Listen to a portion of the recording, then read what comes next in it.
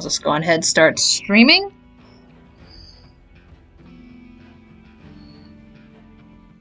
And it's like, we'll begin in 5 minutes, like, you know, so we'll still begin at around 2 o'clock. Just figured just give time for people to come in and chill. Right. Can they hear us? I don't know, over there. Hold up. Yeah. It open. Also, if you can send me the link so that I can tweet it out. Yeah, people can hear us. Cool. Definitely can be heard. There we go, there's a link. Thank you.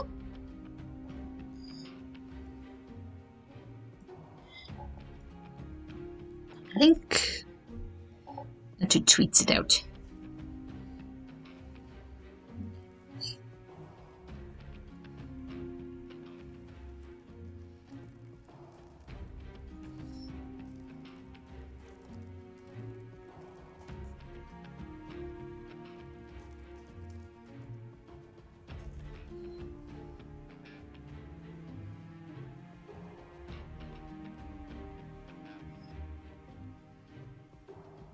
Wow, ignored. What? What? I was reading chat. Oh.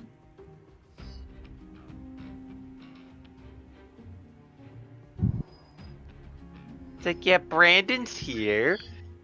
Yeah, right now we got BJ, we got Brian, and we got Brandon. More will probably show up throughout the day.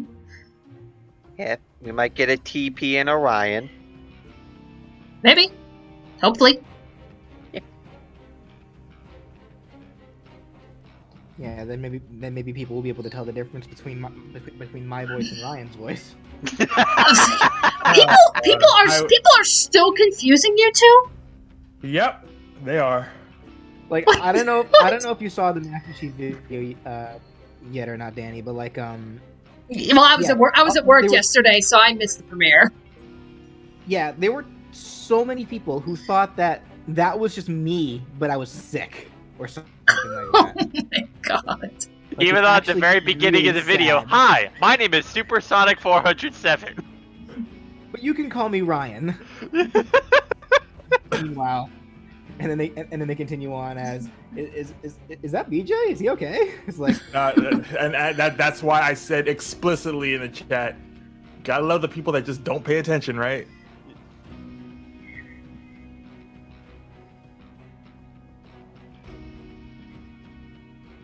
Yeah, that's where it's like, well, whenever it is the next time that we all get together for like a convention or something, that's where it's like, you know, here's video fucking proof that there are two separate people.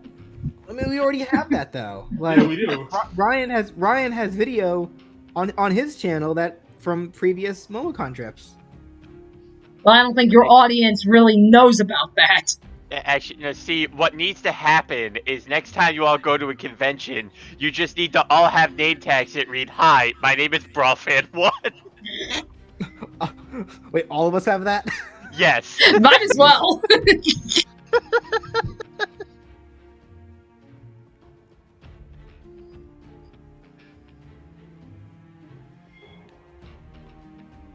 There's people who think BJ Ryan sound like. There were people who thought that Dani was BJ.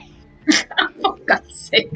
Well, there were people that thought that you were me too, Brian. Like, Yeah. no one It's like, pays attention. I am I guess BJ. I am it's just so BJ hard for with. people to It's like I'm imagine BJ with. to get the idea of others Yeah, being in I'm. the video. It's like I am BJ. I am BJ with tits. That's how it works. Rule 63. Yeah. it's like yeah, I'm Rule 63 BJ apparently. I wouldn't go that far. Oh yeah, these people though. Gotta love it. That's okay. No point in making fun of them. Just call them out on it. Then I'm gonna make fun of them. then maybe hopefully they'll learn from their mistakes. Yeah, and maybe we'll stop eating paste. Someone has to continue to bring up the fact. Like, there's a reason I always say hello, children. What's next? Brandon comes out, people confuse the black guy with BJ. Oh God. Let's not. Brandon and I have drastically different voices. I swear. Like, if No, but I guarantee you, somebody's gonna go, BJ, what's wrong with your voice? No, So do you and Dani. No, it's okay, it's okay. When and if I do an episode on BJ's channel, wait, hang on a second. That's what I'm trying to think, Brandon.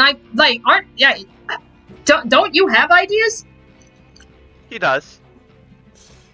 We're not gonna say what. It's okay. When and if I ever do an episode, I'll just sound like this. There's BJ, are you in a cave? There's no way they'll confuse me for BJ's voice this way. No, you see, what happens is, oh my gosh, BJ, are you in a cave? It's like, yeah, he decided to go spelunking for his next video. Now I'm in a cave. Yeah, you see, he went spelunking because he's doing Lara Croft in that episode.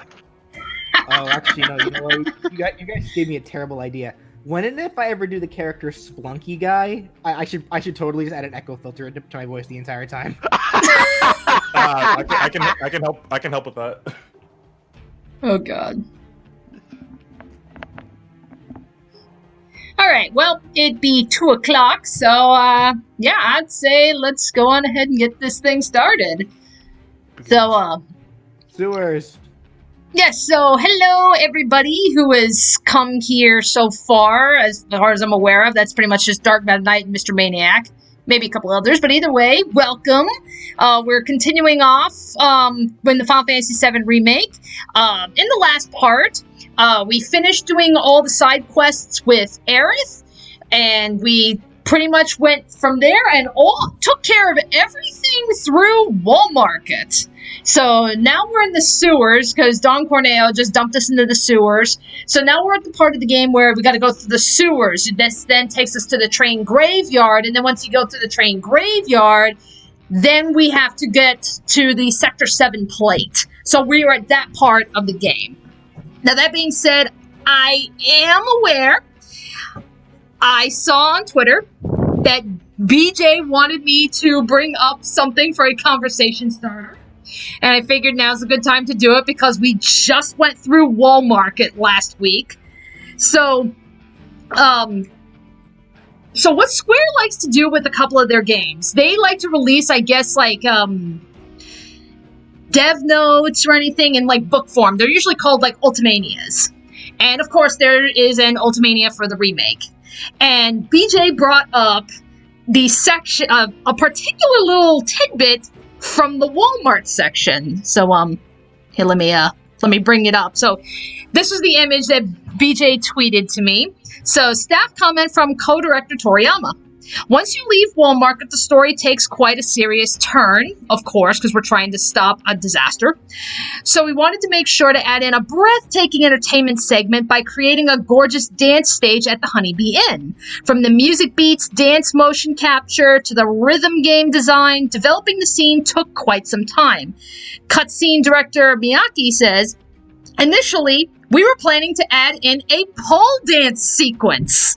Unfortunately, due to various limitations, the idea was scrapped.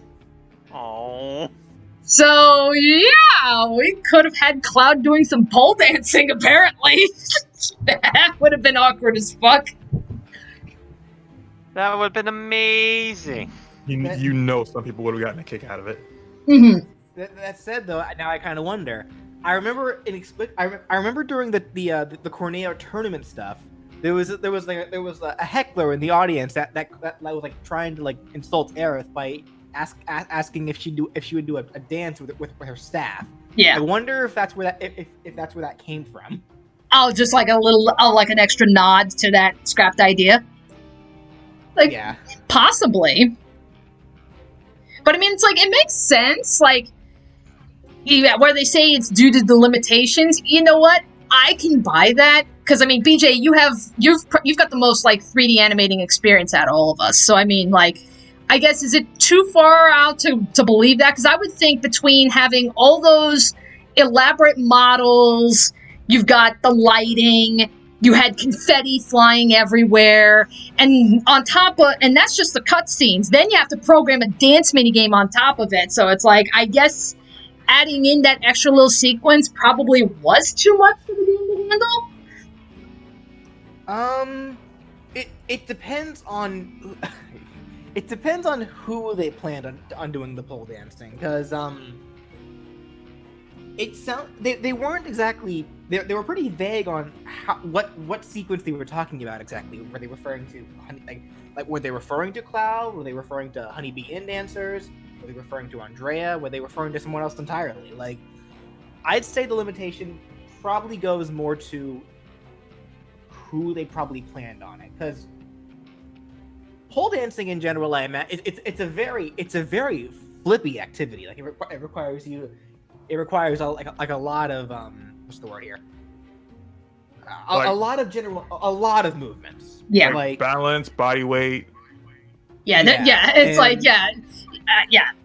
Pole dancing is not easy. You know, the professionals make it look easy, but it isn't. I can see them having difficulties with that if the person they were trying to have do it had long hair. Oh my god, they're gonna make Sephiroth do it. See, I would think, like, because I'm just going by,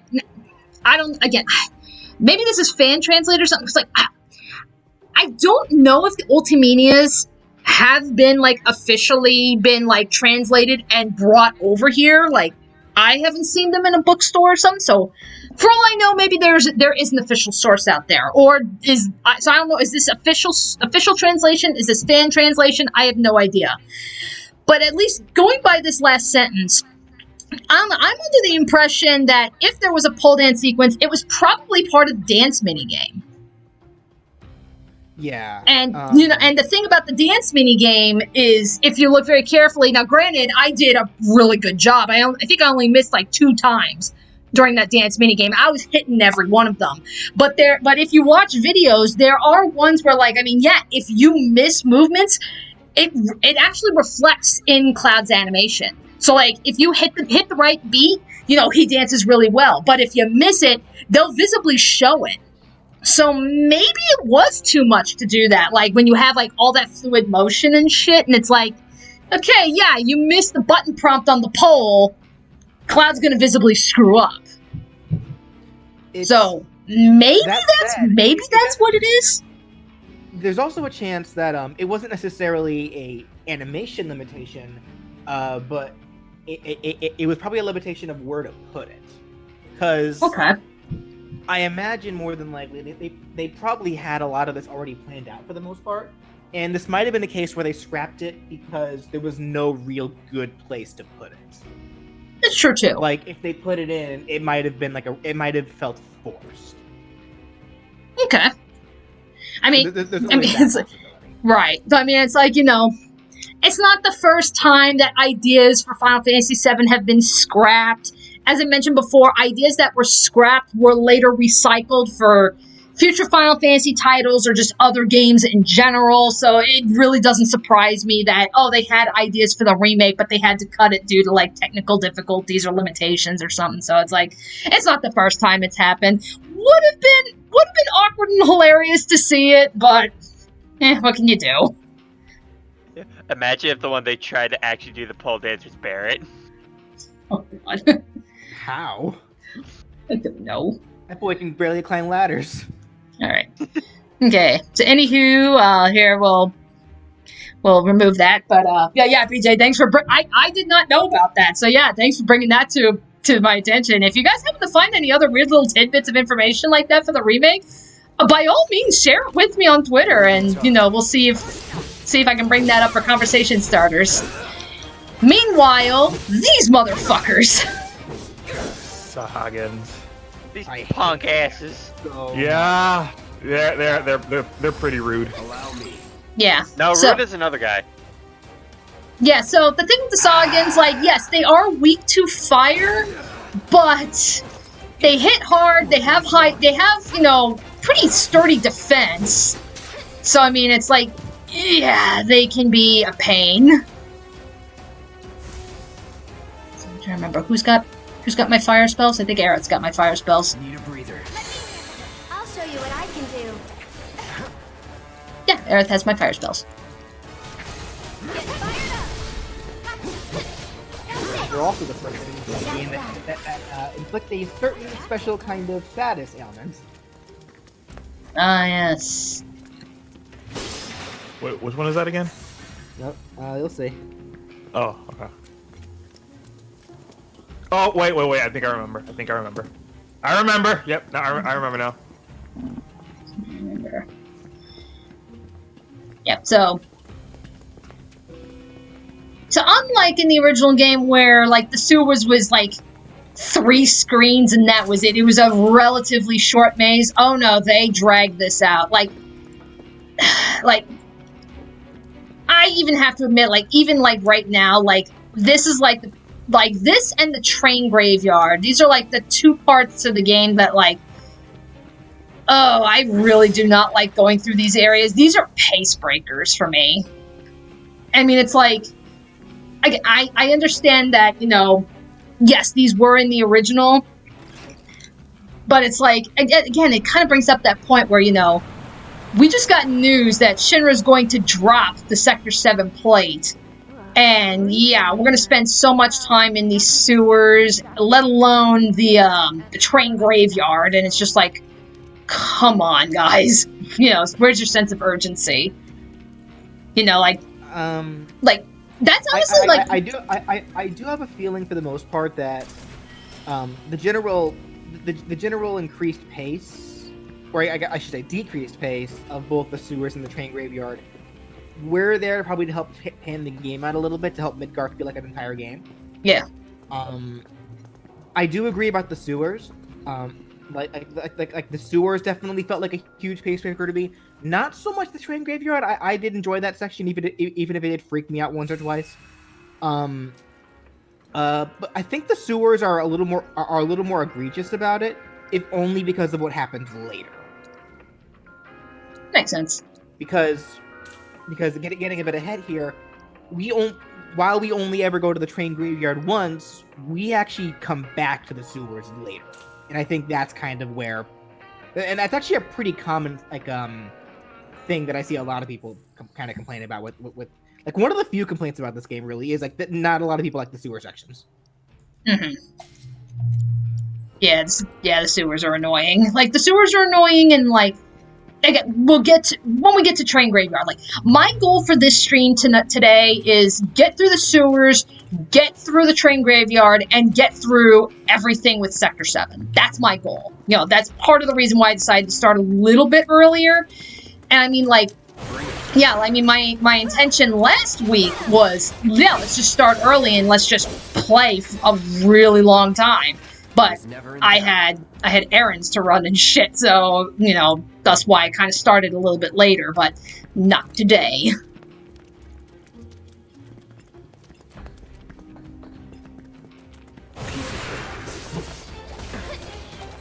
If I will give some amount of credit to the sewers and the train graveyard though, despite the fact that they did drag them out a little bit longer, they at the very least did take advantage of the fact that they were dragged out to allow even more character development. There are a lot of really great moments between the 3 characters here in these explorations. So I at least still give it that. I got your numbers. Nice. I'm trying to remember who the hell's got, because I rearranged everybody's materia. I can't remember who the hell had what. Not bad.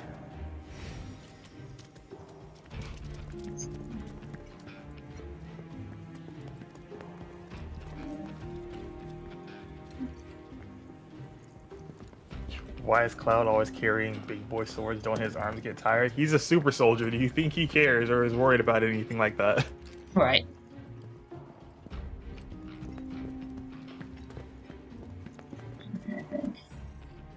Oh no, there was a section down there. Okay, hang on. You gotta explore every nook and cranny in this game. Yeah, there is a very easily biomaterial somewhere in this area. There we go. It's at the end of the world. Yeah, it's like what we get. Yeah, it's like Yeah. Well, it's like we can't get into this area yet. We'll be getting back in there later.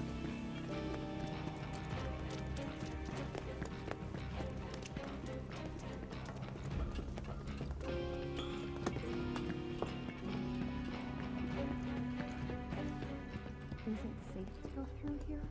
It's really dark. I'm sure we'll be fine. Come on. Hey, Cloud. Assuming Corneo was telling us the truth, what do you think Shinra's really up Also, to? hello, Malik. Welcome to the stream. They've got to have an endgame. But I can't imagine what it is. Destroying a whole chunk of the city just to get back at us doesn't make any kind of sense. Yeah, I can't No, it imagine any doesn't. way they could profit from it. It's gonna cost them a fortune to rebuild. Corneo's lying. Like, He's there's a lying. lot of Guys water are around trying there, to so I mean, we all the time can't really cross.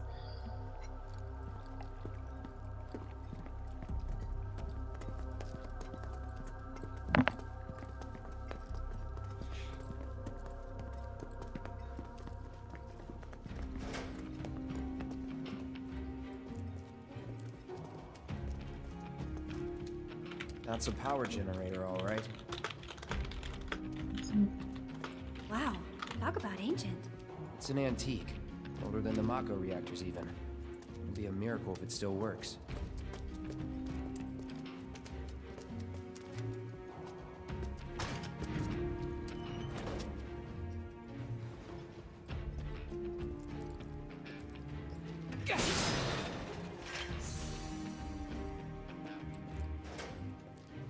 Hey, would you look at that? And let there be light.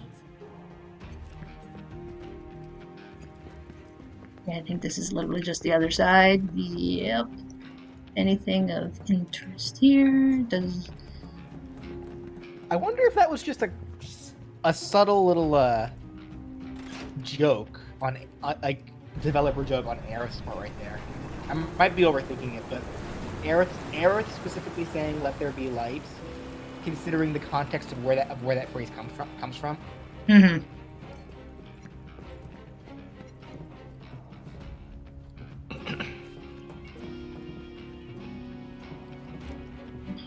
That's what I'm trying to remember. Ah, there we go.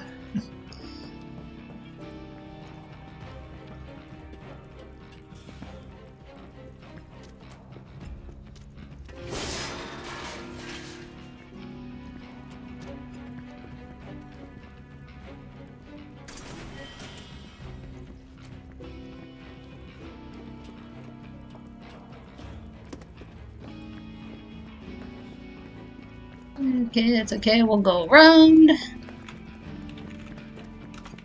They're nothing. Compared to us, at least.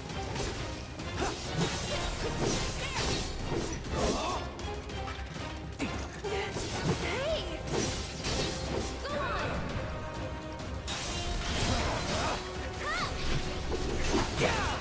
This one's for you!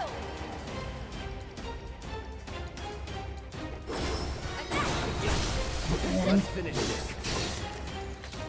Okay. So I think. Yep, she got that. So now we can move on to the next one.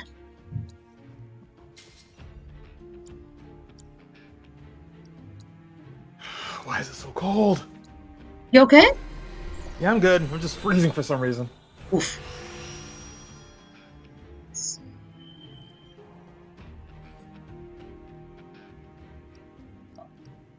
What? Let's see.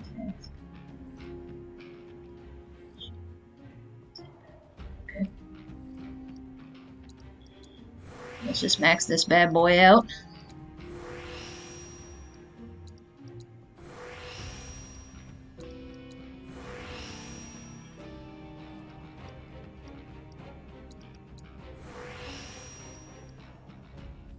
Okay.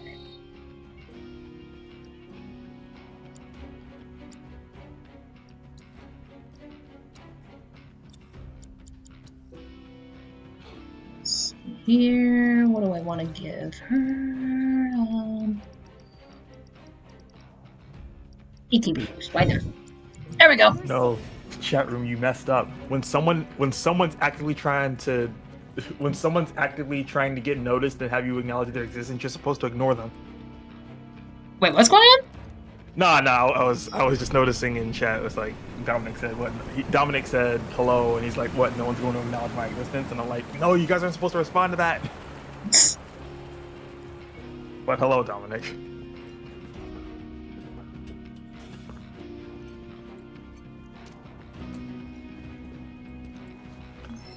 Key to the sewers.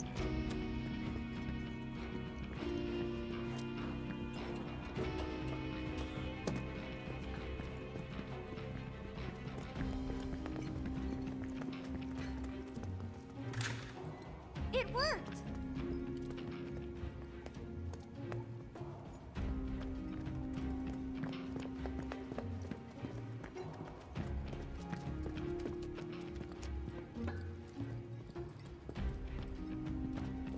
Wait a minute. I know this place. Sector 7 should be just on the other side of this waterway. So this is where Sector 6 ends. And where Sector 7 begins. Once we cross over, we can start looking for a way back to the surface. Might be harder than you think. Let's just try to make our way down this tunnel. See if we can't use those gates to clear a path. We can do this. We'll figure it out. Yeah, for sure. Alrighty.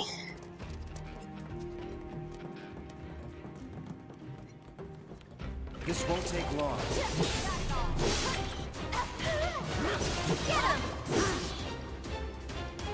Let's see.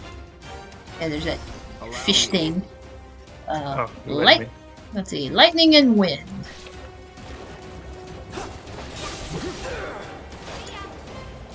Let's go.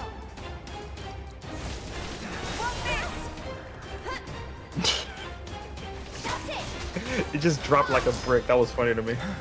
What, the fish? Yeah.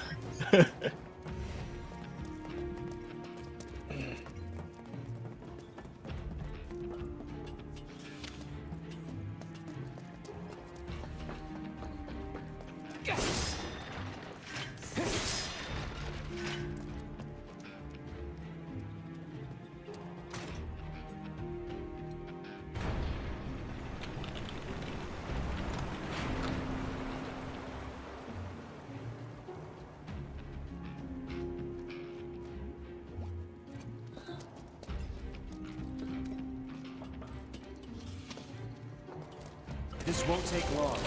That's all. Beat them.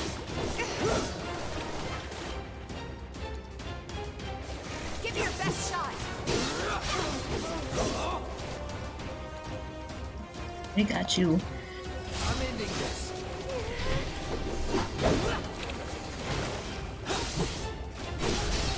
You're mine. Really sleepy. Wait a minute. Wait a minute. Hold on, hang on, I gotta look something up real quick.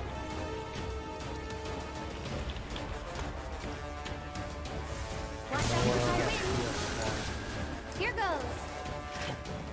That's a win. Yeah. Meanwhile, in Sector 7, water levels have suddenly gone down in people's homes. You know, that's actually a good point. Like, no one ever stops to think about that. Shut up, phone. No! Phone is like, I thought of it. I'll take care of them. I mean, You've got to be this. fair though, if you think about it, considering what these waters are filled with, we're probably doing them a favor. There. Damn it. I don't think I want any So, water my turn? that's being swam in by these giant crabs and friggin' fish people with tridents that always have their mouths open because they're always sticking their tongues out.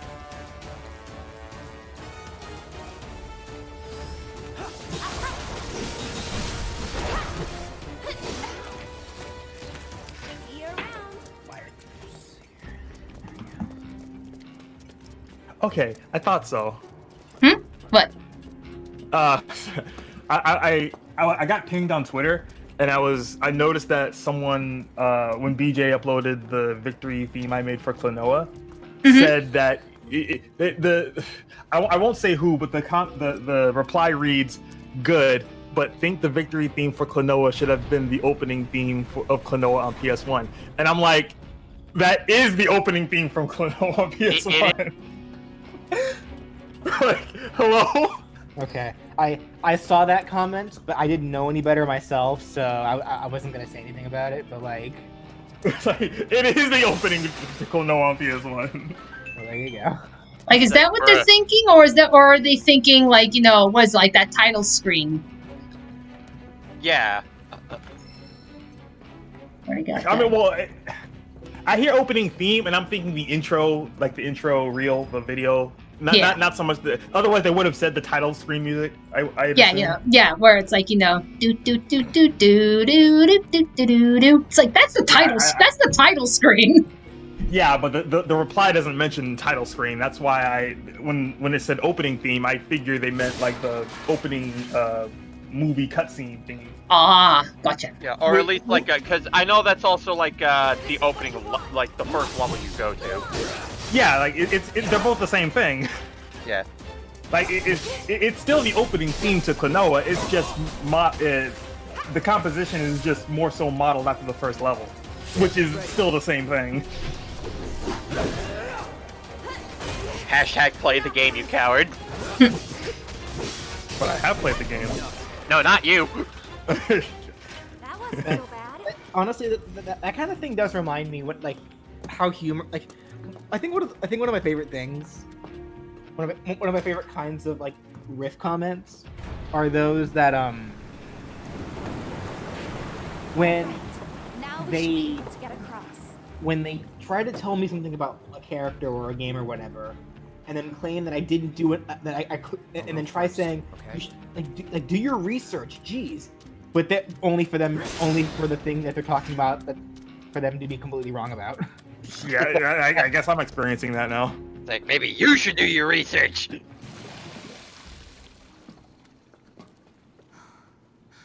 Damn it. Like I the most the last thing that happened with actually Maniac is what I'm talking about, because he found the comment too. It's gotta be a trick. There's no way they'd Well, go that hold on, far. I'll wait until after this cutscene's over. But what if Corneo really was telling the truth? We have to get there in time to stop it. We have to.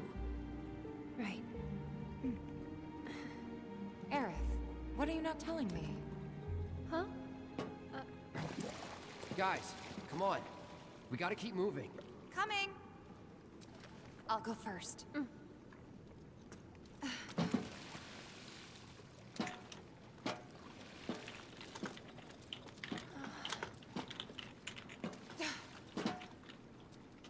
Okay, Aerith, your turn. On my way. Here we go.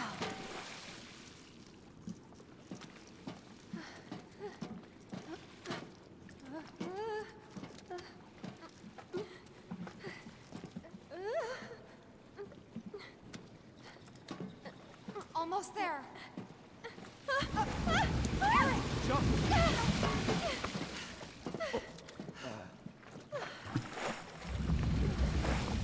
That was close. Thanks, you saved me. Least I could do. Hear that, Cloud? Come on.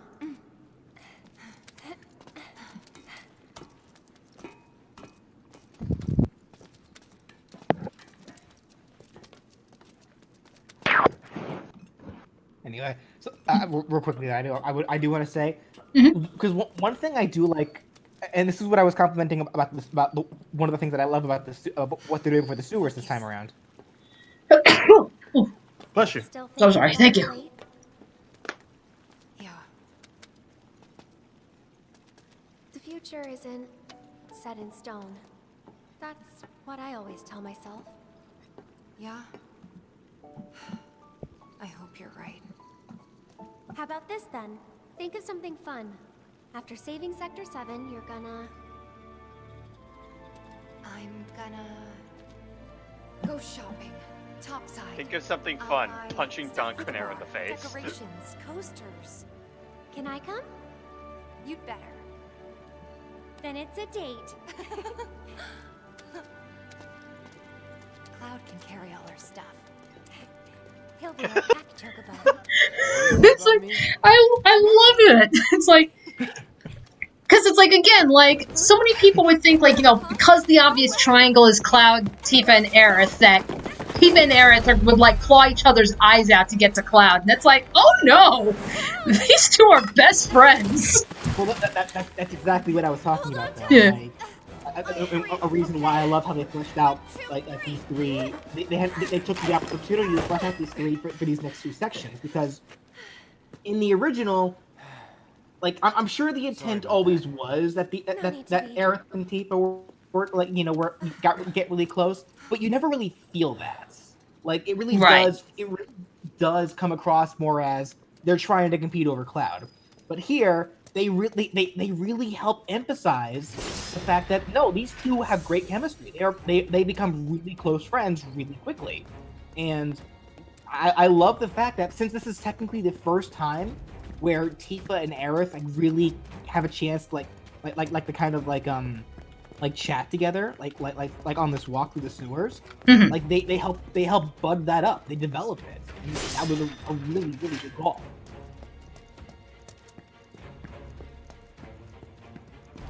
Again, the rest of the sewers isn't that great, but the entire dynamic between for building up Tifa and Aerith as friends, like it's phenomenal. It really is. Yeah.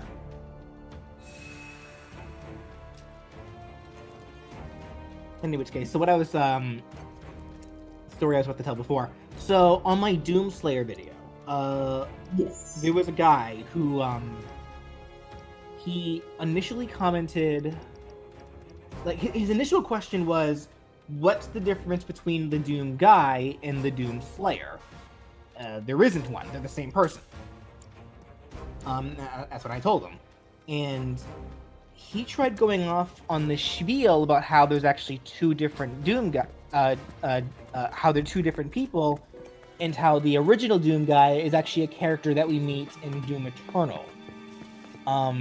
After a bit of prying, because this guy was pretty vague in his discussions and what he was trying to talk about, the character he's actually talking about is a character named Valum, who is known as the Betrayer. So, I was concerned over the notion that he probably mistook the two because Slayer sounds like Betrayer. Right. But he kind of took it a bit far, trying to say things like, it's obvious that you skipped cutscenes because you don't know what I'm talking about, or I bet you didn't beat the game, despite the fact that I show footage of me very far in the game, so I don't know how he could have come to that conclusion. And even sitting trying to call me an oblivious idiot for not knowing what it was that he was talking about. It didn't take long for me to shut the guy down because, again, he was talking about a completely unrelated character that was only introduced in Eternal. Like, there were nods to him in Doom 2016, but he was never actually shown. Okay. And and then after a bit of prodding, I finally found out the reason why he was so confused was because he noticed that the Doomslayer and the Betrayer are wearing similar armor. So he was like, well, clearly, it's clear that they're probably the same. Obviously, they're two different people, so it's clear that the two Doom guys must be different. I don't know how he came to that conclusion earlier, but I don't know how he could have possibly came to that conclusion. Well, I would like to. Well, I mean, for one thing, I would just like to think, like, if there's a character that's known as the Betrayer, then why call him Doom Guy? Why not just refer to him as the Betrayer? I mean, if that's they're nothing. Yeah, I mean, if that's his... Yeah. Guy, so, that's exactly it. It's like, he was given the title as the Betrayer because of circumstances that he did in his past. But it's completely unrelated to everything that happened with the Doom Guy, who would later be known as the Doom Slayer. Oh, gotcha. And pretty much the reason why they wear similar armor is because they were both in the same army at one point. Like the Doom guy's whole deal is that obviously after the events, I think of Doom 64 or Doom 3, it's one of the two. The Doom guy decided that he was just going to stay in hell and just spend all of his time just killing demons. That's what he wanted to do. Okay. At some point, he traveled so far that he ended up in a completely different universe called Sentinel Prime, where he was captured and picked up by the residents there. And what the people, and we know this because there's flashbacks where we actually see the guy your character being dragged, and he was wearing the original Doom armor, like the original armor from the original Doom games. And then we later see that same guy. So kind of the ritual that they have in Sentinel Prime is that any prisoner that they pick up are put into like literal death chamber pits, and the ones that survive are then drafted into their armies. But Doom guy was so good at what he did, was so good at murdering people, he ended up getting promoted to be a leader, a general, and he effectively became a legend. And because he was so good, he was given the title of Doom Slayer from the Sentinel Prime. Okay. So that's why he wears the same kind of armor as the Betrayer, because they were both in the same army.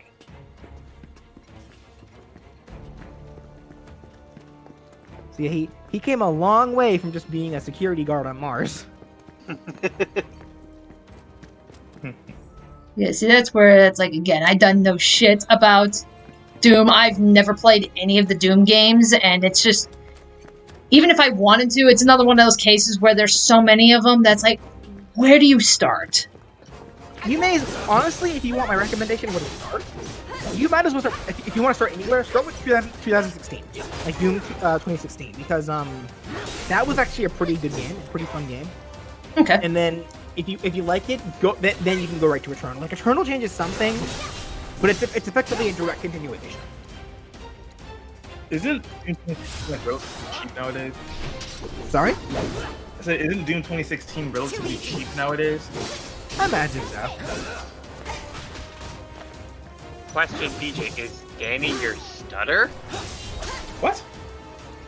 Pardon? Hold on. What? Is Dani my stutter? What are you talking about? That question makes no sense to me. What? Obviously, every time you stutter, BJ, that's not you. That's just Dani. That makes no sense whatsoever.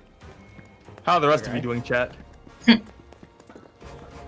pretty much the entire point of my story is, if you're going to try to call somebody out and getting information wrong, make sure you actually know the information. Don't only look at a part of it and then assume you know everything. Because that happens a lot too, where I see people, like, presume something,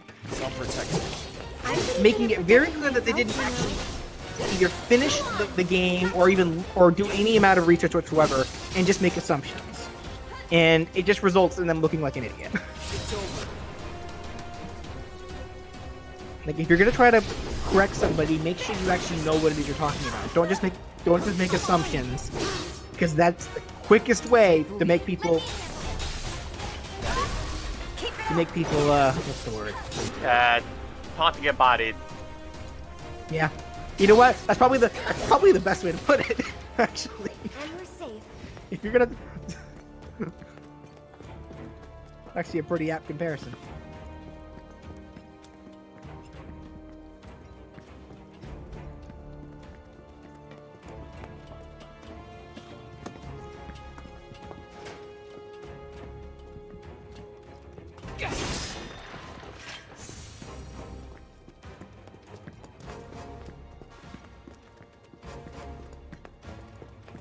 I'm gonna be right back real quick. I'm gonna get myself some food, as well as a piece of the keto cookie cake Look, with chocolate that must keto be frosting Royale. that I made.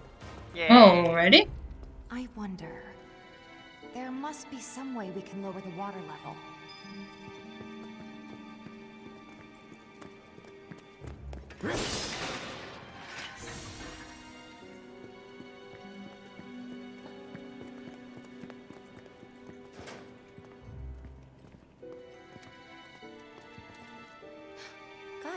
Check it out.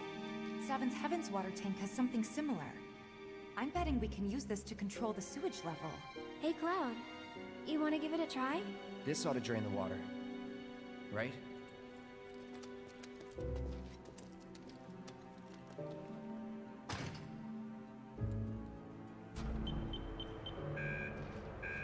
No luck? Must be busted. A red light indicates a blockage, apparently. We can use the hand pump to clear the blockage. Sounds about right. I remember having to do this at the bar before. All right. Aerith, you mind giving me a hand? Cloud, you stay put. Keep an eye out for more red lights. Wait, I'm not sure. Trust me, this is the best way to handle it. We'll be back soon. Alright, yep, so brief little section where it's just the girls. It's just for like a very brief part, but oh well. Enjoy it while we can.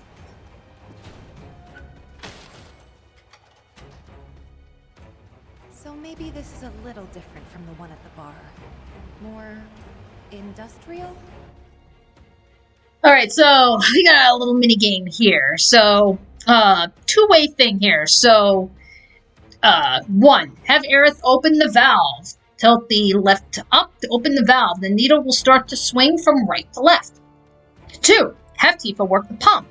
While the needle is moving, repeatedly hit the X button to expand the target range. That is that little red section. And then 3. Have Aerith close the valve. As the indicator hand swings back to the right, tilt it down within the target range to close the valve. So, yeah, let's try and make this a two-person job. So, up. Here goes. Just... Okay. Yeah, down. Yeah, so you gotta get it within that range. Try to stay in sync.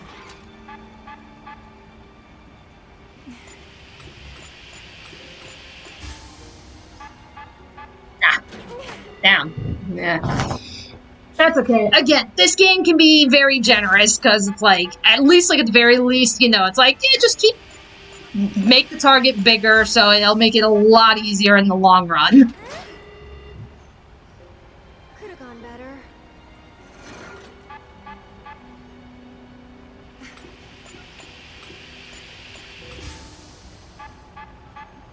There we go. Spectacular! We gotta do this shit 3 times.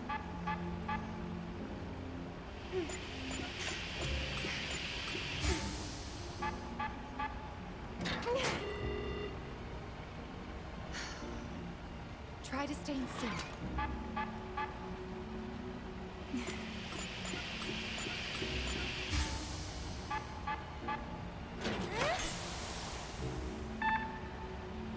That went well.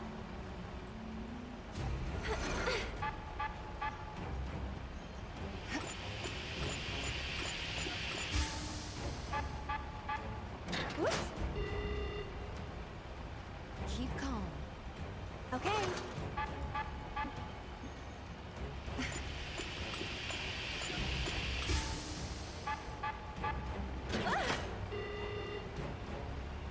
Could have gone better.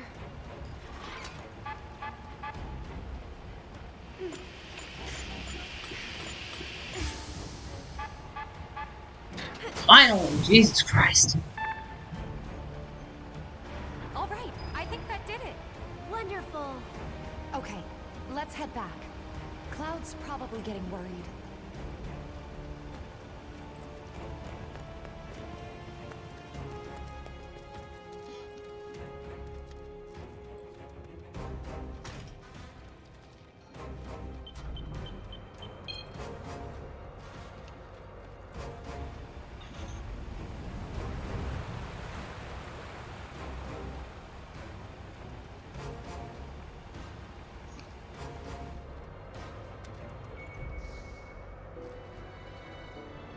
Nicely done.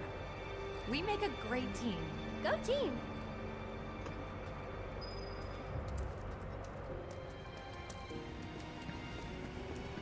I'll protect you. I'm pretty good at protecting myself.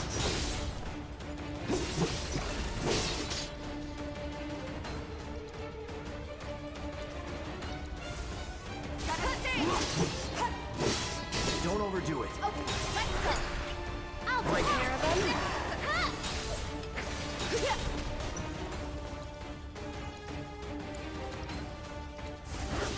How's this? Sorry, but I gotta.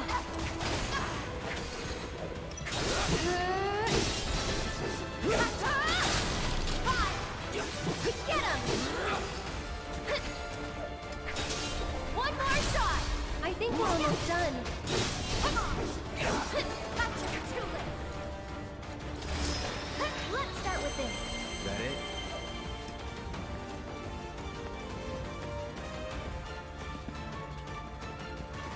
If this is what you want.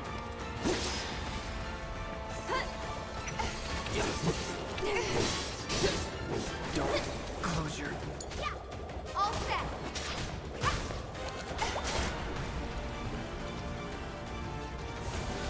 One miss.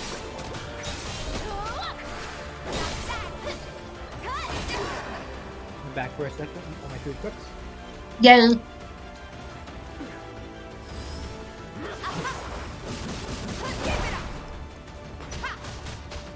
Bring it. I love that move, the Star Shower. Mm-hmm. This is gonna hurt. Get him!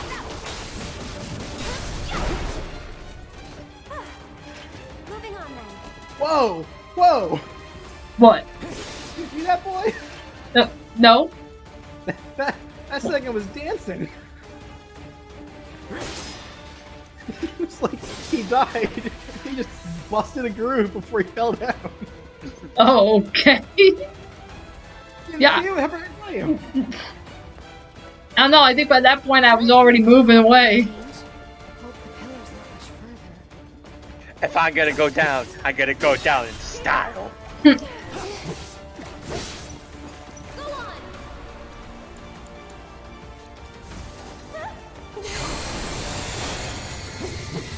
It's on you. I'm coming. This one's for you.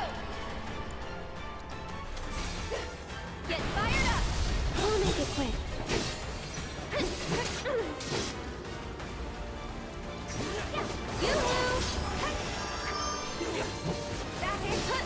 Bring it on.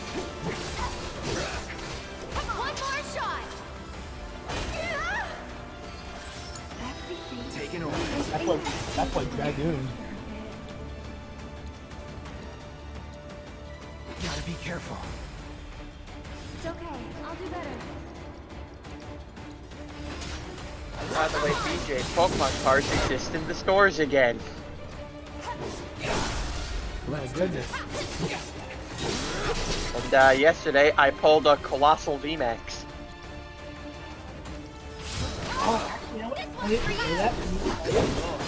I was at Walmart the other day doing some grocery shopping, and I noticed actually the first time, because there's a card section that they have like at the front of the store by the registers. Yeah. The Pokemon, like almost half of it is dedicated to Pokemon cards. It was cleaned out. There wasn't a single Pokemon card there. Yeah, that's been happening for like Here we the go, past- special status effect. Frog! Tifa's a frog! Oh no. Froggy Foo! Do your Froggy Foo! One more shot. And there we go. So, yep, that's the special status effect with the Sahagins. They have the Toad ability. They went above and beyond with the toad ability though, because They're like, unlike yeah, because like in the original game, it was just everybody just turned into green frogs. That's it. But no, in this one, it's like they give Cloud the Buster Sword. They give like everybody like either like the weapons or some piece of their equipment to like identify that yes, this is such and such who has been turned into the frog. yeah, like they retain their likeness whenever they transform. You know what's cruel though? When Barrett, we'll see this later, but when Barrett turns into a frog, he gets his arm back. He has both frog arms. Okay. It's like what the hell? But yeah, BJ, to there's answer too your many question of of like, oh, how could they be cleaned out? Yeah, we've been having a scalper problem. That's why. Last warning. Back off or die.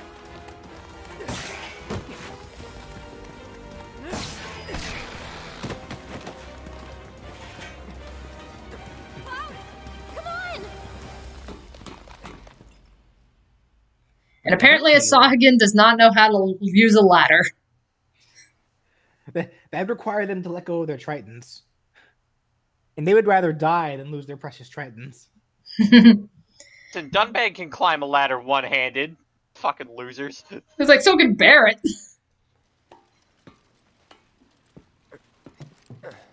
Yeah, but suffice it to say, we're now out of the sewers, so now we are at the train graveyard.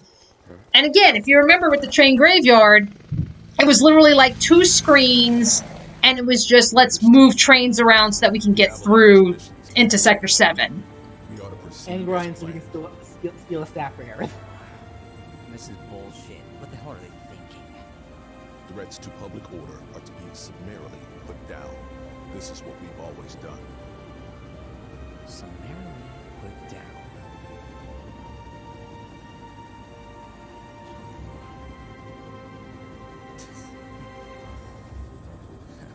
Guess it's a little late to grow a conscience.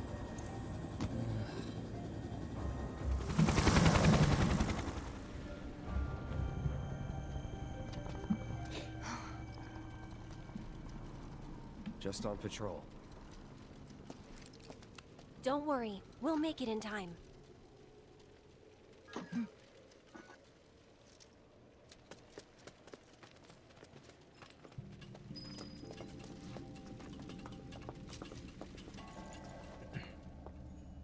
Oh, man, that's my food. Be right back. Okay. I thought you had already gotten your food.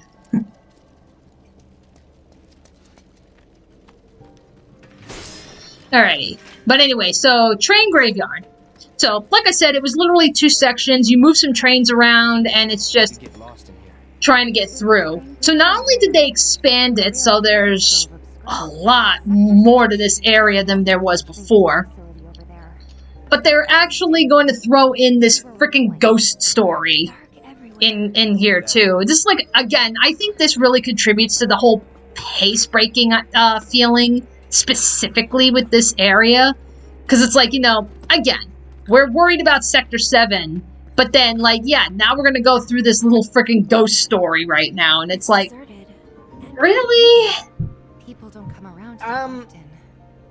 Not just Well, I mean, because to be of fair, monsters. Danny, I don't think it's not like they want to go through this. They're trying to get through as fast as Everyone possible. seems They just think happen that to the find train one on the way. graveyard is haunted. Those who lose their way out there in the dark. Like, it's not like they can go around or anything. This is literally the most direct path back to Sector 7. No, I know that. I'm just saying they throw in this freaking ghost story that just grinds the story to a fucking It's not halt. like I think it's true or anything. But you know, If I can give one argument to Let's it, hurry. why I think it's actually pretty smart, it has, like, we'll see a bit more of it as we go, but again, getting a bit ahead here, it goes more specifically as a storytelling method for Aerith.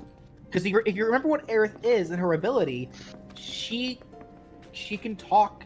She can talk to effectively spirits. And what is this place full of? Spirits. Right. So this is kind of a good way to help smooth in to introduce what Aerith can actually do.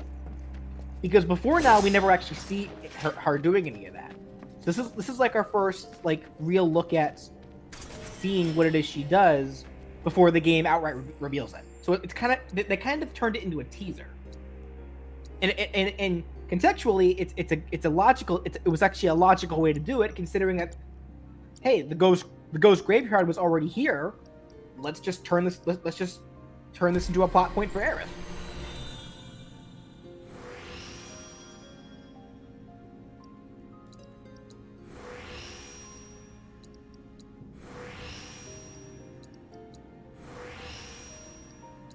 Wait, are we gonna see the dart demons again? No, not here. Not in here.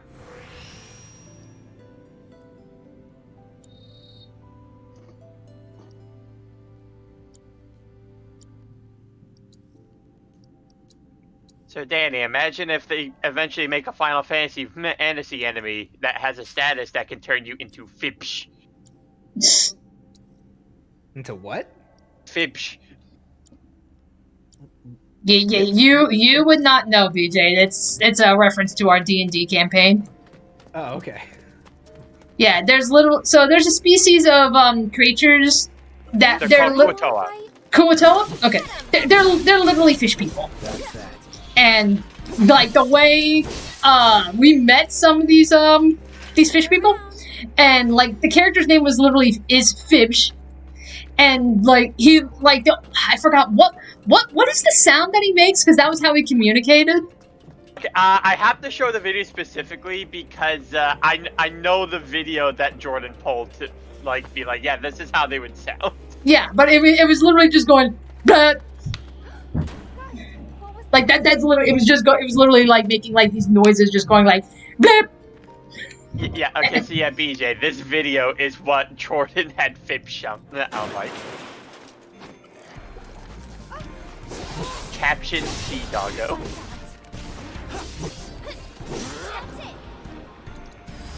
Too bad.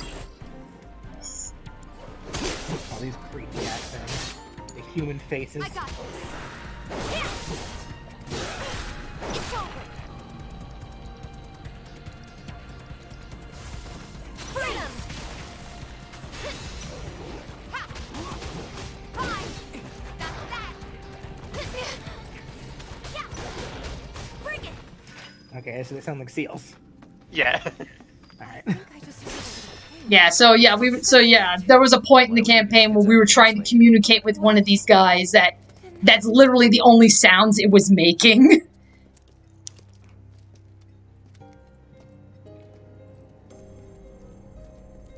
Scalpers will go after anything, whether it's games, cards, and so on. Yeah, how do you think I feel? Would probably had all my full art supporters by now, but yeah.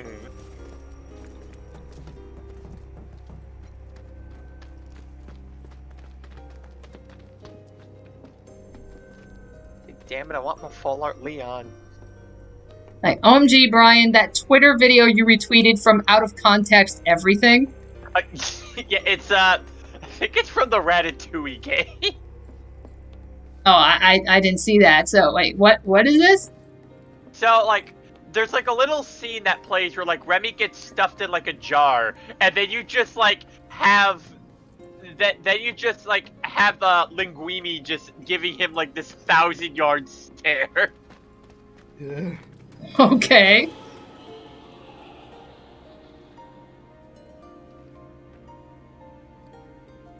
No I turning will back. put it in here to share with the call.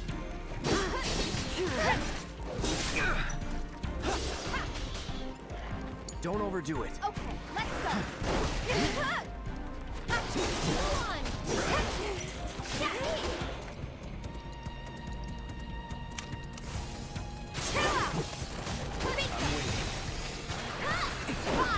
A rat broke into an ATM, ate $18,000 worth of cash and died.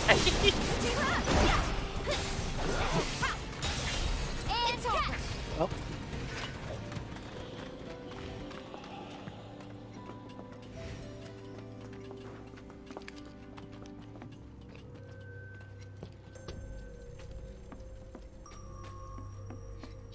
Just another piece of argument as to why physical cash really should get just completely nixed for fully digital.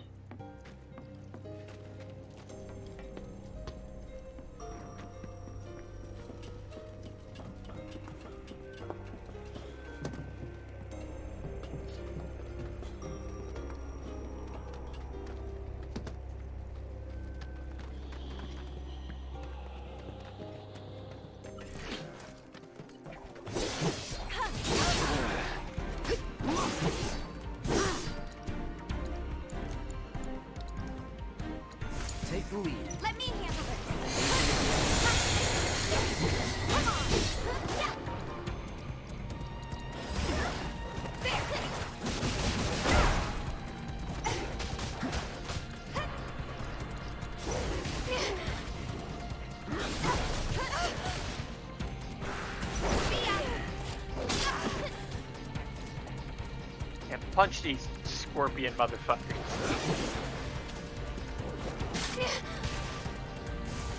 I'll be fine. Oh, by the way, Dan, Yeah. The towel. there was actually a discussion that we had a few months back that I actually wanted to continue now that's become relevant again. Okay. That's regarding what we were talking about before regarding minimum wage. Do you remember that conversation we had? No. Get ready.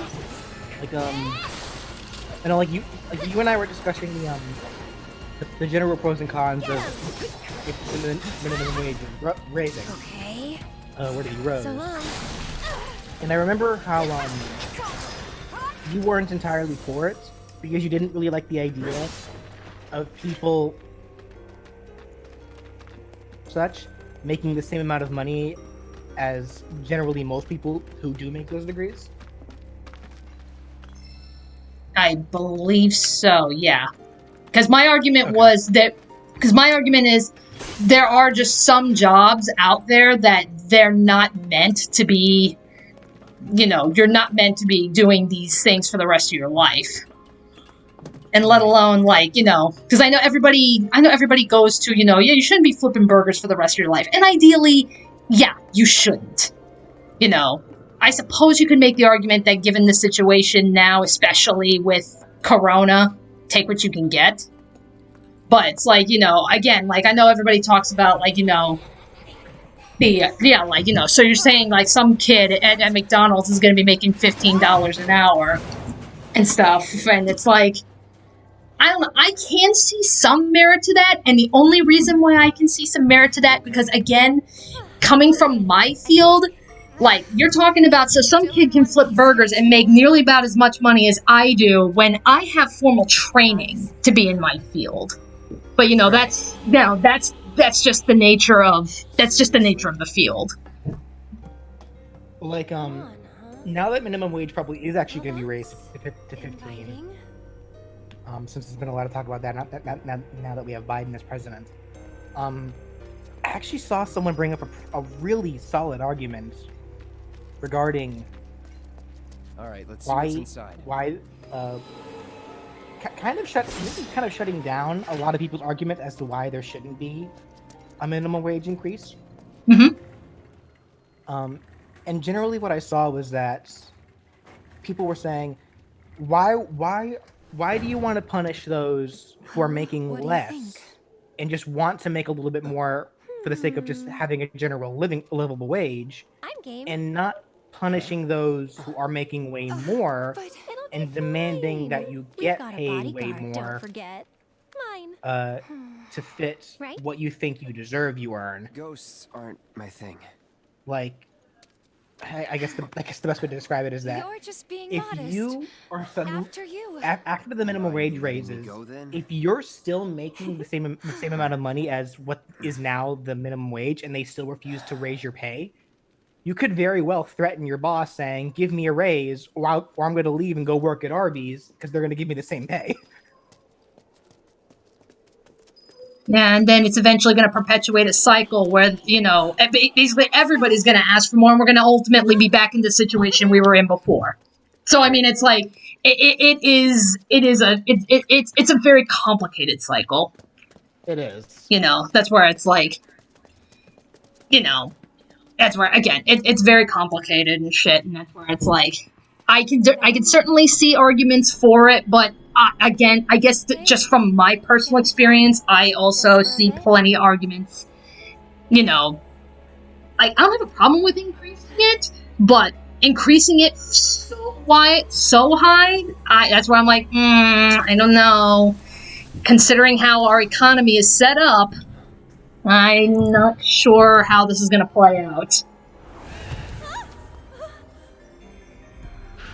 Get back.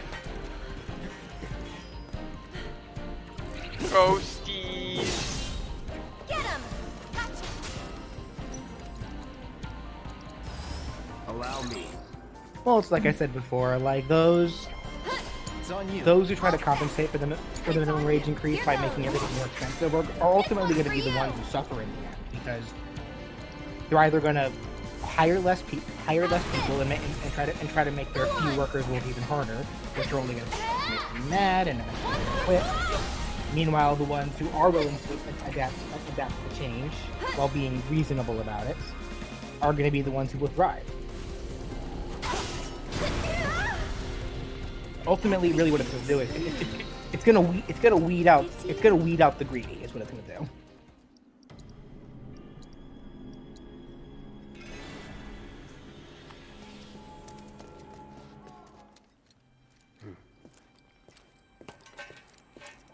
Don't. That thing's dangerous. I know, but even so.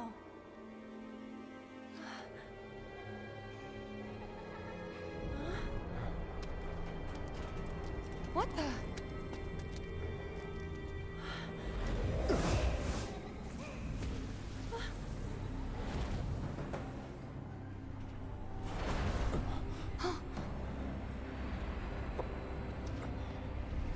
But anyway, in which case, getting back to the game itself, like I was saying before, this entire scene with the Ghost Train Graveyard and how they set it up, I think is great for Aerith. Because even though Cloud and Tifa can also see the ghosts, you kind of get it. You're starting to get a better idea. You okay? Of Aerith's general mindset because of how she's Thanks, reacting Cloud. to the You ghosts. saved us. Like she's trying to show a little more compassion towards them, whereas Tifa's just outright frightened, and Cloud is just ready to kill some ghosts. It's like, ah, shit, here we go We again. need to find another way through. So I think how they portrayed the ghost train yard this time around for the remake Punch through. is just overall a we great gotta hurry. setup to what we're going to learn later about Aerith. Get him! Deal with that. I got this. Hold on. I'll take care of him. This one's for you.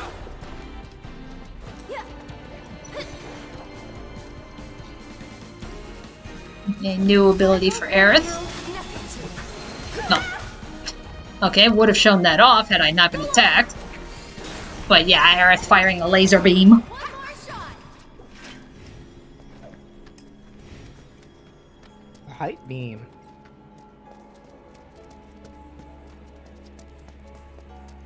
Aerith's got to fire her height beam.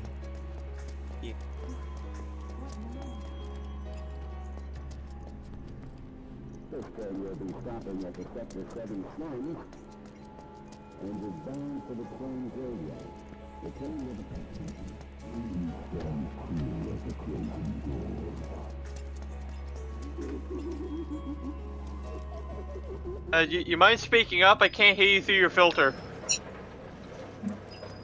Yeah, it's like suddenly we're inside the haunted mansion.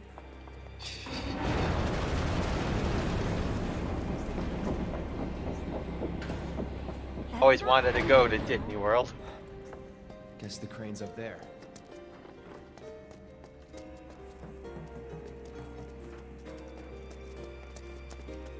There is always the gold saucer. And they do have a haunted inn there, from what I hear. Wait, who has what? The gold saucer has a haunted inn. Yeah. It's not working. There's no power coming through. I wonder if this is another prank. Someone might be messing with the power supply to make us run That's that around. disclaimer now. I'd much rather die out in the cold than ever willingly sleep at an inn, fake haunted or otherwise. If your inn is horror themed, count me out. So speaking of which, how about that Resident Evil 8? I don't keep up with Resident Evil, but again, all I'm seeing, all anyone really cares about is apparently this really tall, big-titted vampire. Oh yeah, that everyone's is- tipping for. Yeah, that's literally all I am seeing anybody talk about with this new Resident Evil is just this one vampire, and that's it. Fuck Yeah, like everything she's else the game has to offer. Yeah, she's super tall, and she can also she can also turn her fingers into Freddy Krueger claws. Yeah.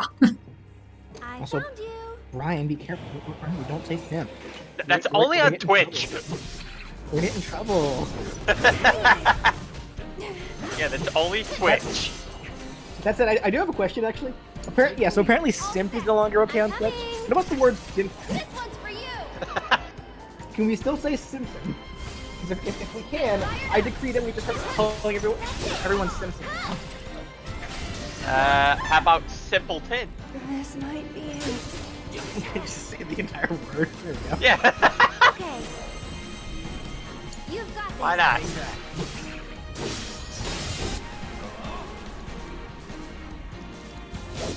It's over.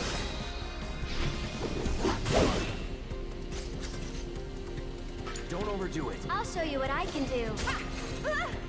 Get him! Kinda hurt. How's this?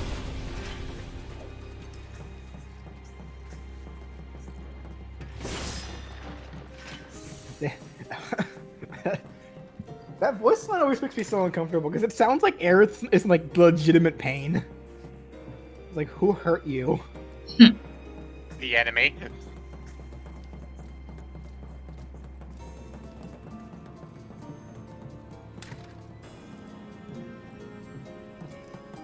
Do you think there's more in here? Looks like. Aha! Found you. That's it. It's on you. I'll take care of them. One more shot. Go on. Whatever. You know what? Actually, I just remembered. I remember from Maximilian Dude's playthrough of this game when he was going through the train graveyard and like all like glowing handprints were happening. I remember his wife JJ was also in the room, and at the time she was pregnant with their first kid. And I remember one of the comments she made when all like the handprints showed up was how I can't wait for this Halloween when we have our baby. I'm gonna put those handprints all over the house. And Maximilian was like freaked out. I was like, please don't. What is it? What is it about children that are just terrifying? I have no idea. I do know, like, one of my friends that, like, you know, they're middle school and high school. So a couple of years ago, a couple of years ago, she had her second daughter. And, when she was, pregnant, like, her husband's friends, they had this joke that, like, what they were gonna name the baby, like, the baby's initials was SAW. So they called her the Saw baby. So literally, when she came home from the hospital with her new daughter, I guess like some of their friends, they actually came by at their house and they were putting up pictures of Jigsaw from the Saw movies, like on the door to the baby's room. And they said, the Saw baby is here. And I was like, that shit cracks me up. Like, I would probably do something that stupid. I bet that kid's gonna appreciate that later in life.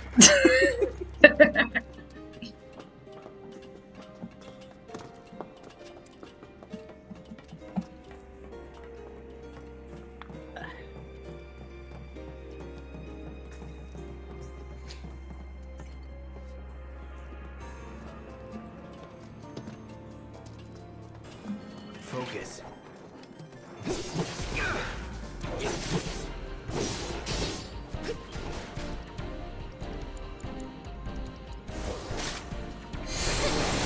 Keep it together. I got this.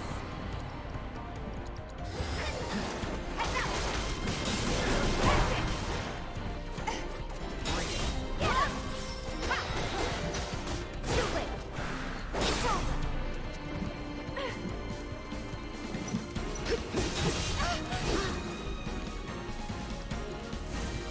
Freeze.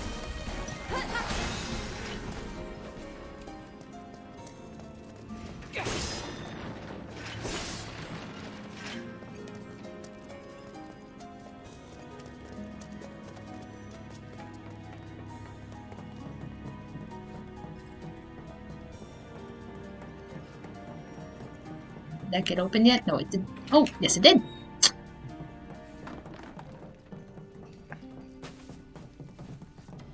I'm back. Hey, welcome back. Yeah, sorry. I was gonna be in and out for a bit because today is actually my uncle's birthday. Oh, well, tell your uncle you said happy birthday. I will do that. Let's put that there for now.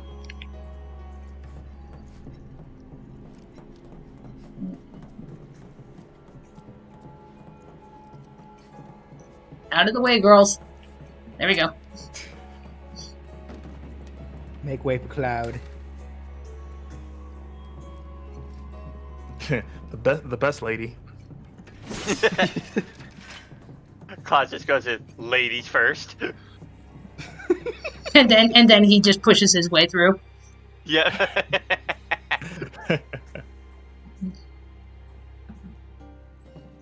Tifa's like, listen, Cloud, just because you can rock a dress better than we can.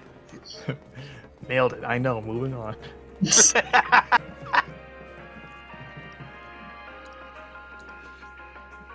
Also, random upbeat music in the middle of this haunted factory. That's okay. Here.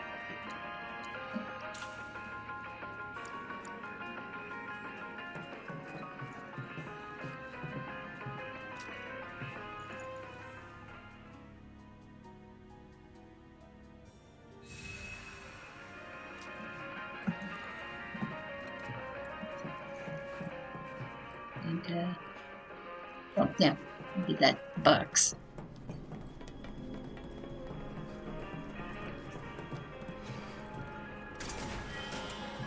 Here we go.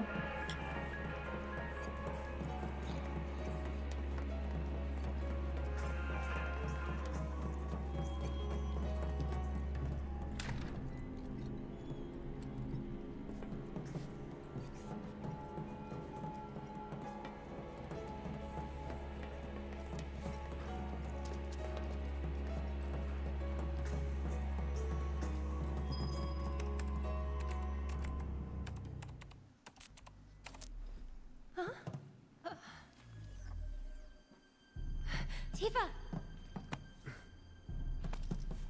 It's like, be my meat shield, Aerith.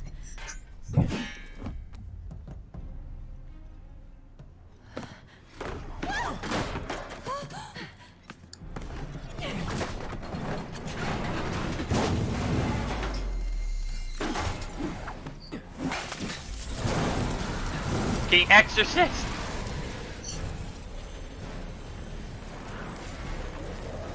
Like, how much you want to bet Aerith would be great at playing Five Nights at Freddy's? Oh, jeez.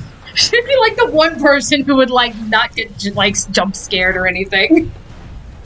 Yeah, Tifa would be in the corner. Cloud would try to look cool, but he'd have a hard time. No, okay, let's see. If Cloud were to be playing the game, what would happen is that he, like, anytime an animatronic cuts him, he cuts his monitor. Tifa, we need a new monitor. Again, Cloud! I don't have time for your shit.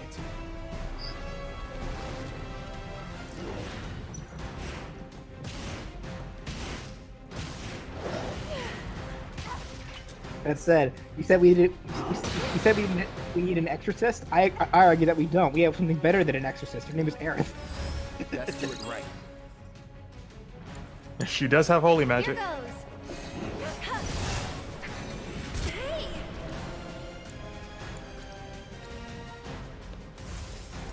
Well, I said I love this song. Actually.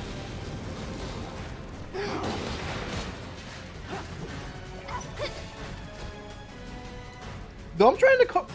What do you think of What this was this enemy in particular in the original game? It's like this giant ghost. The ghoul? No.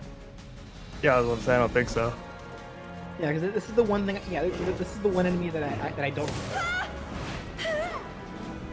Tifa, No, like- suplex the ghost.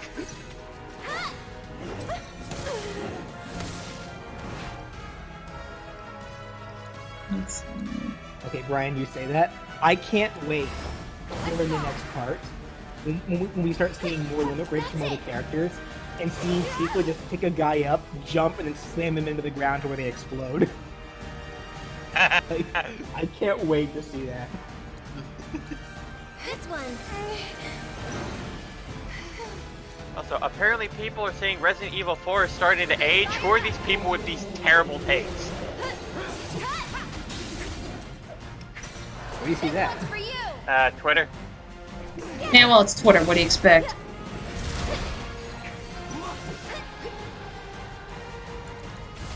I expect fair and good.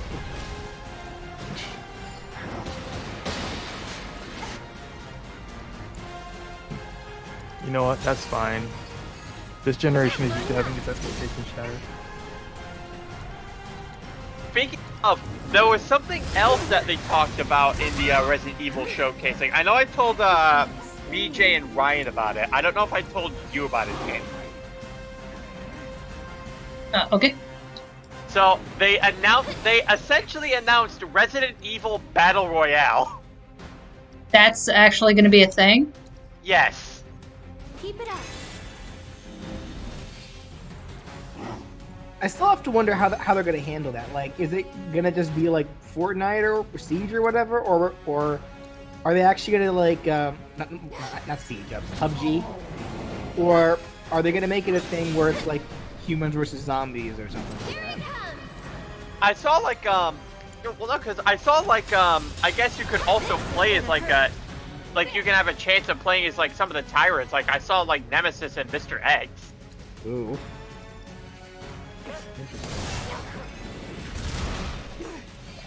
And apparently Jack Baker's there. That wasn't nice. My turn watching that brain scratch combat play. Dang it. And they also announced an original Netflix animated movie where it stars Leon and Claire and it takes place after Resident Evil 4.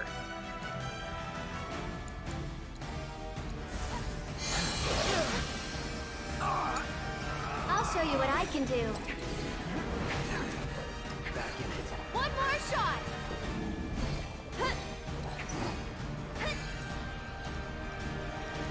Tifa suplex a ghost. How does that work? It's a video game. No, it's simple. Her ability's scrappy. Also, it wouldn't be the first time. Last I checked, we could have the ghost train. Sure.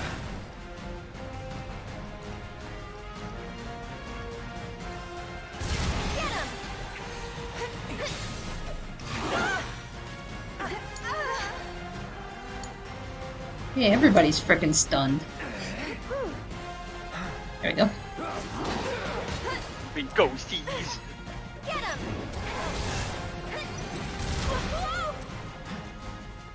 Go on. Come on. And to be fair, if there were giant ghosts trying to kill me, I'd probably be pretty stunned too. Man, I left Team Fortress 2 to not get stunned by ghosts. This one's for you. Stop it. Trana came back from the movies. What'd you see? Can you take over for a bit? Let's-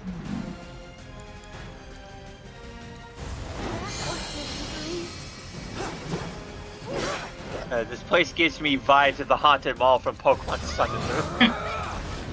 Lend me your strength. Take the lead. We've got to get through this.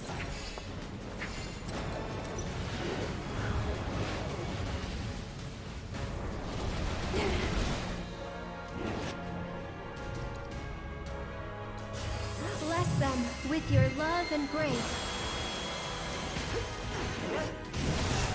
You know what? Actually, speaking of Pokemon, this is actually something I actually wanted to discuss.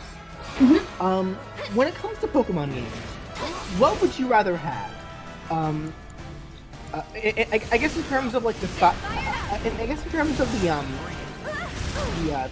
the side features of each game, would you rather have a ton of different things to do in like the post game stuff, but there are things that you can only do once? Or would you rather have only a few, like maybe one or two things to do in post game, but they have great replayability? Because this was kind of a discussion that I got into on Twitter a couple weeks ago, actually, regarding, I guess, the quality of recent Pokemon. I personally think that Sun and Moon are currently at the peak of what Pokemon is doing. Well, not at the peak, just it's best that it's done as of yet. But there were a lot of people that disagreed with me, saying, you know, no, like Black and White was its peak, or whatever was its peak, whatever they want, like, you know, whatever they were saying, and, like, in terms of the general gameplay. And a lot of their reasonings for that was because a lot of those older games had a bit more openness to them, whereas the more recent games were a lot more linear. And I can see the argument there, but at the same time, like, they were saying how things like how Black and White had like a ton of different like post-game stuff, and there was so much to do. But I'm just going back and trying to remember those old things, and I'm thinking like, I only beat those once, and I never touched it again. Whereas currently in Sword and Shield, yeah, really the only real post-game stuff that there is are like the raid battles, or currently the max raid adventures. But I love playing those over and over again. They're so much fun. So I think there's a lot of replayability to them. So, what would you say has more value? More content that you can only do once, or less content that you can do a lot of? I honestly feel that definitely is more. I don't think that you really can like make any kind of real objective viewpoint on that. I think that is just generally up to taste. Okay. Well, okay. Then I guess for the sake of conversation, what are you guys' tastes in that regard then? I don't know, I guess more so just my thing is just that I think it's just that some people just have different kind of experiences with sort of things. It's like, I know like you say you really like a lot of the Dynamax adventure stuff, and like you say, oh, that's really fun. And it is, although for me, I'm very mixed on it as of late after, you know, doing like so many different raids and just having not all the most pleasant experiences with it, although for the most part it is mainly because of the players you run into, so I'm not going to put the game on that. Yeah. Deal with that. But it's like, yeah, I also understand like I also understand like, you know, being able to have a whole bunch of other things to hold you over, but it's like, yeah, you do them once and then you're not able to do them again. But it also helps that you have so much to do, so like you do one thing, okay, I can start doing the next one because I have all this stuff I'm capable of doing. Right. Like it's no different from say a game that's just packed full of side quests. It's like, okay, I can just do this side quest now and I can reap the rewards from this and see where that takes me in the game. I'm waiting. Why can't I? Take it over. Yeah, that's a fair way to look at it. In fact, actually, BJ, that's part of the reason even after I beat the game, I went back to Ori and the Will of the Wisps because I wanted to finish all the side quests.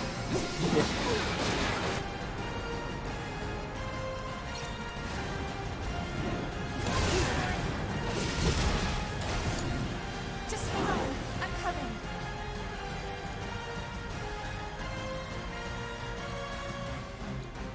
Okay, up and at 'em. Gotta step it up. Shake it off. I'm waiting. There you go. Was that your second time using Refocus, Dani? Mm-hmm. That should be another Childly mission then.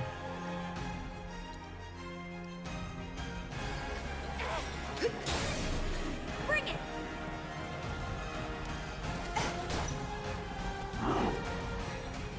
Darkman and I asked, why not both?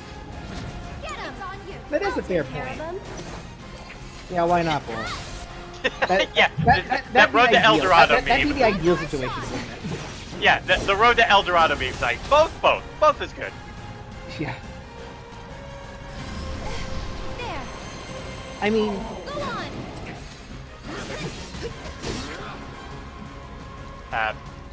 did I freeze? Or did Dani freeze? What?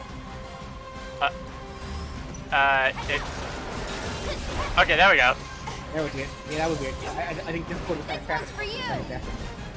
Discord's being a butt, Yeah. Yeah. as usual. Oh, apparently their question is Dani BJ's sister? Nope. Sister. Oh. Why did it take so long to get back to that? No, no, we're not going to.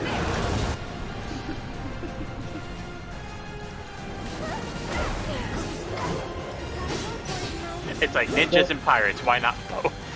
So, I wouldn't be too surprised if you mistake that, considering that our accents are very similar.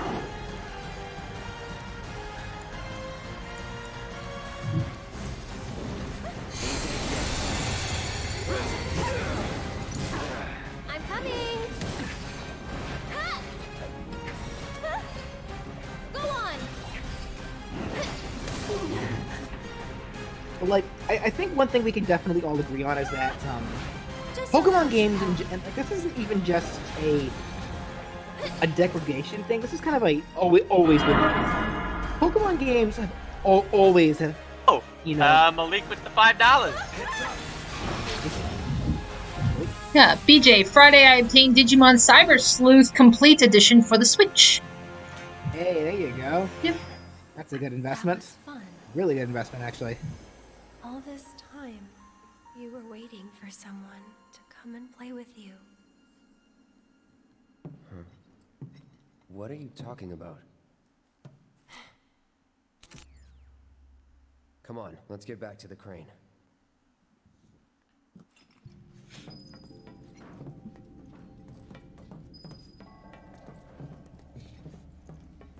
Yeah, like, I think we can all agree on that Pokemon games, for the most part, have always definitely had a lot of room for improvement. And I'd say, like, probably the most fair criticism that a lot of people can give it is that there are many people that feel like they're just doing the bare minimum, and that is a fair assessment. Like, that doesn't mean that they're still not fun, but that also means that they could be doing so much more. Right. Thing Like- is that I just wish that they're a bit more consistent with their design choices.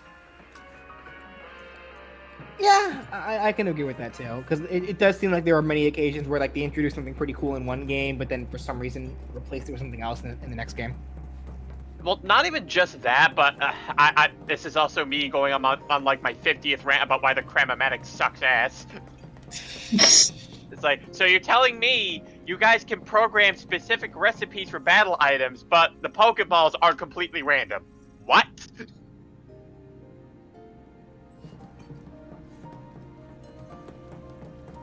It's like, I put in 4 yellow apricorn balls, I should not be getting a Pokeball coming out.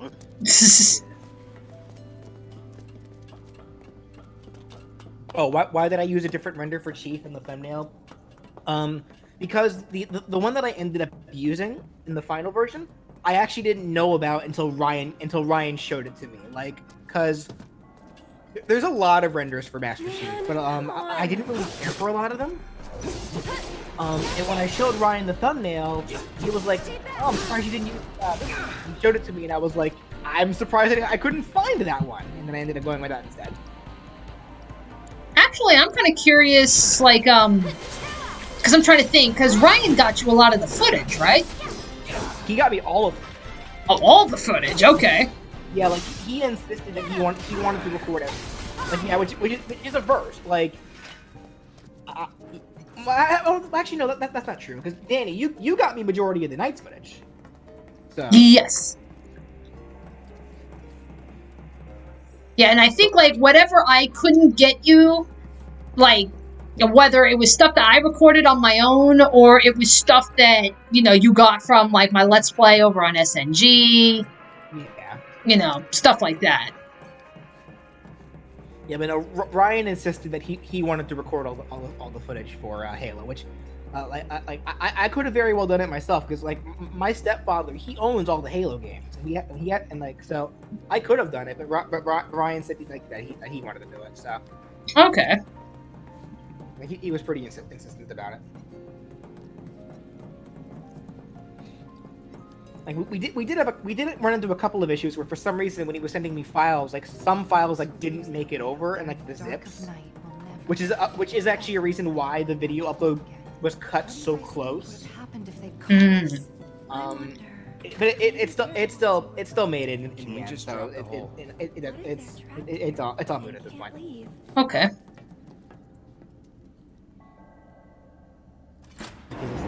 $5 from Malik. I feel the same way for Pokemon BJ. I just wish people would stop taking it. Yeah, I'm pretty much the same, Malik. Like, Just like it's okay to have criticism, sort of point something out for the We should game. be able to get through now.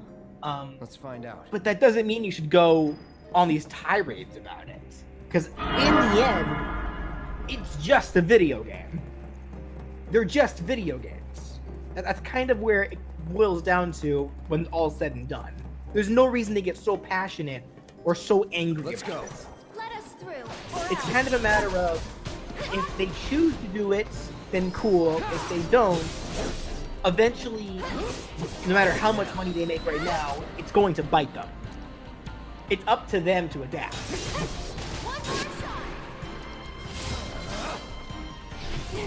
I realize Pokemon is a pretty special case because Pokemon is like one of the biggest franchises in the world, and I know another big part about it is that the funds that they make from the actual video games themselves are only a very small fraction of the funds that Pokemon actually make. Majority of the funds that Pokemon makes from are actually from their merchandise. Oh yeah. So like, from a business standpoint, they probably don't care as much if the video games aren't like these great things. They're more focused on selling the new Pokemon and the new things that they introduce, so that way they can sell merchandise of them. Because regardless of whether the games are bad or not, people are gonna eat up the merchandise. Yeah. And that is an unfortunate way to look at it, but that's kind of just the reality of what it is.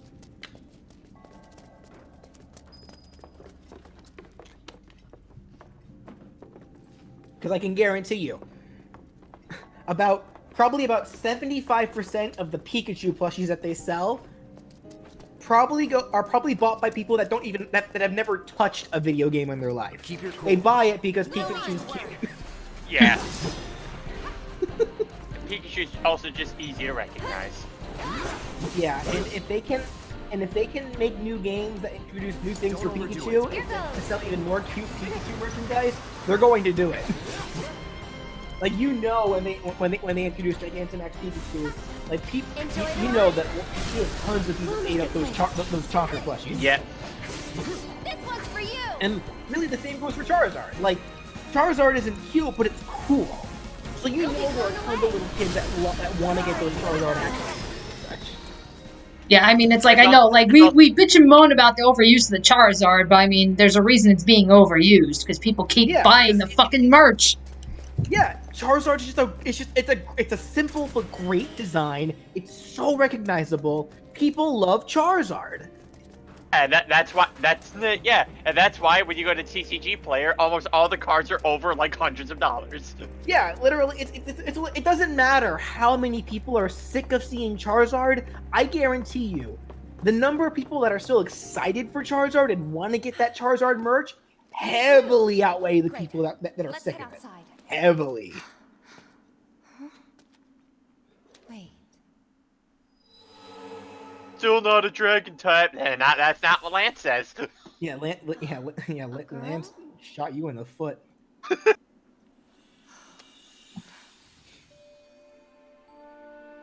Marlene? To be a dragon type. And the kids that the Black Wing carries away have to live in the train graveyard forever and ever. So you have to stay far, far away from there. All right then, I will.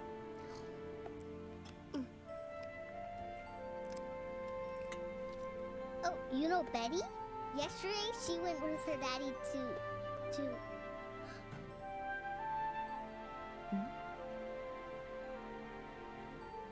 When is Daddy coming back?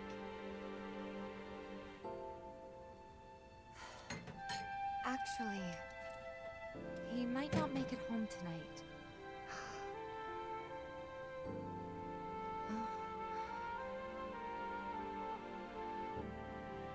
How the hell did they put a real-life child into this video game? Marlene, what are you? Like, they directed Marlene so perfectly like a real child. It's almost We insane. can't waste any more time here. What was that about? Nothing you need to worry about. And I do have to Let's ask get too, going. like, did they get an actual child to voice her? I would like to think so. I don't know, but we gotta double check that. I mean, it's not the first time that we've had, obviously it's not the first time we've had child actors, let alone like really child actors. I mean, that's like, anybody remember Catbug? Yep. That kid yes, that kid got fucking huge with Catbug. Okay, I just looked it up. BJ, yes, they did get an actual child. Jeez. Which of course will lead into an eventual problem where she's gonna grow up before the next game comes out, probably. Though at the same time, to be fair though, It's not like you gotta worry about Marlene in the next episode. exactly. Yeah, because in the original, The next time we even hear from Marlene, yeah, without Gold Saucer. spoiling too much here, is recording stuff with Kachi. Yeah. So like, Yeah, that's like the next time you hear anything, but then the next time you actually remotely even see anything with her, the last cutscene of the game. yeah, So, I mean, it's like, yeah, pretty much like, yeah, after this episode, it's like, yeah, once you're done with Midgard, Marlene's effectively out of the story now. Which Though makes I sense wouldn't and be all, but still. surprised, when we get to Corral, if they do probably more flashbacky stuff that involve her a little more. I would like to think so. Maybe now we can get to the other side. Here I go. Right behind you.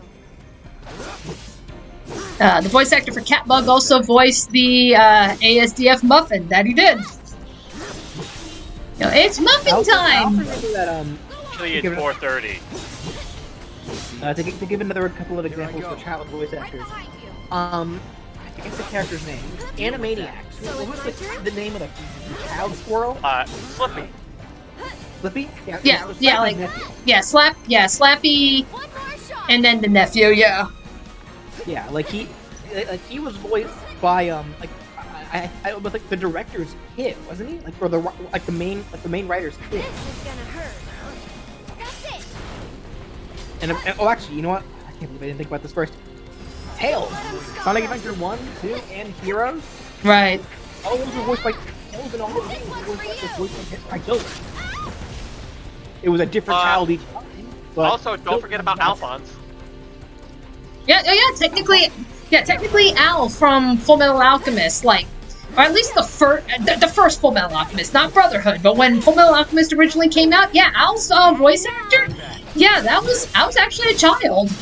And he actually ended up sticking with Funimation now, so he's a regular voice actor now, but he's been with them since he was a kid.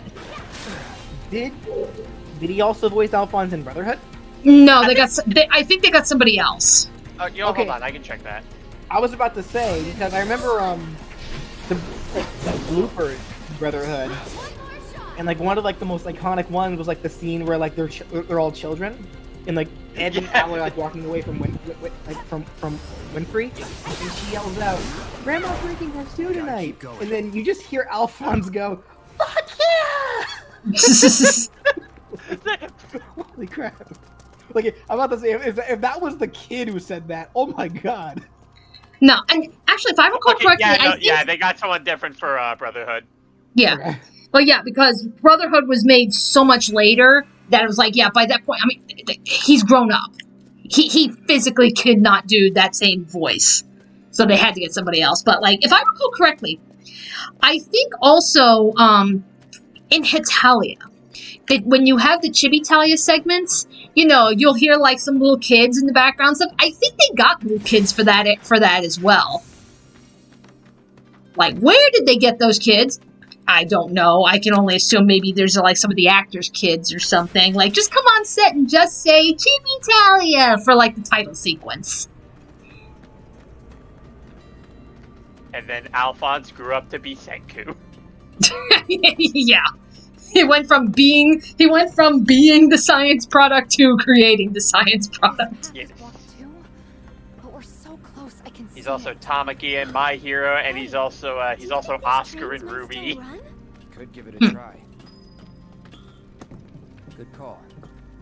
Looks like it still works. I knew it.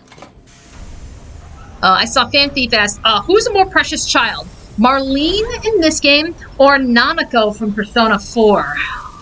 Tough choice. That's a very tough choice. That's a you question, Dani. Yeah, it's a very tough question, BJ, because, like, yeah, I know you haven't played Persona 4. I highly encourage you to do it because 4 is just as good. But it's like, yeah, like, Nanako in 4 is very much like Marlene. So it's just like, tough call. You got a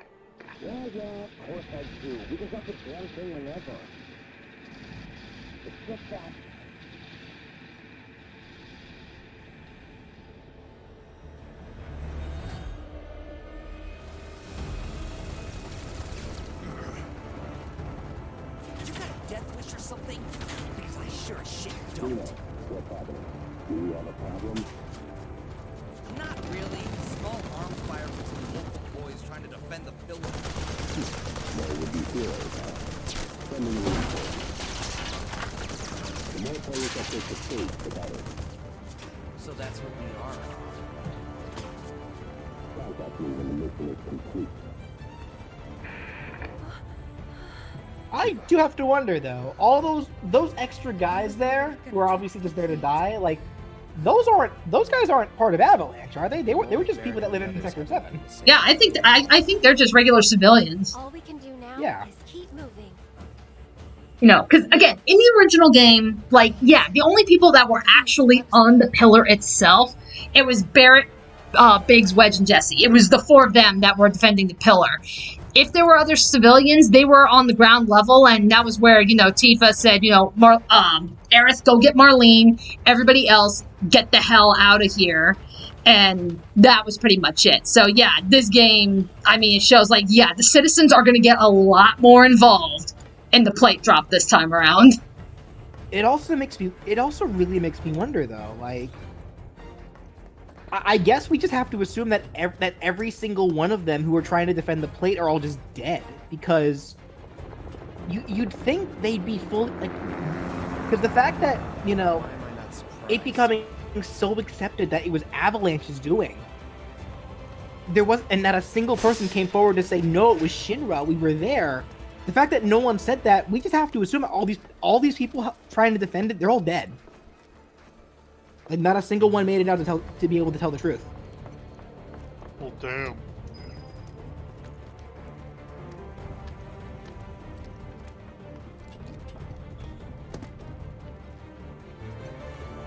Honestly, I feel like if even one of them made it out, to be like, no, it was Shinra soldiers that attacked me, that would cause some kind of panic, I imagine.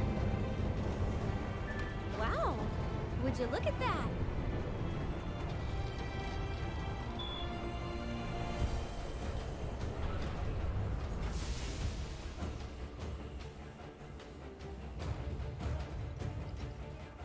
Yeah, so now, like, clearly this is the part that's more reminiscent of the original, where, yeah, we're moving the trains to get through here.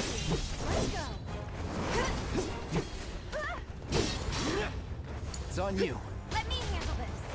That was close. You're up. Let's Go do on. this. Here goes. This one's for you.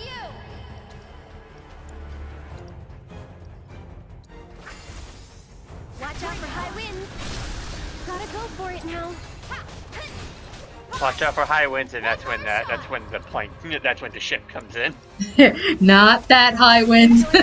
Not yet. Sorry, but I gotta. Hopefully in the next game. This one's for you. Maybe not the next one, I don't think, because they don't get the high wind until friggin'. Well, After that's true. me. Yeah, that's true. I was thinking Sid High Wind, because that's what the ship's named after. Oh yeah. Like, I'm sure we'll definitely see Sid. Well, technically, technically, yeah, you don't get the ship until Disc 2. Technically, you actually see the ship when you're in Junon. Yeah. So I would like to think we'll actually get a glimpse of the High Wind in the next game.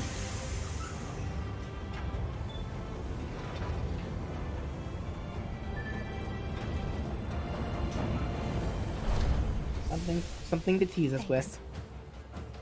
Let's go.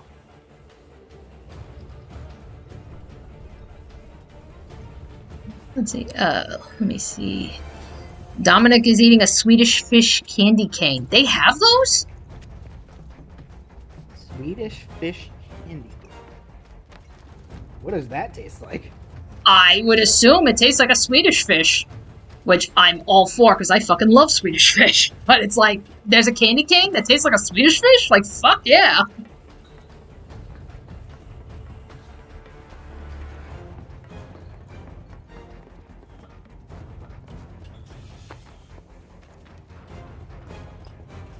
So is Brandon going to do a smile check? Brandon, I think, is out at the moment. Yeah. Because he did say it's his uncle's birthday, so he's going to be, like, popping in and out, you know, because he's doing stuff with his family, which makes sense. Almost there. Come on. Yeah, so perhaps if and when Brandon comes back, we can have him, you know, hey, Brandon, can you do a smile check for us?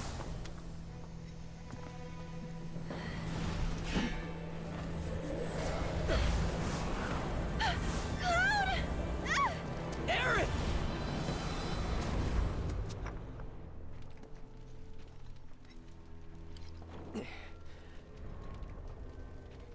That was the most distressed that I've ever heard Cloud sound ever. The kids that the Black Wing carries away have to live in the train graveyard forever and ever.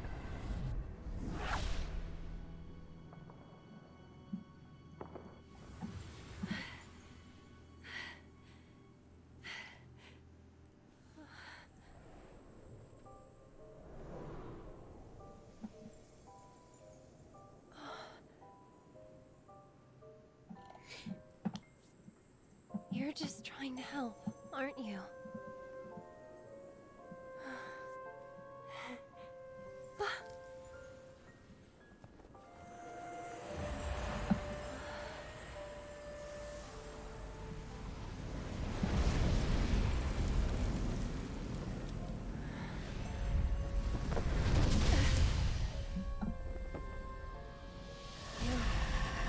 You're the one who...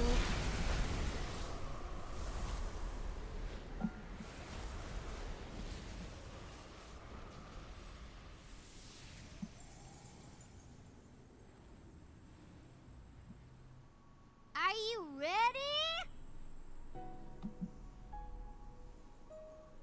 Well, are ya? I'm ready now! Me too. Found you. No way. We found you. You got me. Hey, where's Aerith? I'm ready.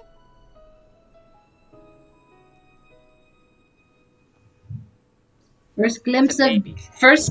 baby Aerith. Ready. That's a baby.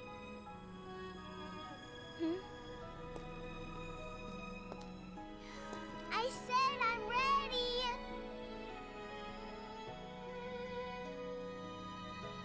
Come get me.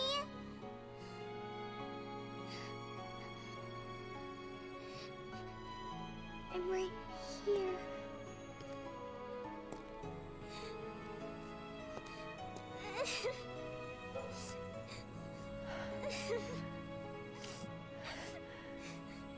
Mom?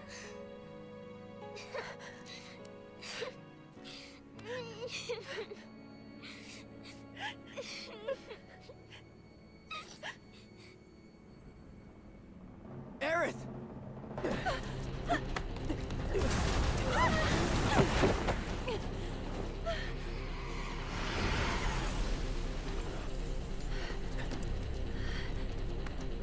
Hey, we found you.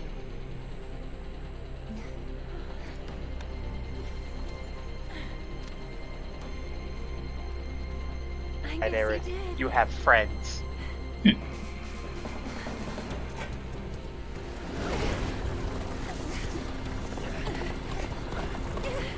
Another example of a monster that was originally just a normal move in the last in the Yep. original. Oh, there's a there's a couple of bosses in this that were like, this is just like, and like everyone thinks like the Hell House is the most recognizable. But yeah, Eligor here, yeah, technically, regular monster in the original game is now a boss. Also the first that has an item that you very much want to steal from it. Allow me.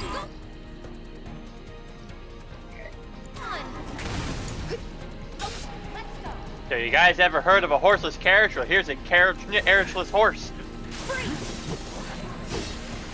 The horse is the carriage. It's nothing. Carrying an item. Get it. Damn it. Good luck. I got this. It's on now.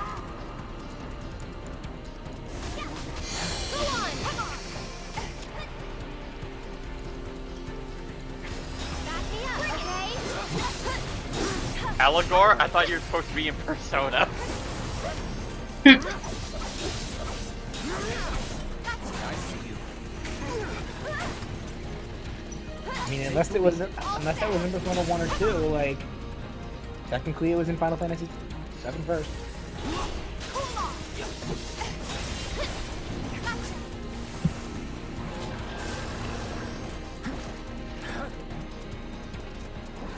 You're up. Taking over. Suddenly the Grim Reaper starts playing horse with no name. Let's do this.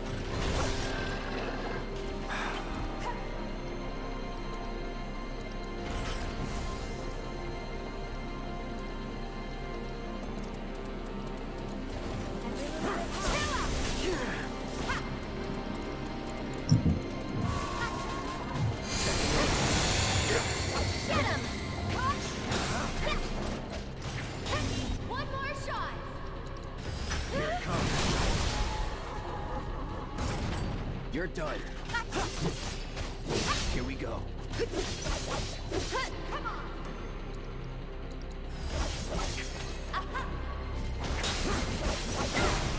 This one's for you. BJ, here, I should show you the full art Bruno that got leaked recently.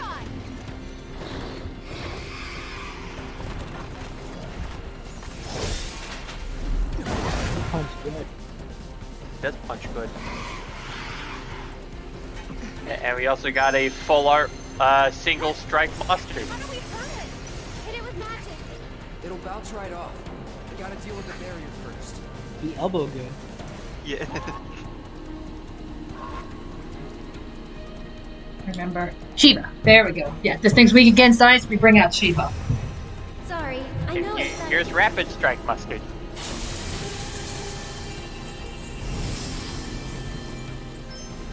Don't overdo it. I'm coming. The fingertips good. This one's for you. Other card games went out of went this kind of direction with their full arts.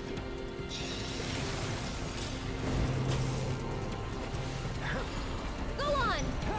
Like imagine like full art Egyptian god cards. Yeah, I don't think. Yeah, you still doesn't even do full art. You know. It would do the hollow, but that's largely yeah. Keep eyes. Then again, I also understand why they don't do full art because they got a majority of their cards have paragraphs in their descriptions. You can't fit full art on those cards.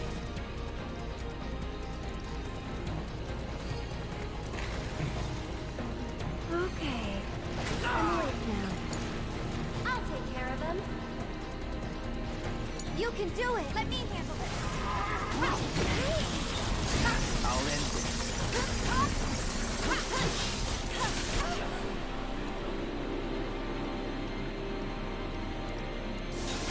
Go in it.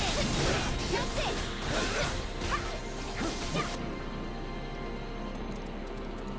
One more shot. Gotcha. You're fine.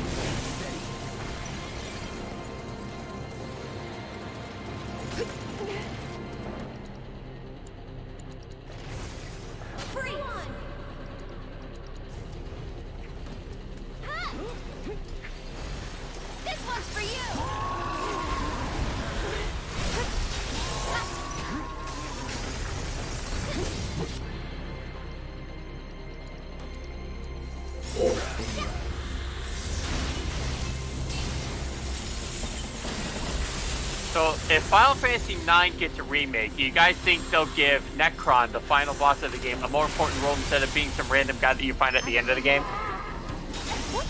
Suspending reality and say that Square actually gives a shit about Final Fantasy IX anymore. I would like to think, because technically with Necron, you have to hunt for that information, but technically Necron was referenced in the game, but you have to hunt for it. It's like one of those, like, it's like you have to find it in, like, menus or something, but technically Necron was mentioned. But I would think, like, yeah, if they were going to make a more, if they were going to make a remake, I would hope anyway, they would make it a little bit more prominent or a little bit more apparent that, you know, yeah, this is a thing that can happen if you bring the crystals together and shit. So, who knows?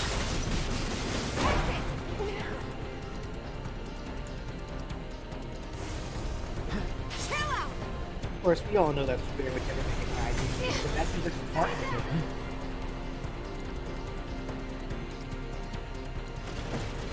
Ready?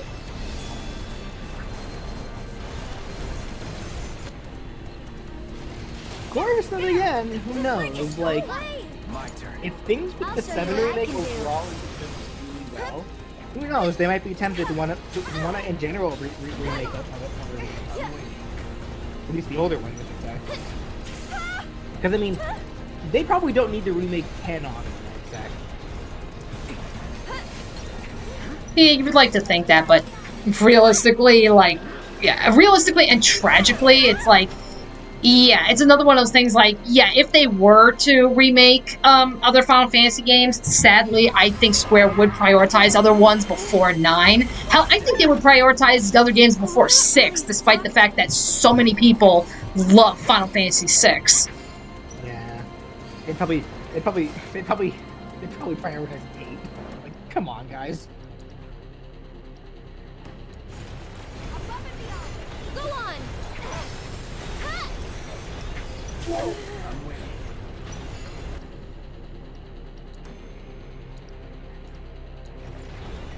Then again, as of late, I've been seeing a lot of people like you guys know me. I'm generally not one to kind of judge based on other people's opinions, but it's like I've been seeing a lot of questionable opinions as of late. Like what? I'm seeing like a bunch of people suddenly come forward and say things like Sonic 06 was actually way better than people gave it credit for. It's actually even better than Unleashed. It's like that's a hard no. What Stockholm syndrome are you guys on? That's what we call terrible takes. Just go away. Stay strong, okay? Like, what about Sonic 06 is better than Unleashed?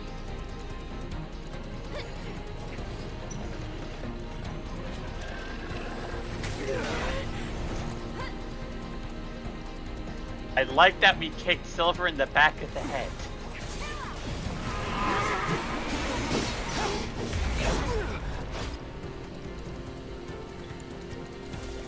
Gotta be careful.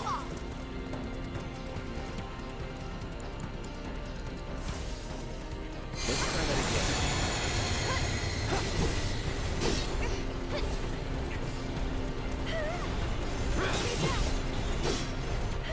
It's on you.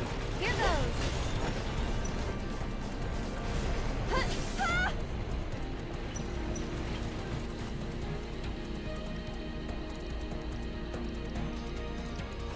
Here it comes. That's it. I'm trying, but Kind of Unleashed. I still find it hilarious that all these years later, after it came out, like what, almost 11, 12 years later, like now we're finally getting hardware that can run Sonic Unleashed without it lagging. Or not lagging, I should say, without frames dropping, I should say. That I find pretty humorous. can you fight? Huh? What?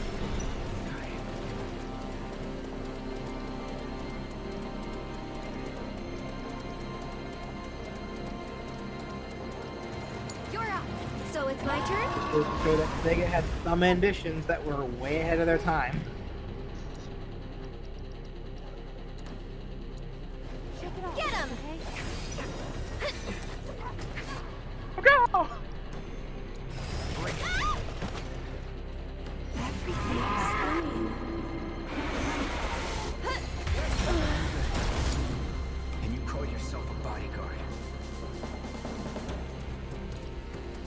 I do like your house dead. Cloud call yourself fun.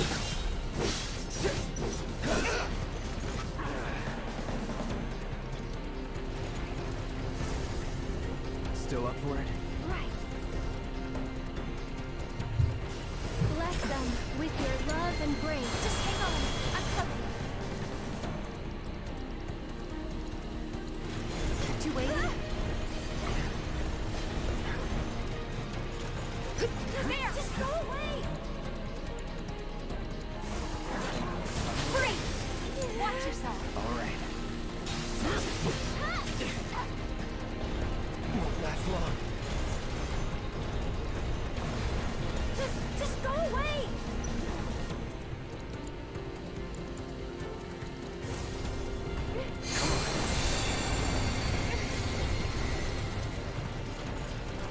Take the lead. I got this. I'll show you what I can do. Give your best shot. You know, This one's for you! something I'm actually kind of in the back of my mind for a little bit. You know what would probably, Stop it! I think, a really good idea for a soccer game in general? What?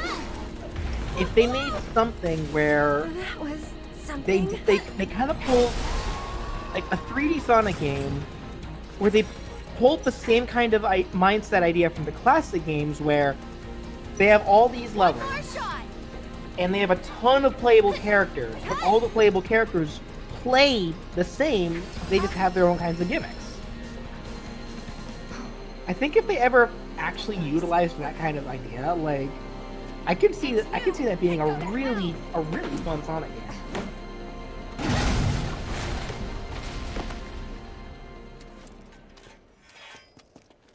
Let's go. Did you get the staff, Danny? Right. Right. No, I don't have the steel material on. What? Danny. Yeah, like, I don't care. For shame. How dare you not steal from the ghost? Like, I'll survive.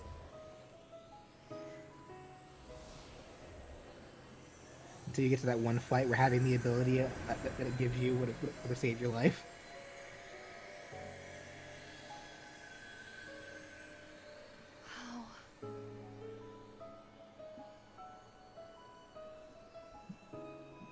So long.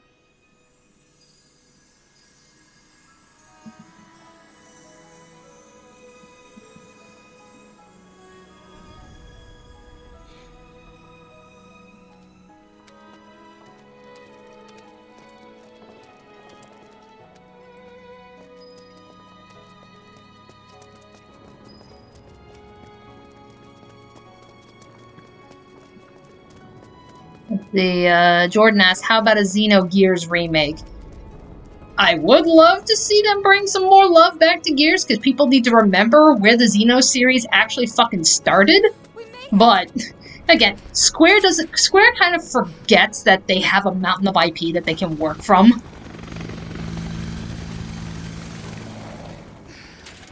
And it's like, and as much as I love Xenogears, I would sooner want, like, a Chrono Trigger remake over Xenogears, easily.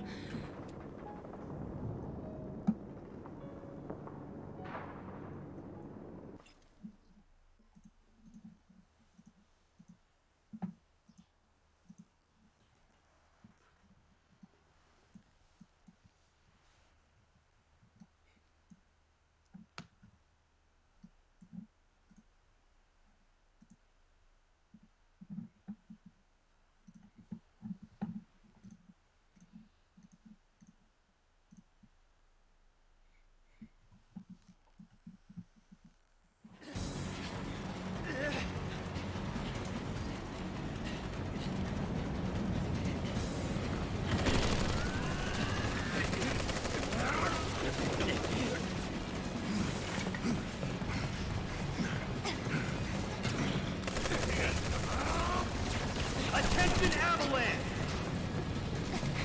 You are surrounded. Stand down and surrender to public security immediately. Fools, you're the ones surrounded. Shinra does not negotiate with terrorists. Resist and we will use lethal force. I repeat, Shinra does not negotiate with terrorists. Resist and we will use lethal force! Got your lethal force right here, asshole! See, this is actually another part where I feel like the people that actually aren't a part of Avalanche are just trying to defend the pillar are really confused. Like, we're not Avalanche, what are we talking about? Stop! I said stop! Drop the weapon now!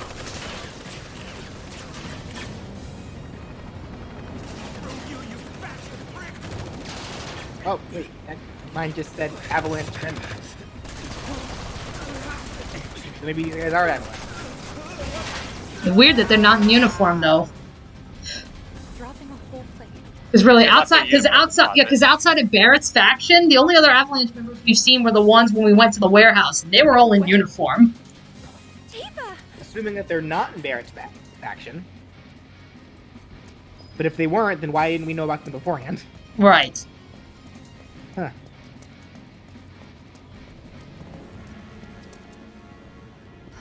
But either way, we're finally at the Sector 7 plate drop, and I honestly love how they handled this. Like, this whole bit in the game, like, Let us through! you know, going up the pillar, the boss fight, even the aftermath, I just thought this whole part of the game was great. It was. Like, this is. Oh my goodness. Like, if I could list probably, like, my top 3 favorite parts of this remake, like, everything in Wall Market would be one, Sector 7 would be another, everything in the Shinra building would be third. Because, like, I can't wait till we get to the Shinra building, because that's gonna be fun.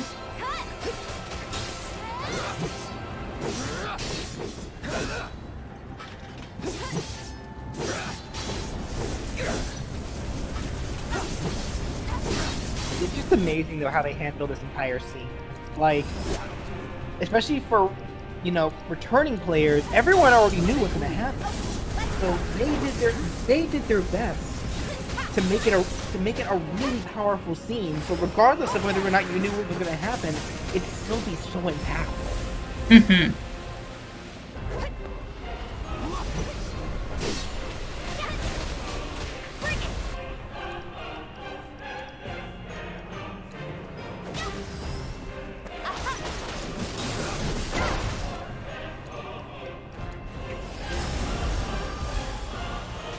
What do you think of this trick?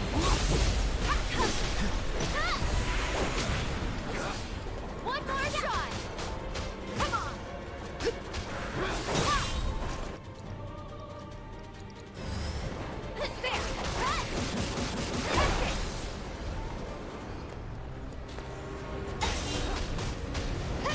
Okay, we get it. You're a Tekken character. Wait, what I missed? We just got back to Sector 7. Oh, nice.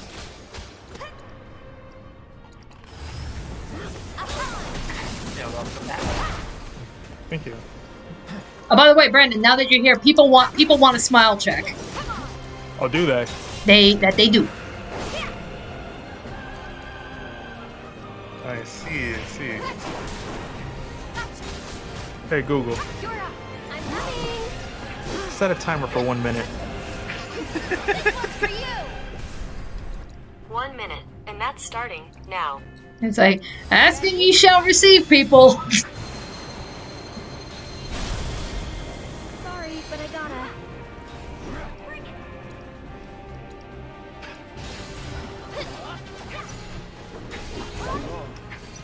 One more shot.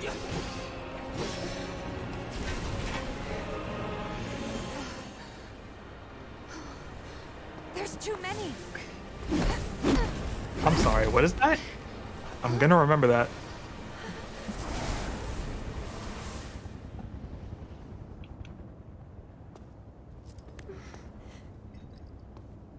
Aerith? Come on.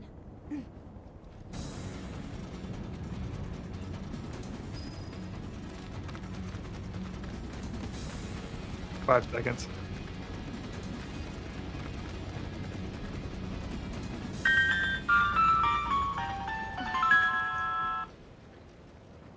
Like, yep, I see smiles.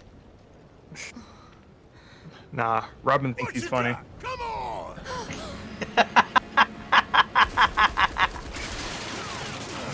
Y'all thought this was a game? That's Barrett.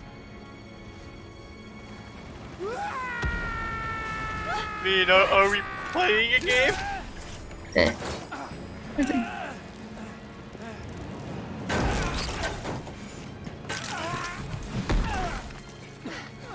For those of you that participated, thank you for enforcing positivity. I appreciate every single one of you. Shinra. They're trying to take out the pillar. I know. I have to go back. Barrett and the others are still. Stop. Stay with Wedge. I'm going up. Sure. I'm going too. I can still fight.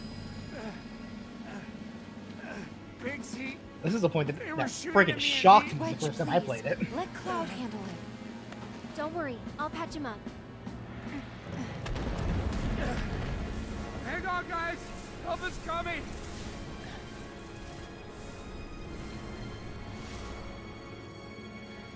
Wedge, listen to me. You stay here with them.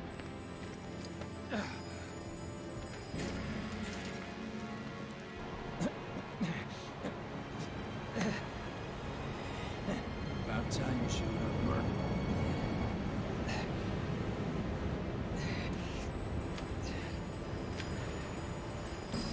Gotta do my part to clear the path before you steal the show.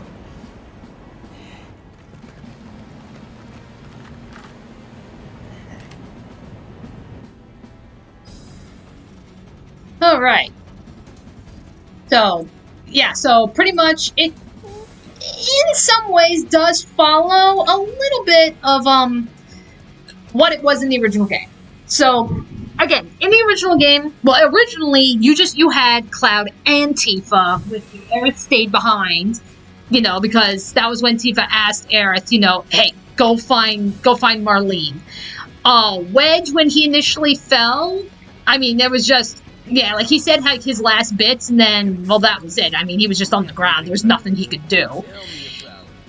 Biggs, we actually met, like, right at the beginning of the climb, and then Jesse was about halfway up. So, they did switch some things around, so, you know, like I said, but at this point in the original, we had already met up with Biggs, and I think if I even remember in the original game, he was, like, I think he was, like, dangling off of the freaking railing or something. So, I mean, I was like, he was not in good shape at all. Yeah, when we found him. You're in a bit. You can look carefully, but yeah, because in the original, this shook me. This this took me. That took me like such a surprise by the fact that Wedge still there. Because in the original, he just dies. Mm-hmm. Yeah. Like he says his last bits, like, you know, he said the same thing, saying, you know, Cloud, I'm glad you're back, you know, you know, you really do care, like, you know, like he said his last bits, and then that was it. Because that was the point where immediately I was like, wait a minute, what's going on here? Why is Wedge still alive? What are they doing? You know, hence why I said, you know, mostly, like, you know, the sentiments are relatively the same, but of course, you know, they are gonna, you know, build up the climb too. You know, because originally you were just going upstairs in a circle, like, you know, around and around and around, and occasionally you fight some enemies, and then that's where you fought Reno up at the top. But they flesh it out here as well. Quite a bit. Yeah, if I recall correctly, somewhere around here. Yeah, strap in, folks. We're gonna be here for a bit. Here we go. I got it. Ready when you are. Oh no, the stream crashed for me. Stream crash? No, well, on my end, like my YouTube page crashed. Oh, okay, that's where I was like, wait, the stream crashed? What? No, not the stream itself.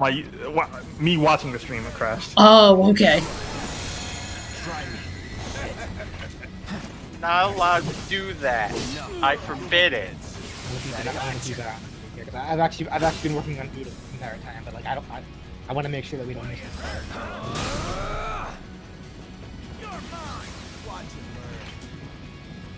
No holding back. Remember, Danny, counter these guys. Either counter it, or use fire. Heads up. I see. Or bombs, that works too. Let the streamer play the game she wants to play it. Anytime now. See ya. That's that. Try me. Neutralizing. Anytime now.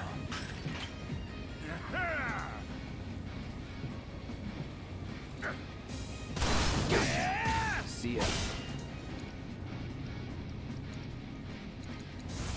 That needs to heal up. Fight's over. That said, I will. As much as I love this section, it does have one of my least favorite enemies in the game. Oh, are you talking about those helicopter guys? Was never in doubt. Yeah, I hate them. Oh, no, yeah. The helicopter guys are annoying as fuck. Mm-hmm. Let's see.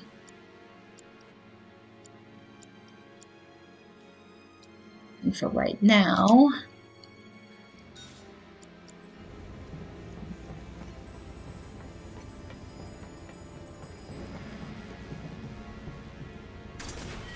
You know that Biggs and Wedge is a Star Give me Wars a break. Yep.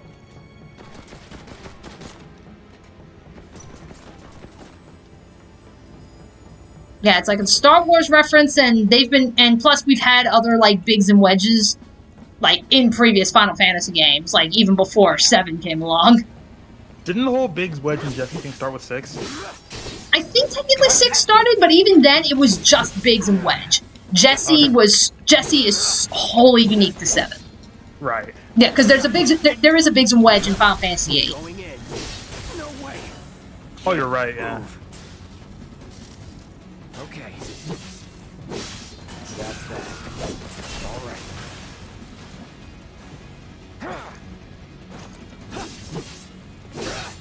I'm waiting.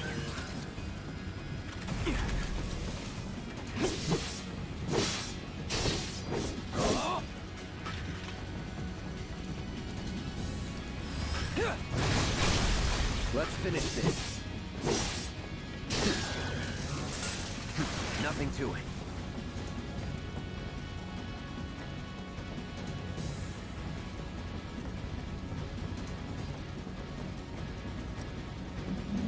Where does it go? I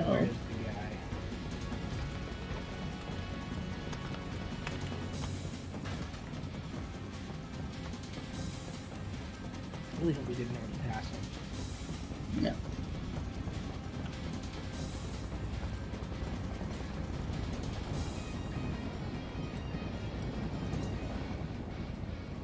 Well, but first.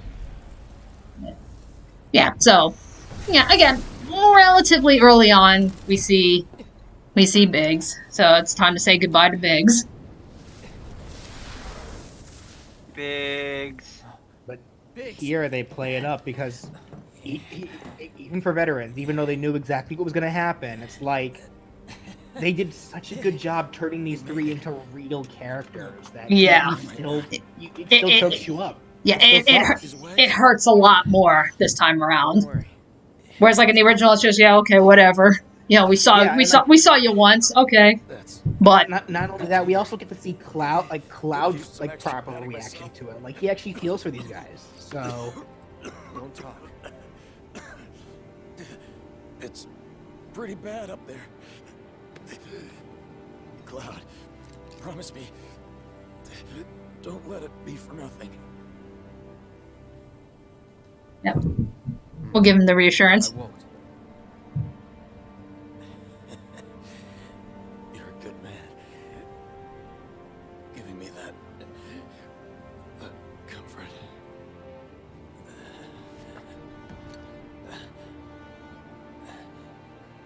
Oh, one more thing. The Leaf House. It's an orphanage. In the Sector 5 slums. The kids, they're great. I used to visit.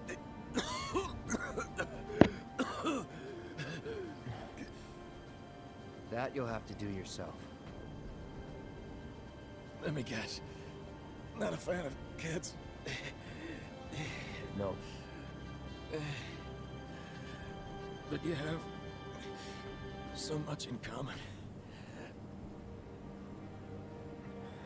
And that right there is another great line. Because that's another very subtle reference to Cloud's, like, the Cloud's past.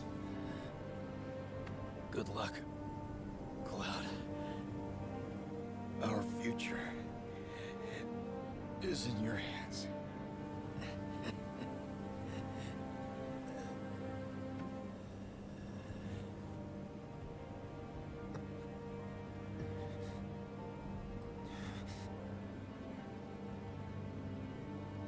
This isn't over.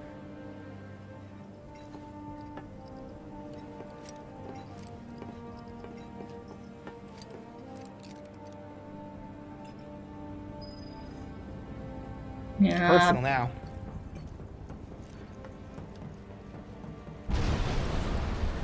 Anything around here? Nope. Okay. You were good to check though, because No, you have to check every fucking corner in this game. yeah.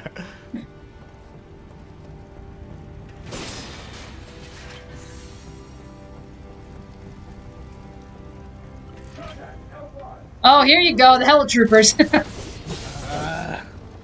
Thunder magic. Well, You don't have thunder, do you? it's no, they are weak to wind and fire. Oh, never mind. Oh, I keep thinking machines and like. Yeah, always being it's very easy to make that assumption because again, you think like, oh yeah, machines, of course, they're going to be weak to thunder because that's what's been established in this game. But No, but instead, these are actual human soldiers, kind of fighting in a really impractical way, to be honest. They were Yeah, actually giving up use of one of their arms. Yeah, you're right. You're right. Oh. and that's where it's like, come on, regen, keep me alive. Nope, it did not keep me alive. Dang, I was gonna say no items.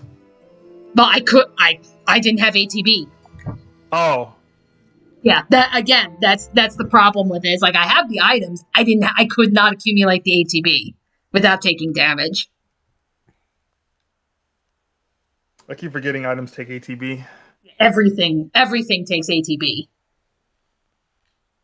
Yeah, that's their way of being able to kind of keep the original active time system in the original, but implementing it in the free roaming.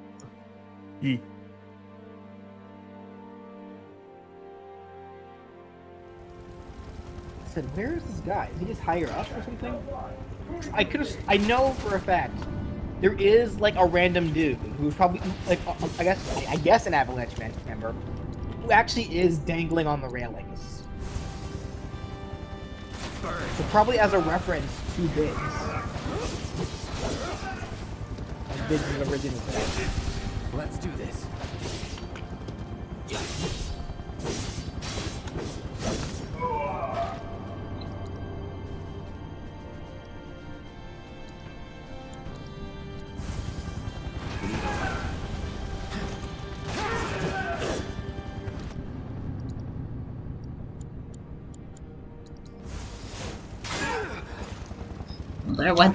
There went that curing attempt. Yeah. Let's do this. So when I fight these guys, I never try to do anything in front of them. I always run away first.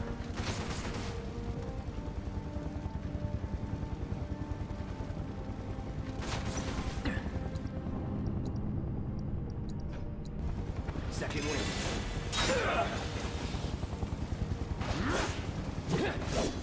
I was in the middle of healing, asshole. We don't care. Look, man, I'm just doing my job. They told me to work. They told me to use the stupid helicopter. I don't even like heights. Burn. I We're told fine. them this in a job interview and they said they don't care. I'm getting you the helicopter. Won't last long. You're done. I'll end this.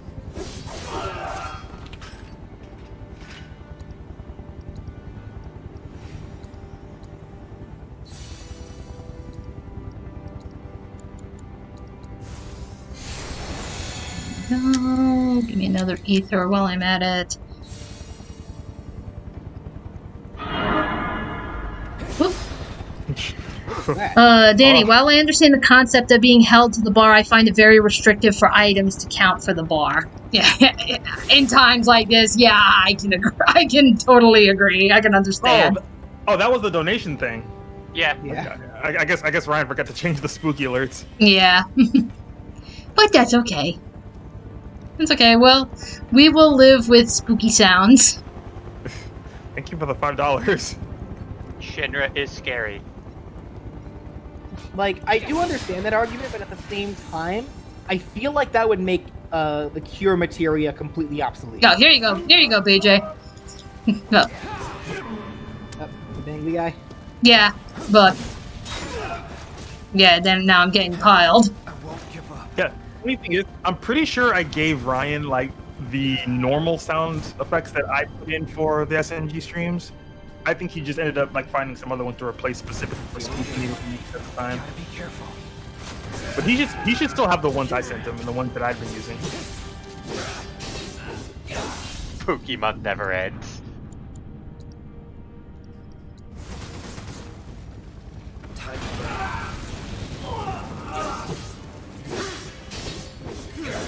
I mean, we're only 10 months away from Halloween. We did have to deal with ghosts, but y'all didn't put in for anything during that moment in the game, so.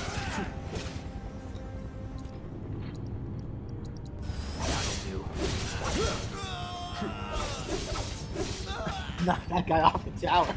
But yeah, yeah, BJ, there's your hanging guy. Yep, that's the original reference to Biggs.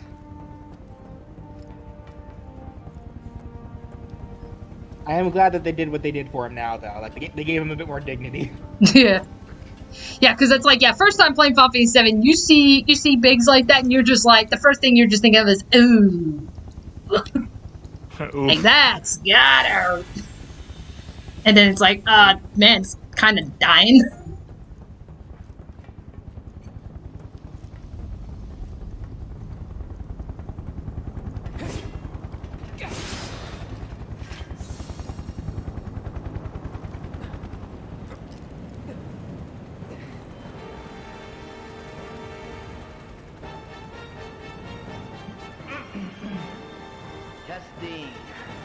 Testing.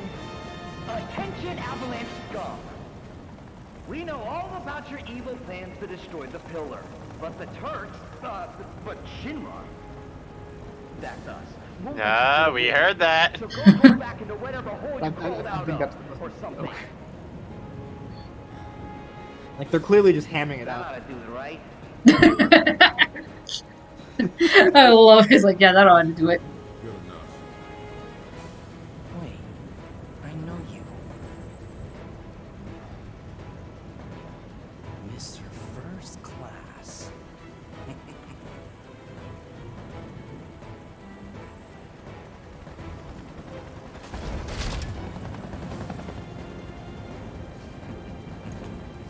First class asshole. Gotcha now! You think I know where to run? Your aim is terrible.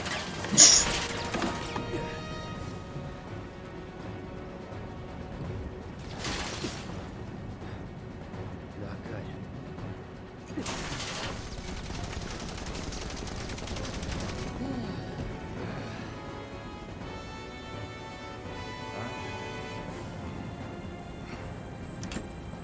Throw down your weapon and surrender. Shinra does not negotiate with terrorists. But that's rude. I like how Rito just chuckles. It's just like, You can tell these two are best friends. yeah. You see that in the boss fight. It's great. Like, again, we're gonna see this in in a little bit, but oh yeah, you definitely see that. Like that sense of camaraderie.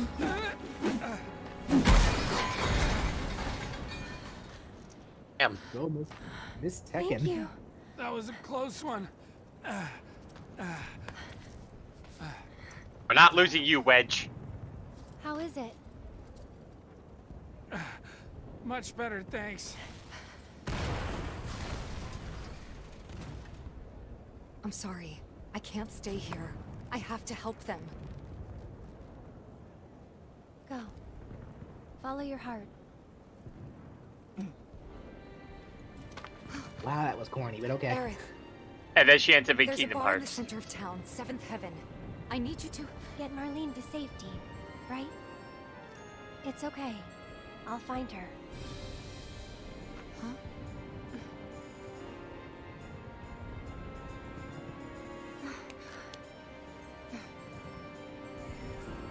Can you take her to the bar for me, Wedge?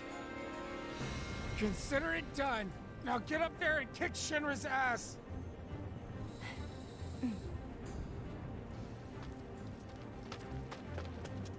Come on. 7th Heaven is this way. Wedge, wait! You guys can't stay here. This whole section I also like. Now that they're putting emphasis on the evacuation, which we didn't even know whether or not it happened in the original. Right. It's not gonna happen. Wedge!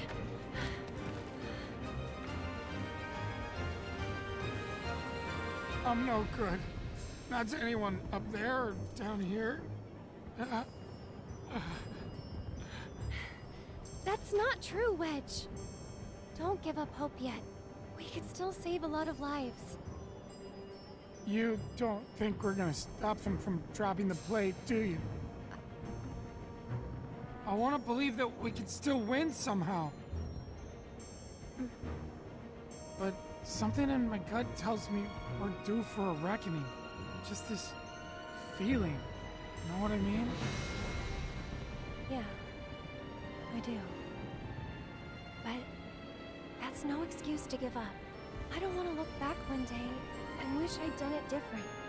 Right here, right now. I need to know I did everything I could.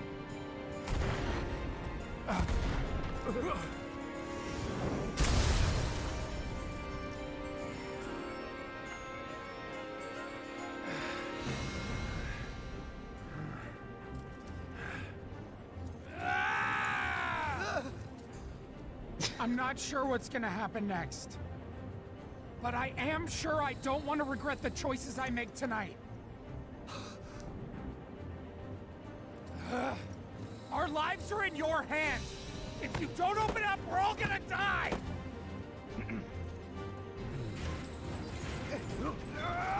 Sure, he makes a point. Close it! No, sir! I will not obey that order! This way, everyone! Quickly! Quickly! You can't just... wait! Wedge! Huh? 7th Heaven is just down this road, isn't it? Head straight and look right. You can't miss it. Don't worry about me. All right, I'll get these people to safety. Get out of Sector 7, please! You need to get as far away from Sector 7 as possible, right now! Go to Sector 5 or 6! Watch the officer You just all have starts to get out of doing a Sector square 7 dance. now, please! Slow down. Do you know what's going on? What do they want with a pillar? Well, there's still time, but... They're going to drop the plate on us? Yes. Those sons of bitches! What good do they think that'll do? Feel free to cry about it later. Right now, we need to get everyone to safety. Wait, the watch should clear the roads first. Ah, good thinking. Hop to it.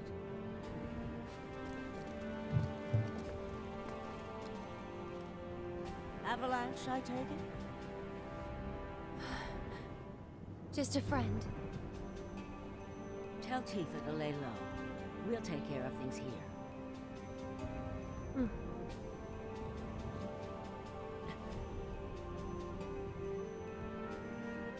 I've got to get to 7th Heaven. That's it. Oh God, look out!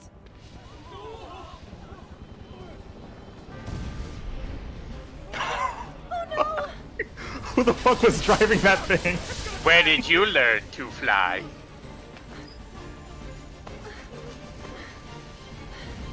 I always thought the scene was hilarious because it's like it was a straight shot toward that thing, and like who was driving that thing?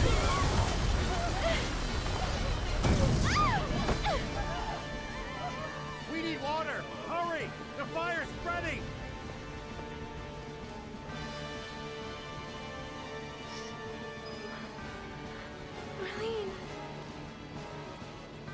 Yep, so of course, gotta take the round. We gotta take the long way around. I do appreciate this part of the game though, because we never saw this perspective in the original. Right, yeah. Like, yeah, it was pretty much like, as soon as you start climbing that pillar, then it's like, yeah, the focus is solely on Cloud and Tifa. Yeah. And it was like, the next time you saw Aerith was when she was taken by the Turks. So I was like, oh, hey, this is cool. I actually get to see this part of the game. God damn, Mr. Maniac. Oh, you poor thing. I know it must hurt, but you've got to be brave now, okay? Come on, keep moving this way. Hey, hey, over here. Come on. I'll take you to her. Ready?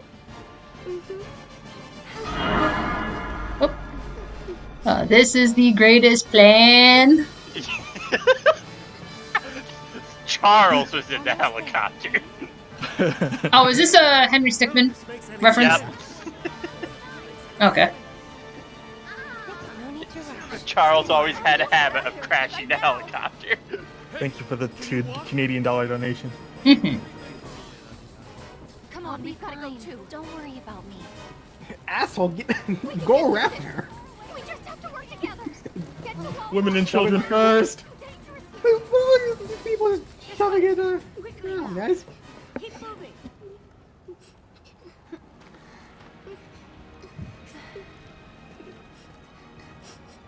Can you take care of her?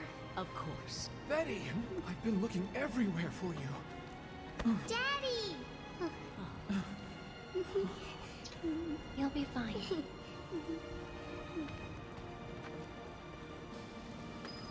Stop. That way's already. Please, I need to get through. This is it, isn't it? Almost there. No, it's not working. Ah! Damn it, Charles. One more bird lost. Probably for the best. After all.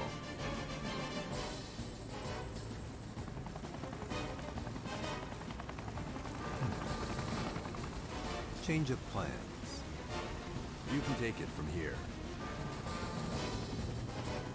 Someone's been a little too adventurous.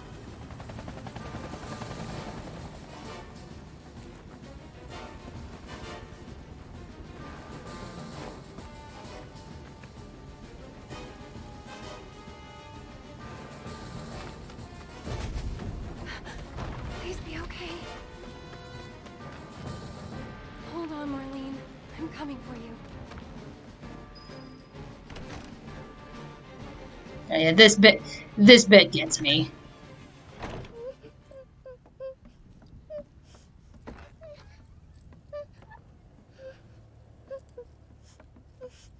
You're Marlene, right? Who are you? I'm a friend of Tifa's.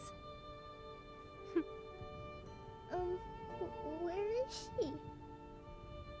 Right now, she's with Cloud and the others. Daddy too? You mean Barrett? Yep, he's there too. Wait, Daddy's not coming home? Not yet. That's why I came to find you. Tifa asked me to. She said, take care of Marlene. The thing is, this place isn't safe now. I'm gonna take you somewhere safer, okay?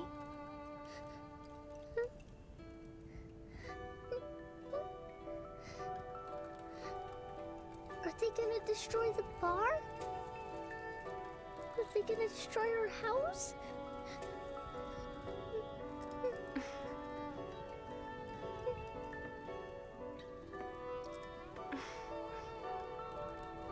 I know it's hard.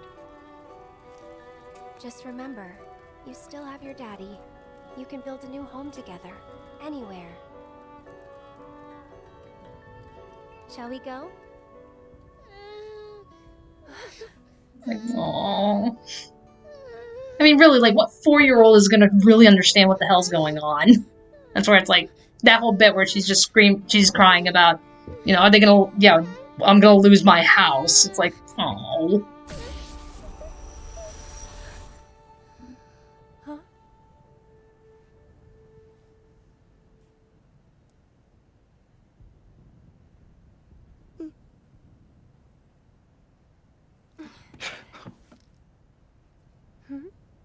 Aerith, what did you do?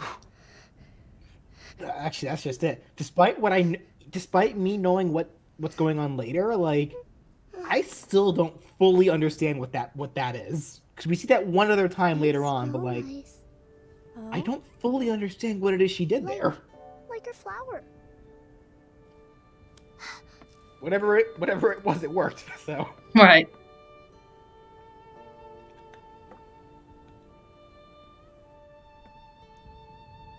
It's the flower cloud bot.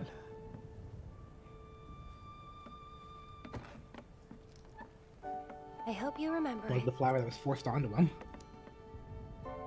Come on.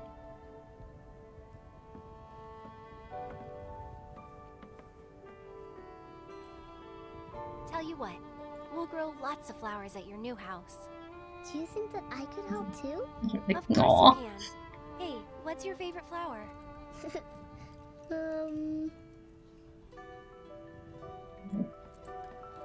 These two are so cute.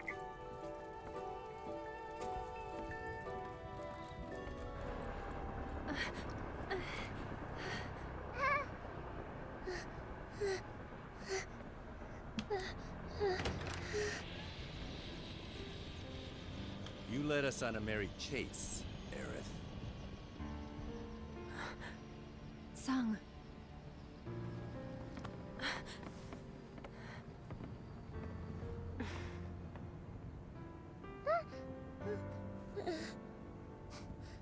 Before you say another word, know that your options are limited. Not the way I see him. There's nothing to be scared of, okay?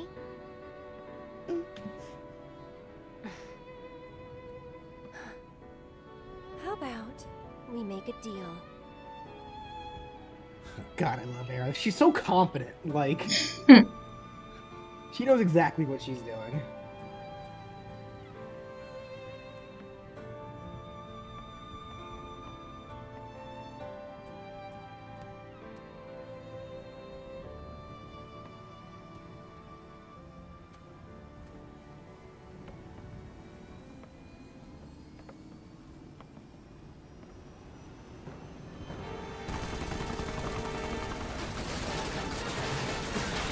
Still shooting. Yeah, it's like, yeah. Meanwhile, Reno has yet to run out of bullets. Hey, Reno, you could have hit the broadside of a barn. I'm more surprised that Cloud hasn't run out of cover. He's been in the same spot. Birds with one shitload of bullets. Reno's just that bad with a gun. I don't think he's that bad with a gun. It's more like they literally need to aim the helicopter to aim the gun. So it's really rude.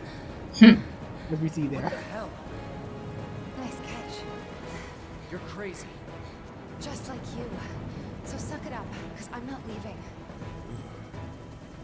Damn it! Tifa, punch the helicopter. Explain yourself, partner. I love that.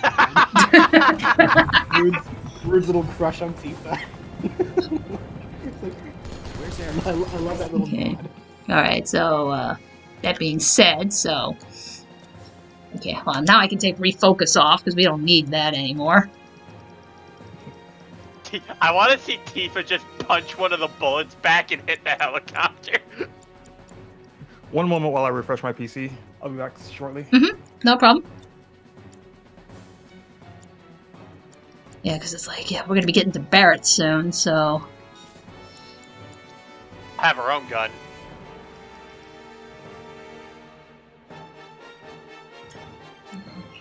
Okay.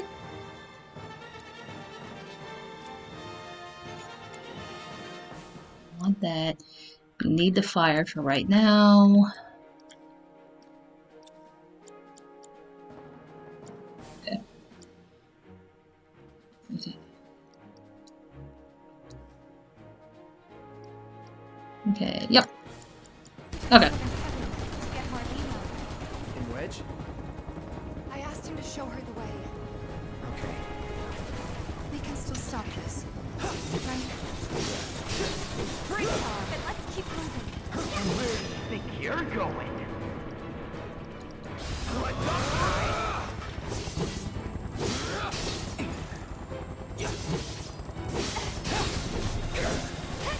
Get ready. Save us all some time and give up. That hit.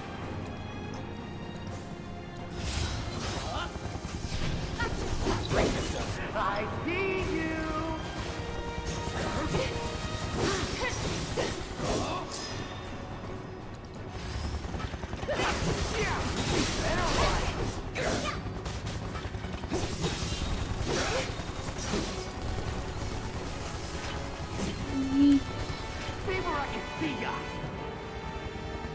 No. Yeah, it's like, not yet, Reno. We'll get back to you. But regardless, this is a new thing we got to contend with. Is like, yeah, Reno is going to be shooting at us, you know, while we're trying to climb the pillar. So it's like, new challenge. It's like he says, "Man, you suck at hiding. Yeah, and you suck at aiming." Right, Cloud and Tifa will just shoot a lightning bolt at the helicopter. Like, fuck, I didn't think they'd do that. Honestly, in a world where you can literally just conjure magic anytime you want, so long as you have the magic orb for it, I would not want to be in a helicopter. Give me a break.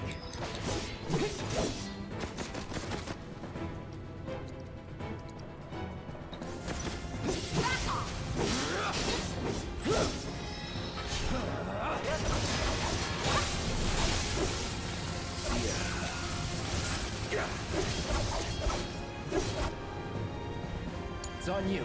All set. Come on.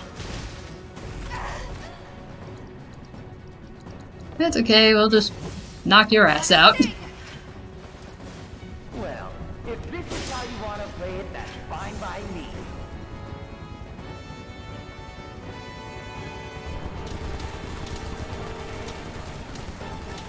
You still want some more? No. Move aside. Make way. Coming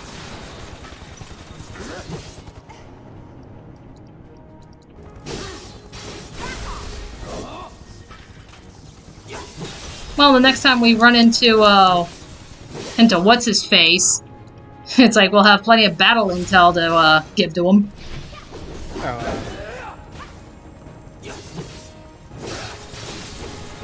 Wow. Deal with that. Wow.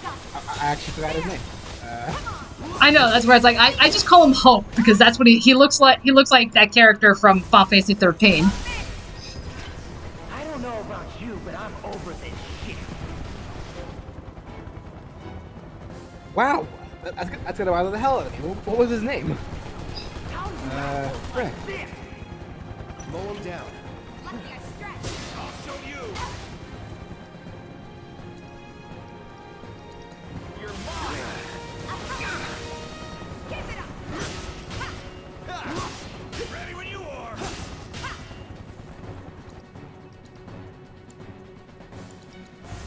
Clear. Enough. Not looking good. Let me handle this. Bring it. Chadley. Thank you. Chadley. Chadley, okay. That's where it's like, yeah, of course we don't remember what this fucking kid's name is. Like I remembered that it started with a CH. Just couldn't remember what it was.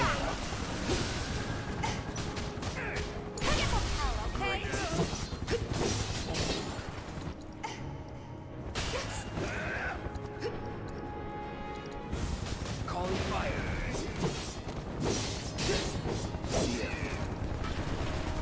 Come on, wherever the hell you are.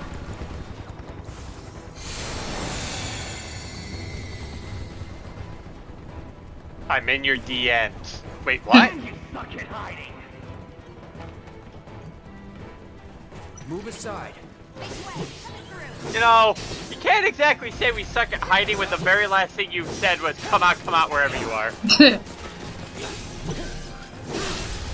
Let's finish this.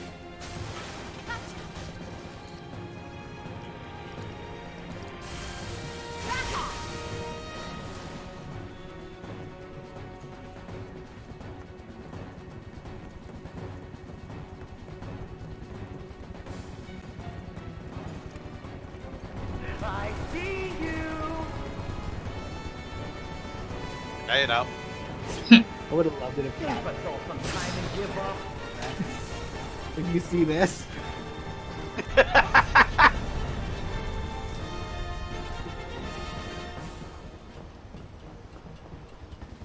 There's another dangling guy. No, you see, this is where they put the pole dancing scene in context. Hey, you see this? So,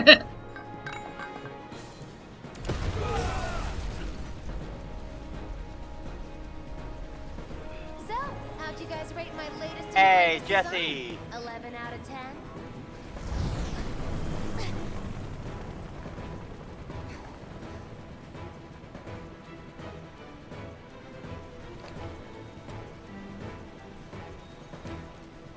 Today's your unlucky day, because I never miss.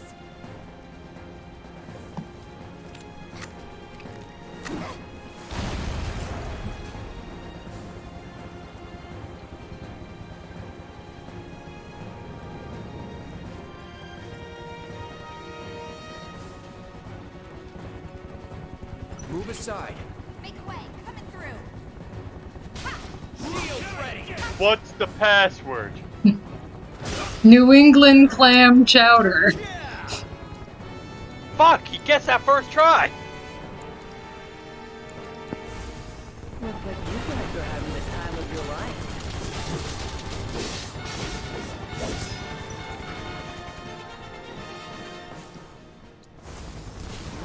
What? Seems we've lost control of the top floor. Our guys are seriously struggling to take down these assholes? You're struggling to take us down. We may need to intervene personally. Whatever you say, partner. Keep them busy, will ya?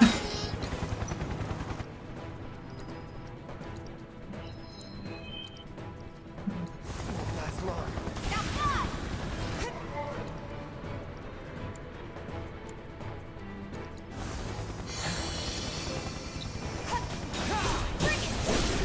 Going in. We'll get you. Enough. Gotta be careful. No escape.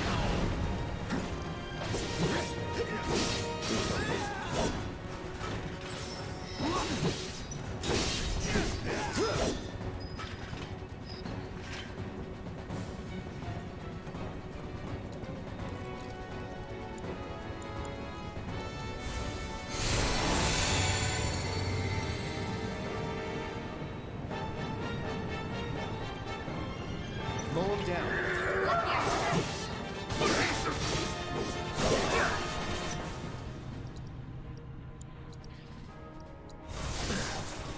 Move aside. Make way.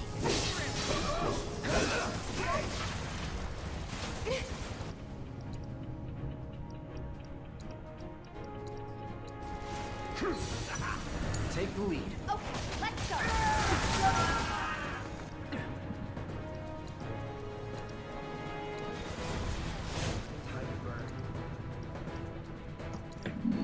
First, let's get rid of this.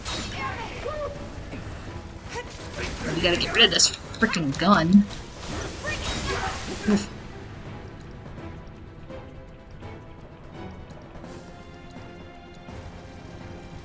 I'm not going out like this.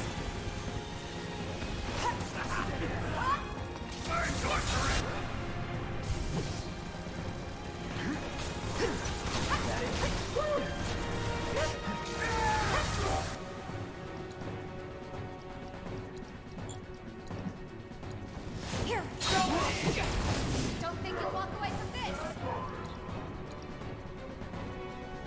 Giving it my all. Gotcha. Come on.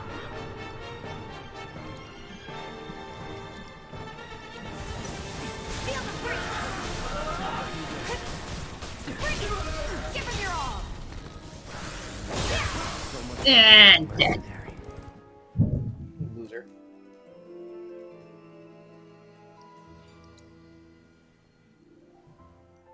Loser said Reno. Yeah.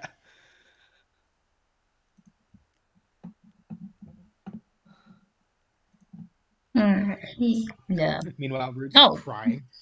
Yeah. Meanwhile, welcome Yari Wan. Sup guys? I wake up like afternoon.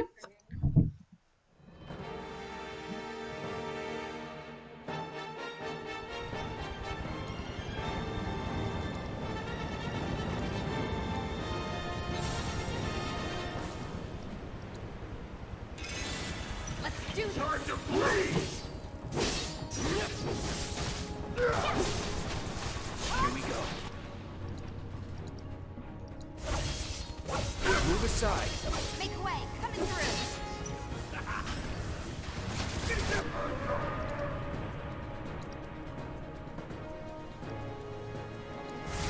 Time to burn.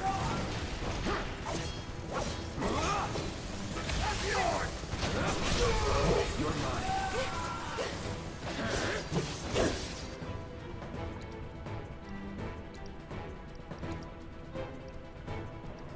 Okay, yeah, I was like, yeah, wait a minute, what got staggered? Deal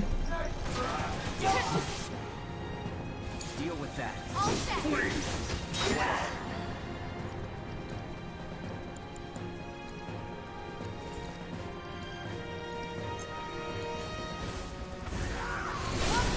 Finish him off.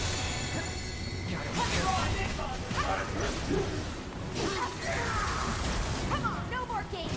It's over. Let's finish this.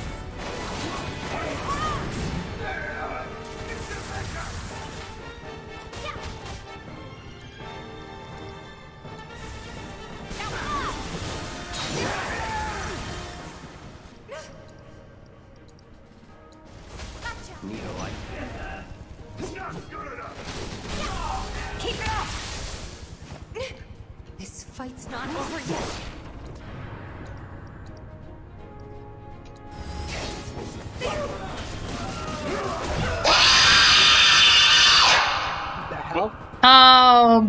Oh, thanks, James Blake. We got a new Spiffy sub. That's the sub notification? Or at least it was during Spooky Needle Geeks. You know, so I was like, yeah, we got Five Nights at Freddy's shit, so. Yeah, that was interesting.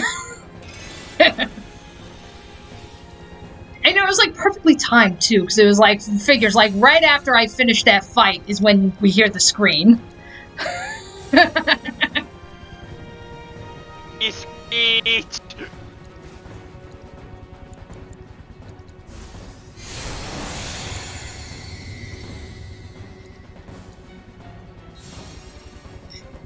It's like Ryan fixed the sound effects. Well, when Ryan gets back, we'll get him on that.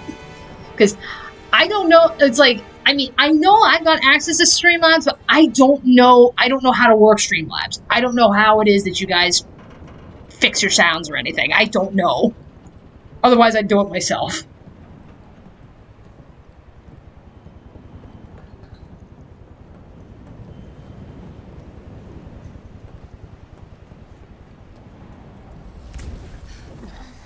Jesse! Alright, time for heartbreak number 3.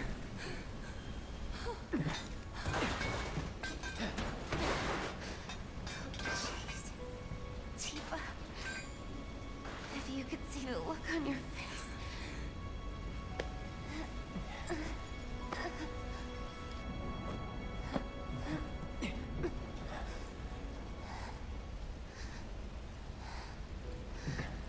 So, you're the guy who gets to hear my last words. Lucky me. Like hell they're your last. It's okay, Cloud. It's okay. They were my bombs. They were all my victims. I had it coming.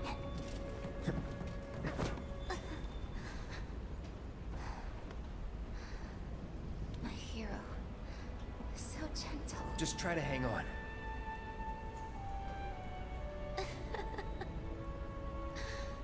So dramatic.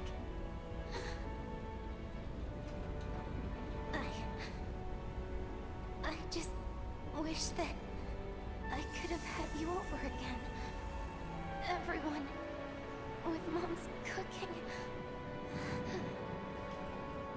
I really wanted to believe we could. Yeah. You owe me a pizza. That's right. I do. But I don't think... Oh no.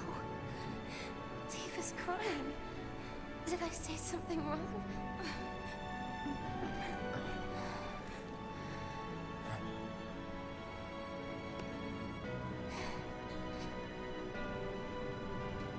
Don't you guys have somewhere to be? It's not polite to stare, you know.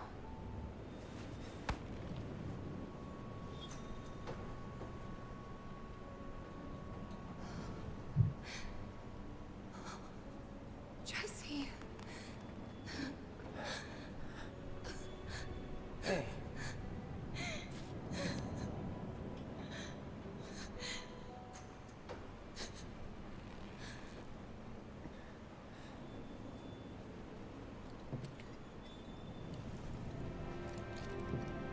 Man, I think that one hurts the worst.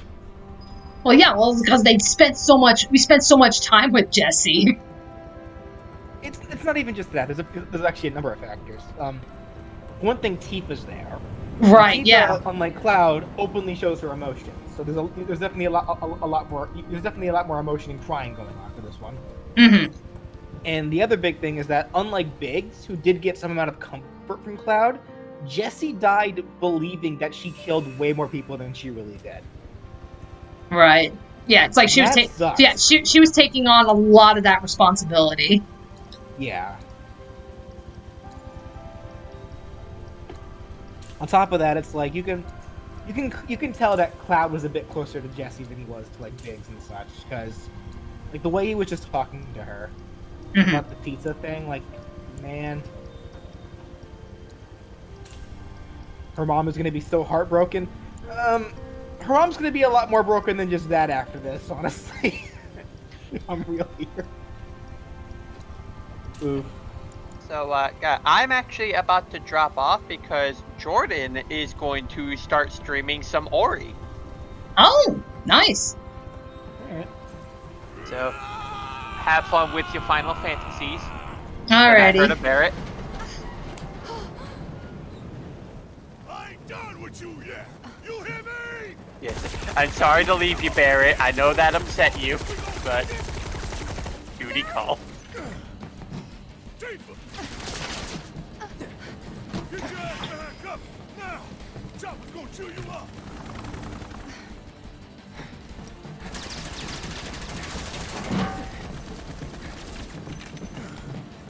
Still alive and kicking? Damn right. Leading man sticks around to the credits roll. So we gotta keep moving if we wanna make it that far. You ready? Yep.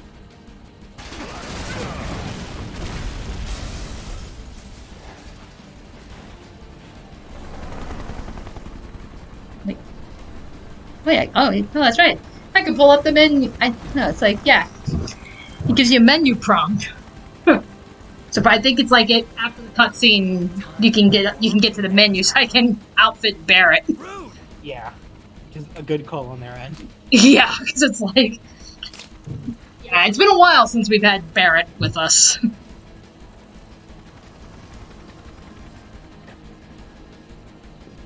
You. It's nothing personal, bitch.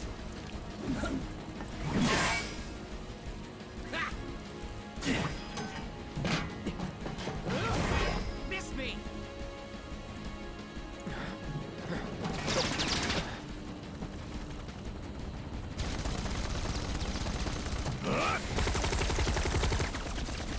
You're next, asshole! Yeah, Barrett, you probably should be shooting at losers. Reno. Gotta play for keeps today. No time to dick around.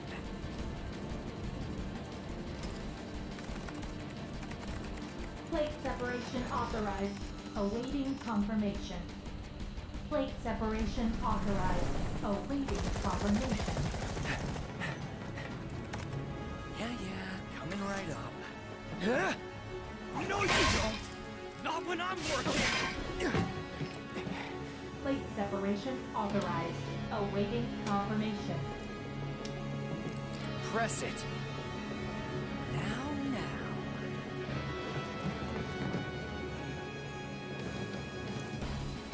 You ain't got shit on us. I also know apparently Reno's strong enough to block a sword that big with a baton. Okay, so first off, giving you the lightning back. What did I have on? Auto cure and poison. Okay. Yeah, what did I add? Oh, barrier. Yeah. Let's give that to our meat shield. Let's see.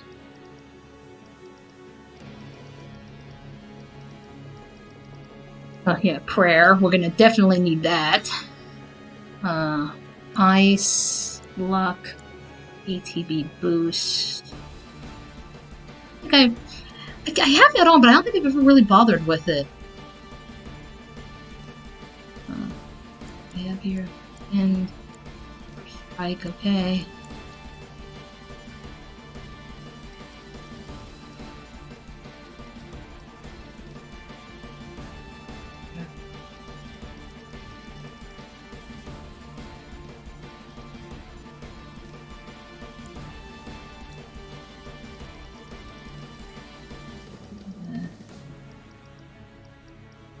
Take the fire back and Cloud. Cloud can take revive again.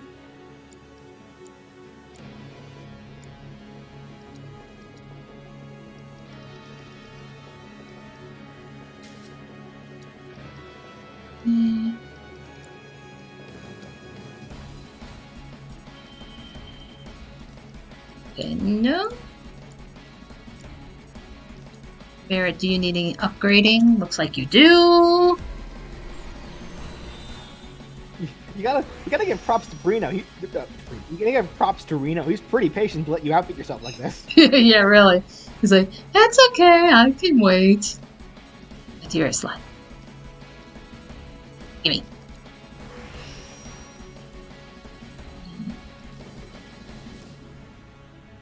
Defense up, we got that. Attack power. Alright, so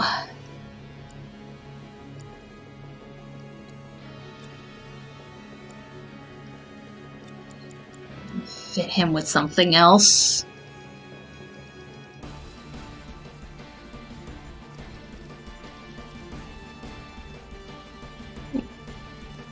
Yeah, subversion. Now that can work.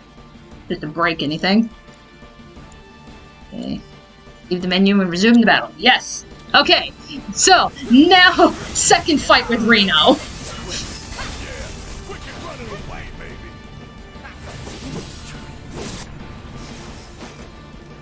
Pay attention. Second fight, which was technically the first in the original. Well, in the original, this was the first fight, but we already fought Reno in the church. Yeah.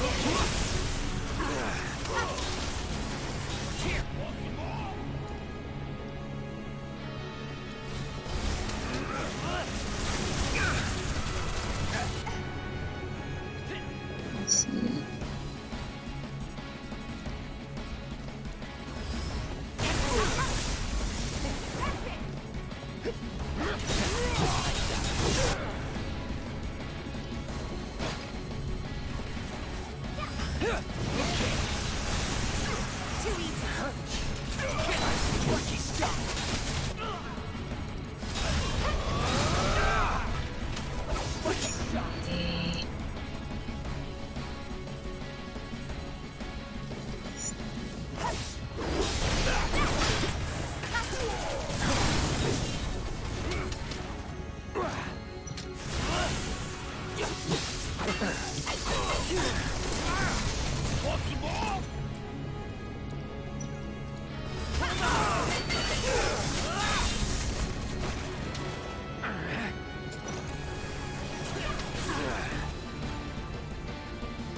lead. Guess it's my turn.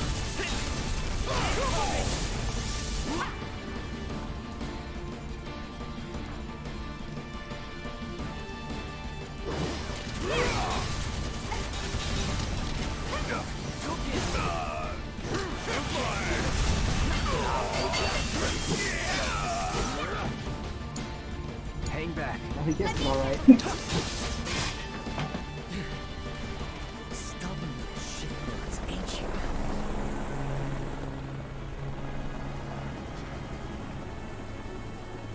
Prepping for a bombing run. I'll copy. See what? I see you're doing whatever the hell you want. Guess I'm rubbing off on you. Heads up, guys. Good luck. Yeah, I'll do it.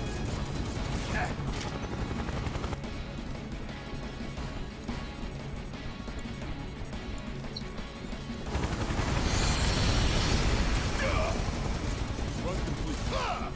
Reload. Want some more?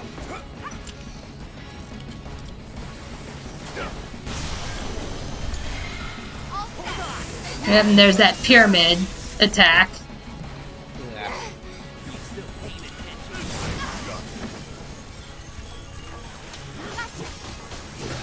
Every single character gets hit by that. Otherwise that's I've got you a covered. bad move. Yeah, well, because in the original game, if you wanted to free them, you had to attack the pyramid. Yeah. Reno, clear out now.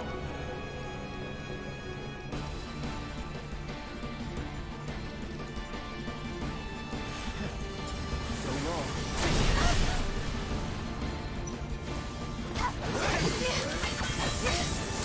Ain't done yet.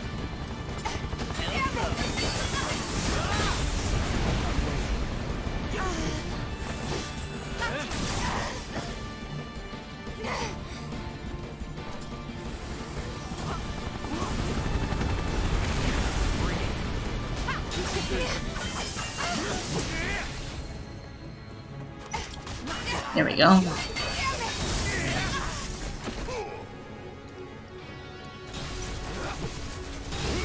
Coming No for need to ya. panic.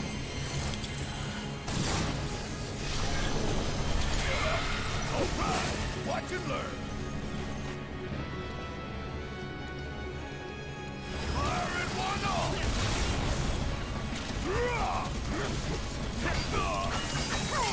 How's that? This ain't nothing. Get cocky now.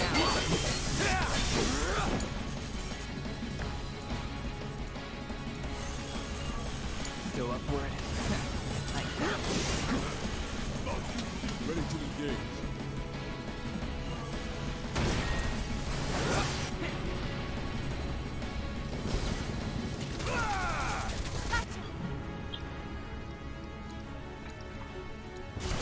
Get off, would ya?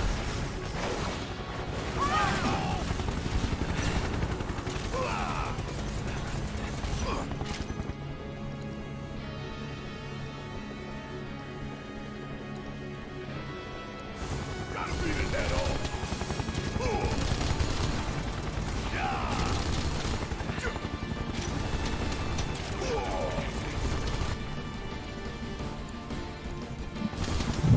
This is gonna sting.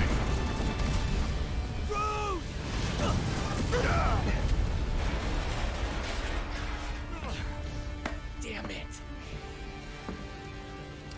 Ooh, sucks to be rude.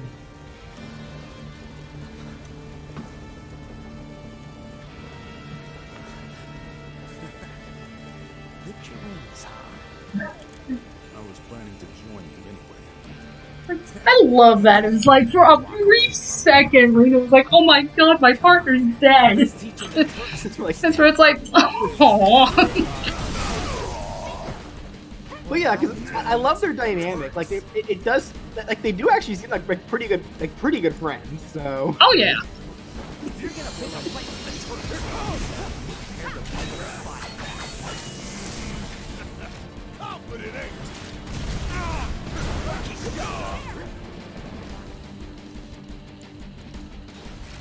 Oh, you know what? Actually, I just had a thought.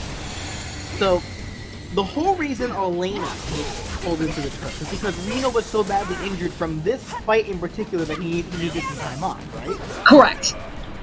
So, are they going to imply that Rude didn't get it as bad, that only Reno got the worst of it? Possibly.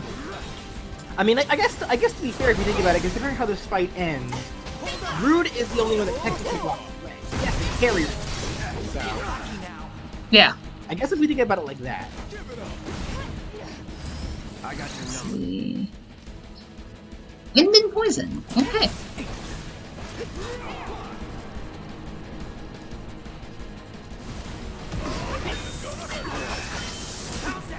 So that being said, let's get a chocobo in here. Nice, chocobo. Chocomon.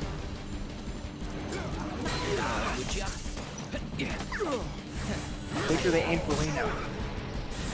I'm not aiming for Reno, dang it. Don't move.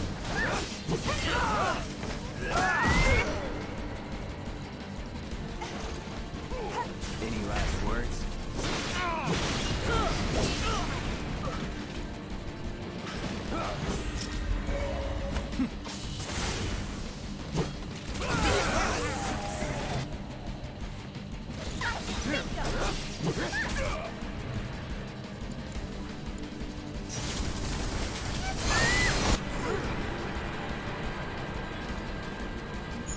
Run, throw a bomb.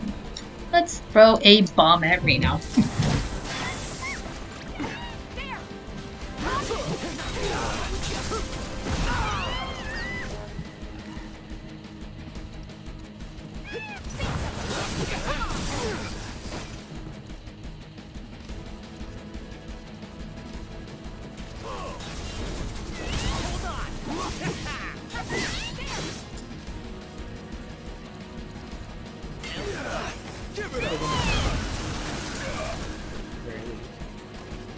Chocobo gets one good hit on him.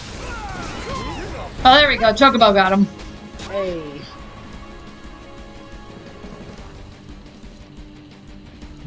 Yeah, because I mean, Rude hits hard, but he's not fast like Reno. It's like I'll take the hard hitter over the fast attacker any day.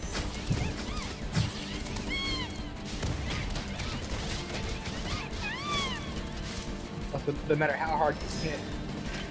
Not much you can do against and so Chocobo kicked both their asses. Yeah, not much you can do against a ransacking mob of birds.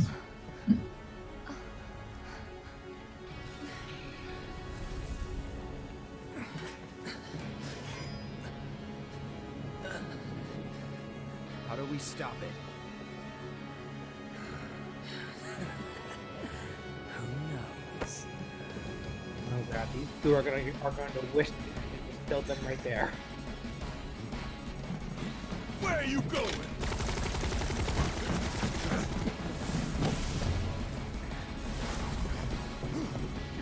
Move! Getting real tired of your shit. Tifa!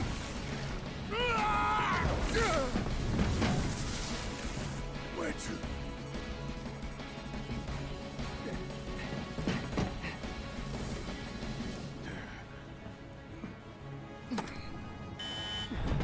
Blade separation initiated. Blade separation initiated. Commencing separation sequence. Section 1 separation imminent. Evacuate immediately. Blade separation initiated. You son of a bitch!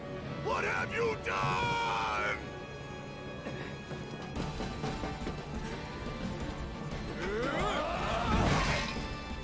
Cloud! Tifa!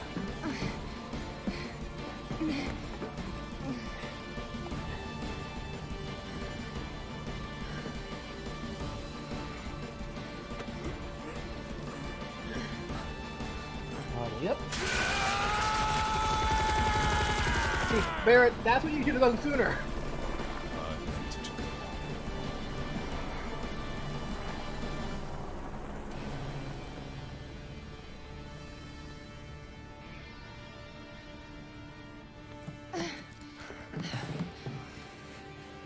What do we do? Nothing. There is nothing you can do now. You can't do this! Tifa! I found Marlene! Aerith! Marlene? My Marlene? What did you do with her? Where are you? I'm at the... Sir, run. Yeah, so Aerith does not get a slap in the face in this version. Which makes sense contextually, considering how much of a big thing they were making earlier about not harming her. Alas, the sector in which you stand has been condemned. Ancient. Run! You have to go now! And where exactly do you expect them to go? In fact, I actually like how they changed it from a physical showing up in a helicopter to just a monitor. Because why the hell would Sung want to taunt them in a helicopter right as the plate's in the process of falling? Right. That was a good call to change that part. Like, logically, it makes a lot more sense that he'd want to get out of there with Aerith as fast as possible. Speaking of getting out of there as fast as possible.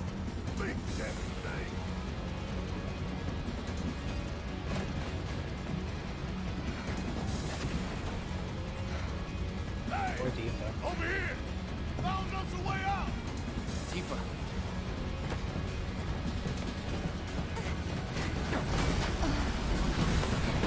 Come on! Come on!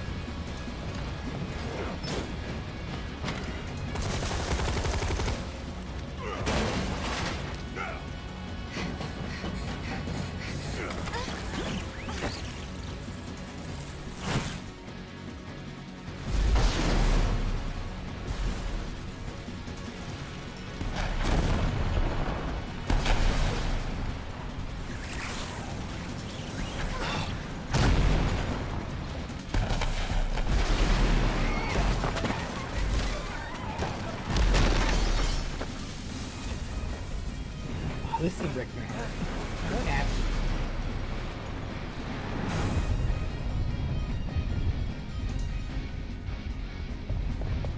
Oh, speaking of Hi, cameo!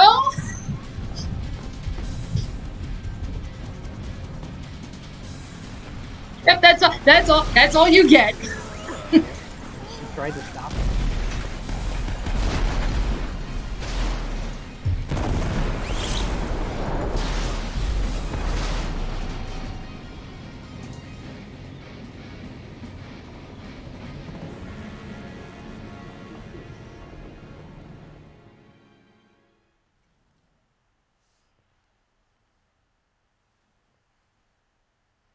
So yeah, whoever it was that was bringing up about Jesse's mother being so heartbroken about that, her mother lived on the Sector 7 plate. Yeah. So, I think way more than her heart is currently broken at the moment. It sucks to think about though. Like, damn it. Right, and like yeah, and it's like what Jordan Carroll said, like, if again, for those of you who have seen Advent Children, the new character that was introduced in that movie, Denzel, yeah, here was where his story really begins, because yeah, his parents died during the plate fall.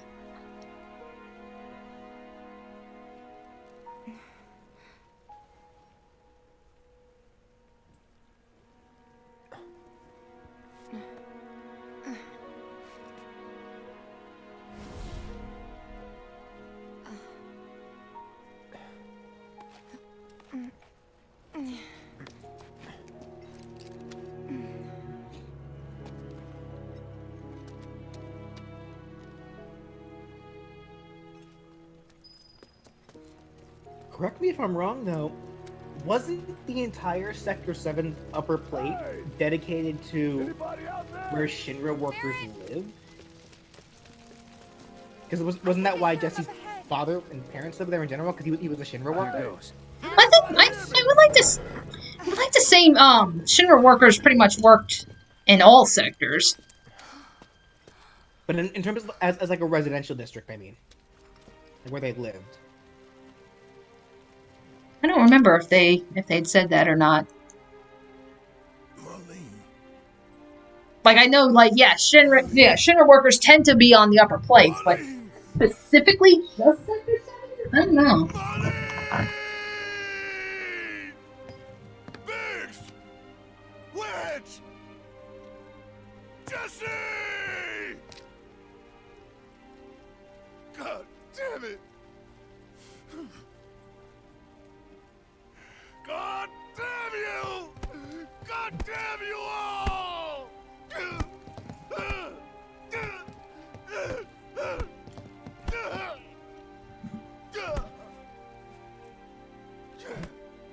Marlene. Marlene.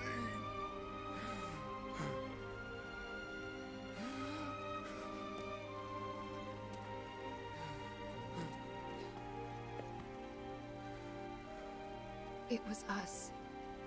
We did this.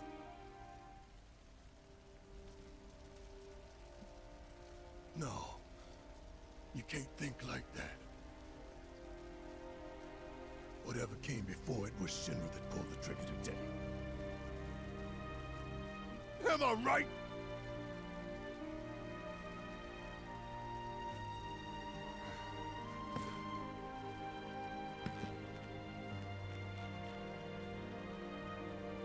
Yeah.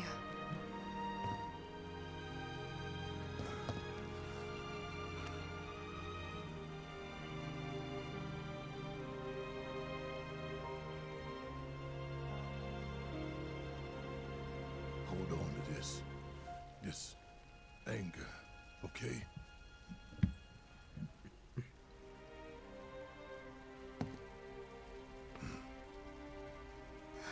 This whole scene is just so powerful. Like, Again, like, yeah, this is where, like, Barrett's voice actor just knocks it out of the park. Barrett. Yeah. Marlene's fine. Huh? Aerith found her. Aerith. Is that the girl they took? Yeah. That's her. What the hell's going on? I asked Aerith to find Marlene and take her somewhere safe.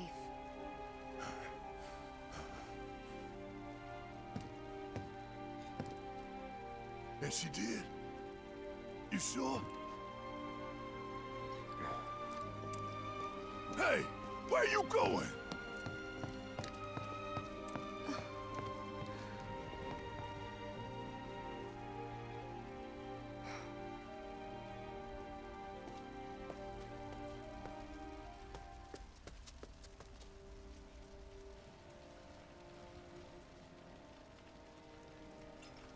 Yeah, that's like...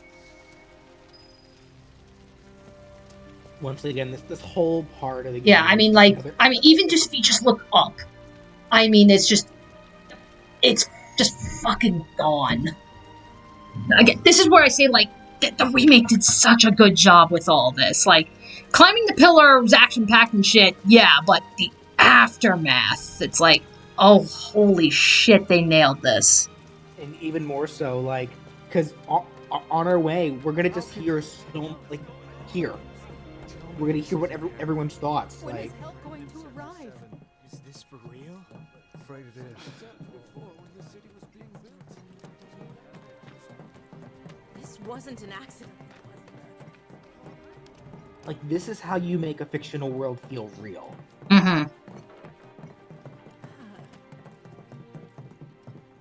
I said, where you going? Aerith's house. It's in the Sector 5 slums. And that's where Marlene is? Where we hope she is. Tell me she is. Give me something to hang on to. Even if she's not, I won't blame you for it, I swear. Who am I kidding? I'd probably try to tear your head off.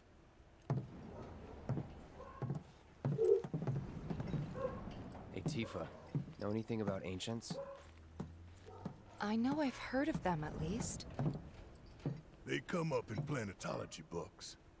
Meant to be the original stewards of the planet. Could even commune with it, talk to it and stuff.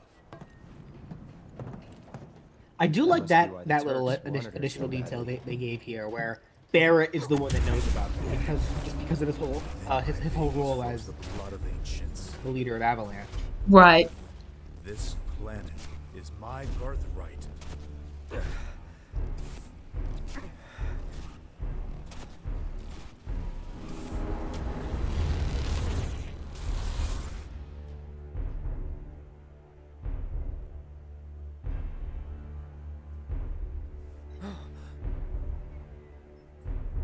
You have failed again, I see.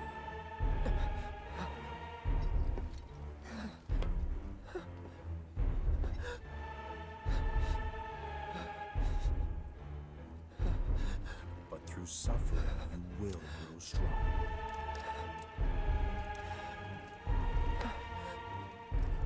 Isn't that what you want?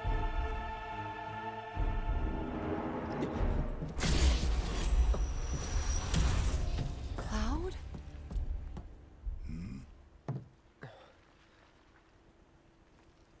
It's nothing. Let's go.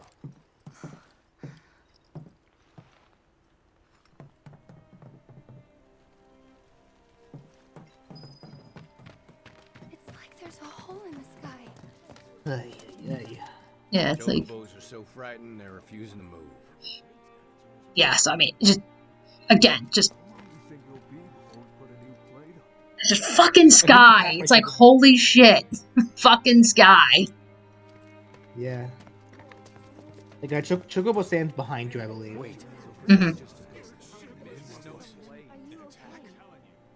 Over there. What the hell are they doing here? Their jobs, probably. Just focus on seeing Marlene again. Nothing else.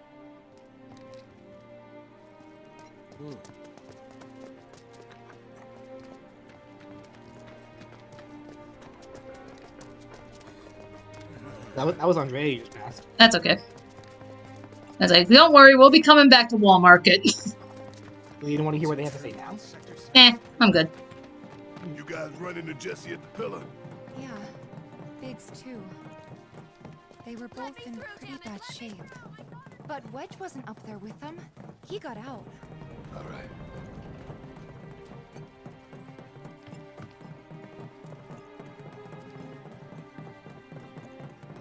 Come on now. There's no need to be afraid.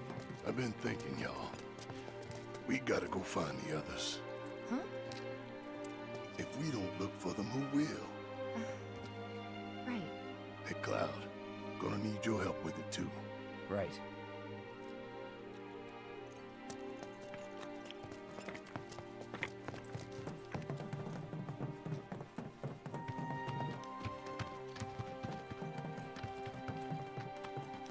Alrighty, Jordan Cross. So was that the Sephiroth from Cloud Subconscious, the one that you fight at the very end of the original? Debatable.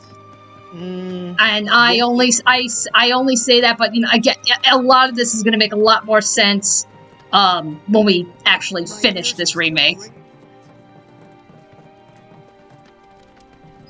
I'm just gonna say yes and no. Yeah, that again, that's why I say it's debatable. Where I think she is. It's a house on Kind of hard to figure out what the hell is going on, but you know. I'm going as fast as you are. I can't even imagine how it looks so far. Anywhere else is still safe.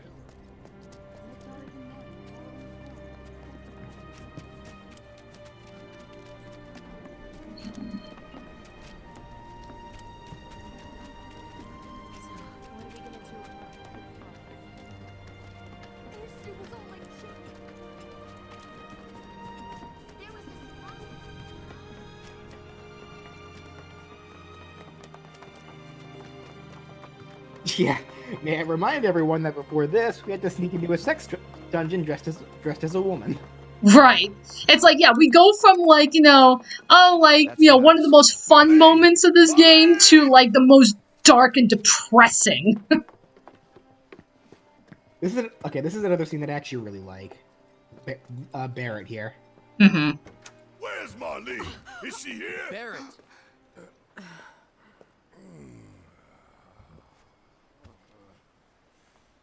Sorry, I'm Barrett. Marlene's my little girl.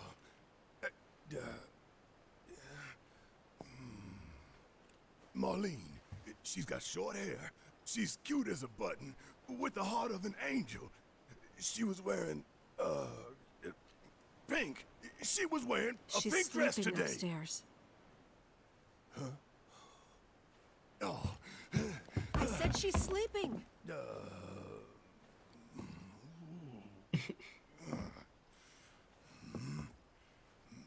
I want to see her too.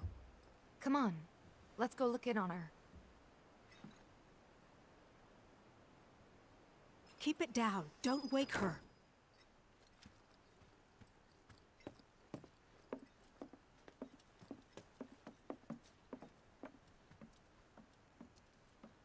Marlene, my baby. Thank God.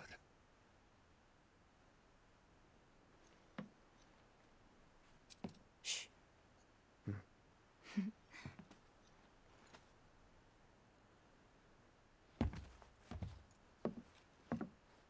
Shinra has my daughter now. I'm sorry. No, I'm the one who asked her to go get Marlene. We'd only just met, but she was so kind and helpful. I took advantage of her. It's not your fault. It was only a matter of time before she ended up back there.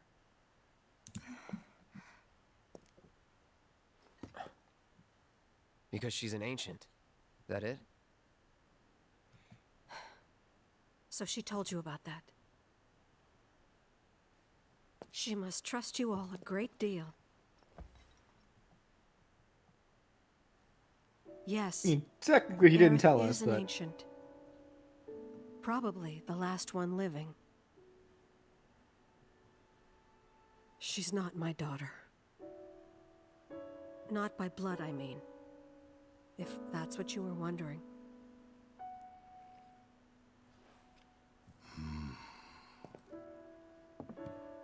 About I like how 15 they years ago.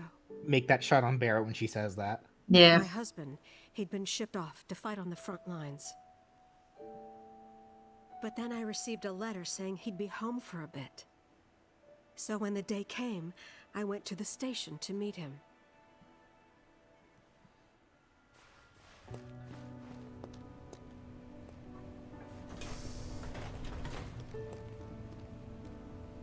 But he didn't come. I couldn't help fearing the worst, even then. But I told myself his leave must have been postponed, that he'd been delayed. Every day I went, to wait and to pray.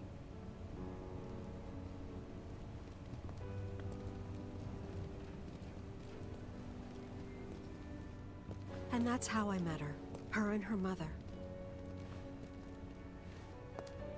I thought maybe they'd run away from Wall Market, or that they were topsiders fallen on hard times.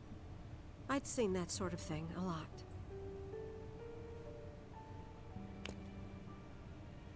Take Aerith somewhere safe.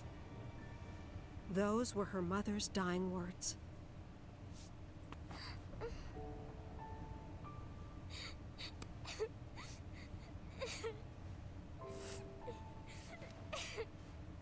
My husband had been away for so long, and I was lonely.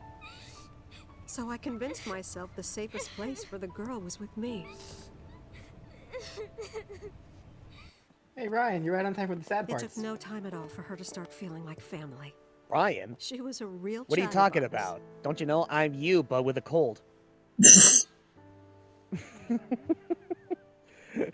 Heyo. Oh yeah, okay. I'm sorry. Like, what did I just walk into with Final Fantasy VII? Aerith's backstory. And how she wasn't sad gotcha. because her mother Okay. had just returned to their planet. Their planet, huh? Yeah, that sounds about right. I didn't understand any of it at the time. When I asked if she meant one in the sky, she said no. This one, right here. I mean, what can you say to that?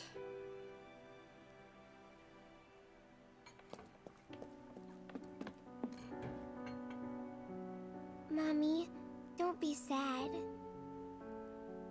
That's what she said to me one day, out of the blue. So I asked her, what's wrong? A man you really, really loved just died. His heart came a long way to say goodbye. But he couldn't stay because he had to return to the planet.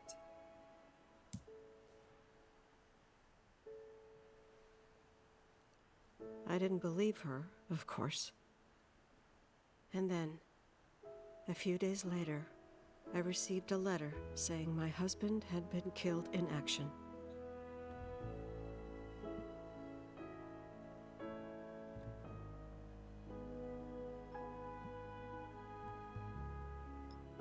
Things like that, she'd just know.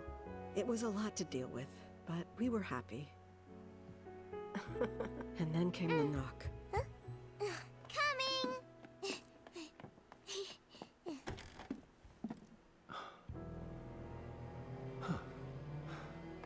No! Go away!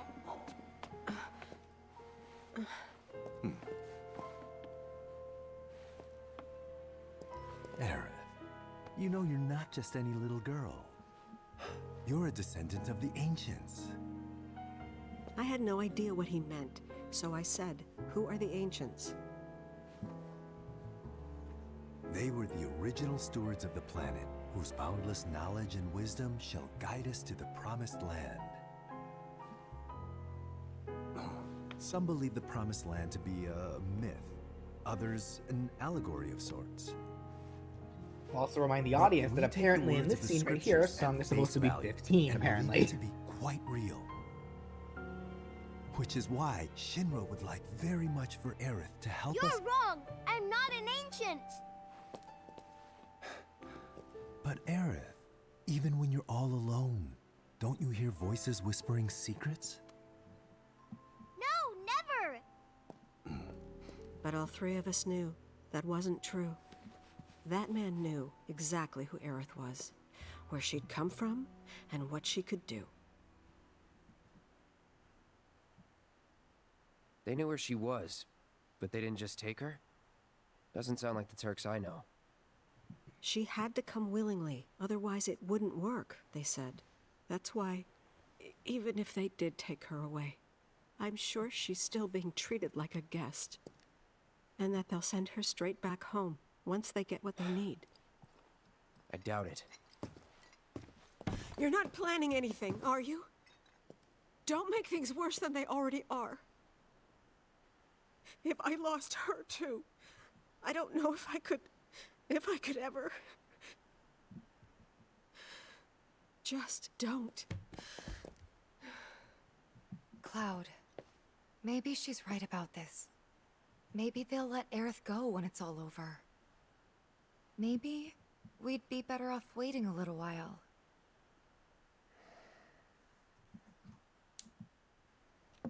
Let's head back to Sector 7.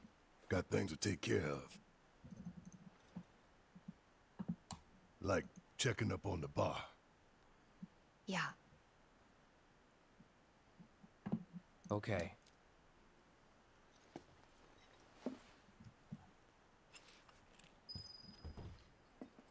Yeah, but so this is where, like, I think we talked about this in one of the earlier parts, but it was like during that flashback, it's like, yeah, so we know, like, Sung had known about Aerith since she was a little kid, and he was already a part of the Turks then, so again, it brings up that question, just how old is Sung? I think based on what we found out, it sounds like currently he's like 30-something. So yeah, he something like that. Yeah, so like yeah, he had to have been a teenager when he was with the Turks, even though they're using the exact same model in the flashback as, you know, his current model now. You know, it was like at least in Crisis Core they changed up his model, you know, to make him look considerably younger. Dang, Sung, what's your secret? Yeah, really. But yeah. So now that the cutscene is pretty much finished, now I can say, hey everybody in the chat, how's everybody doing? Hope you all have been having a fantastic evening so far. And yeah, we still have spooky sounds. Oh yeah, it's like while the cutscene was playing, I mean for the record, like if you still remember like how to log into like Streamlabs and such, like you can easily fix that yourself. However, while the cutscene was playing, I did take the liberty of going back into Streamlabs, and I don't know if it will change like instantly or if it will change like during the next stream, but I did change the sound effects to back how they usually were. So okay, cool. It should change. It should change. Well, yeah, I would certainly hope so. Yeah. I'm glad to see that you're okay. Well, that's like because earlier, like we did get a new sub, so we had the sister location scream happen, and that threw us in for a loop because we were like, whoa, what the fuck? Oh no.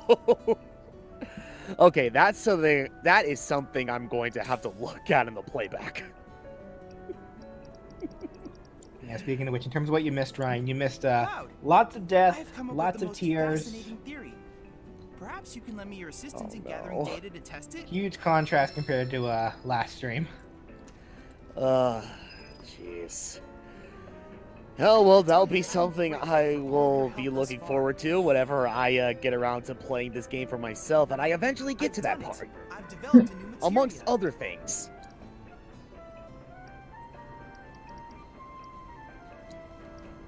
Ah, yes, the enemy skill materia.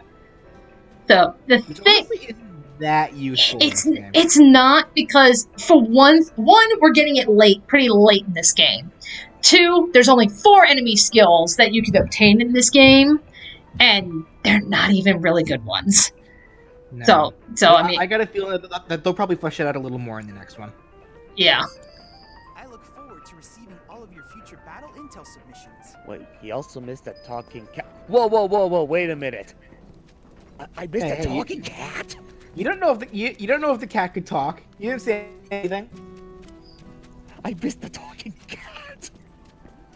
I'm so upset.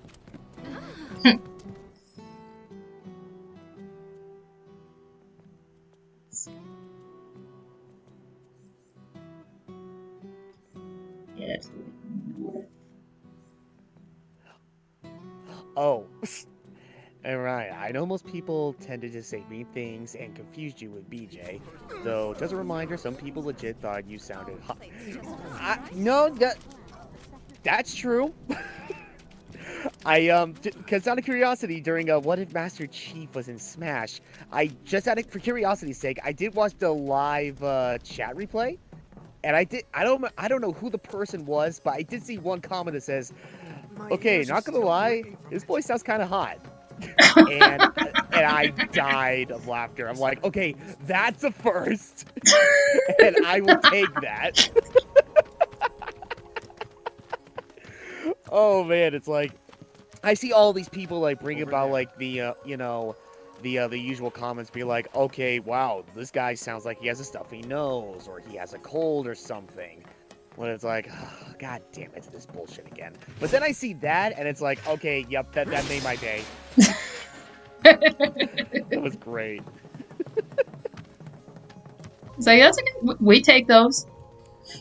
Yeah, I'll take those any day. As someone who's trying to get into the voice industry, and it's like, oh yeah, no, I will gladly take those. Yep, back to tech and music.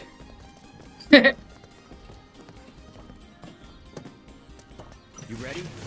I was born. All right, watch and learn.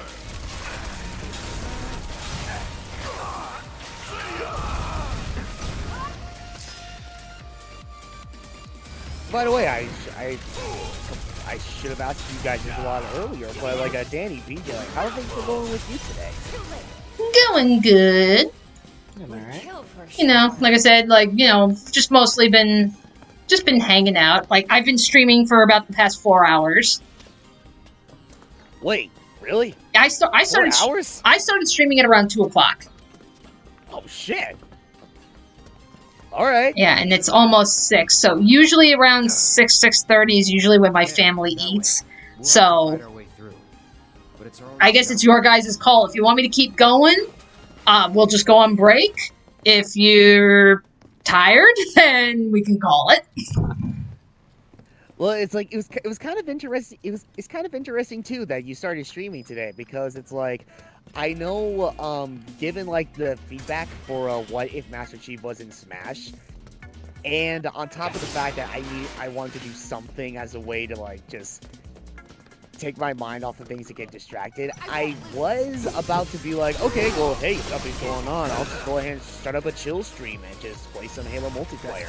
But then I see you doing this, and I'm like, oh, all right. I mean, I guess it works too. Okay, well, I mean, it's like, if you want to do your chill stream, I mean, that's fine. We can do that. I mean, it's like, at this rate, it's either or, really. I mean, I don't know. I don't even know.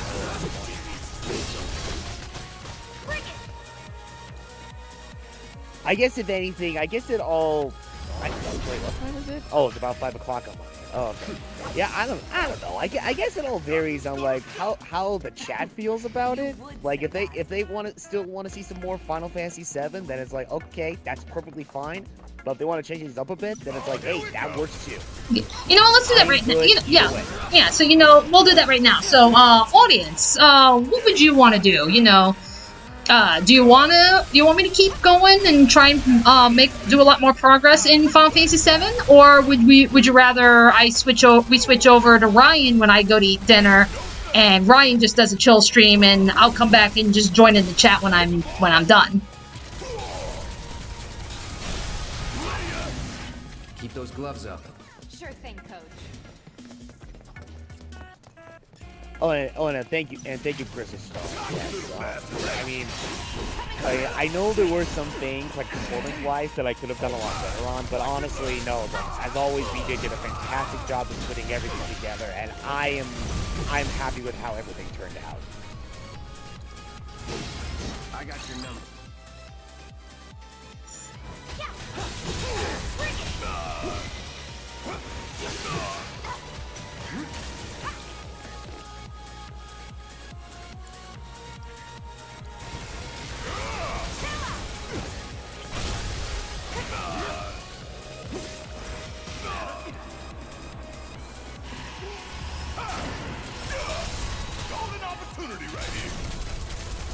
Oh boy.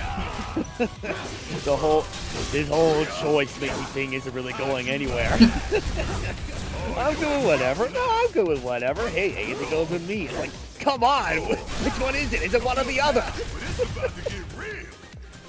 What do you want to go and eat? I'm fine with whatever. Okay, you want some pizza? I just had pizza. Yeah.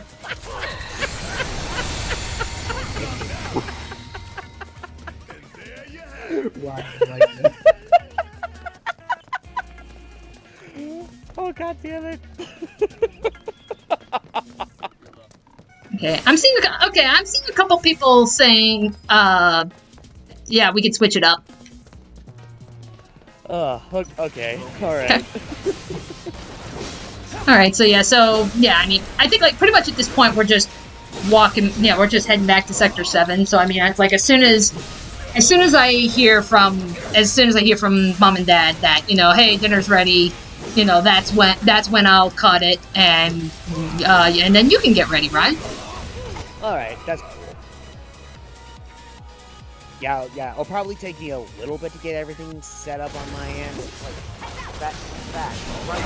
There's probably a few things I need to set up on video, like anytime, so that way, that'll be one less thing I gotta worry about. Like, while I'm getting everything set up, like, legitimately. Okay.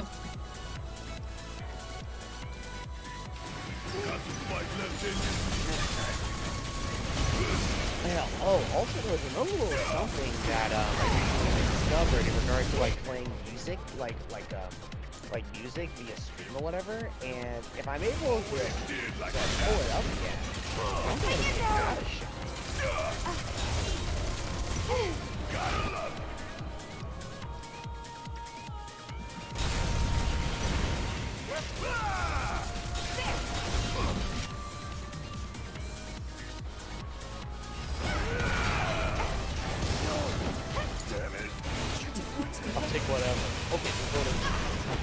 I'll take whatever. I thought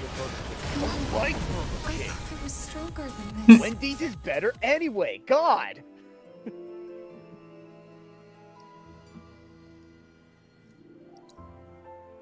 Let me see. Ryan, I can't hear your sound effects. Okay, well, the sound. If you're referring to like the alert sounds, yeah, we have those alert sounds for whenever anybody like subscribes, donations. I think that's about it. Yeah. New subscribers, donations through Streamlabs, and donations via Super Chat. Gotcha.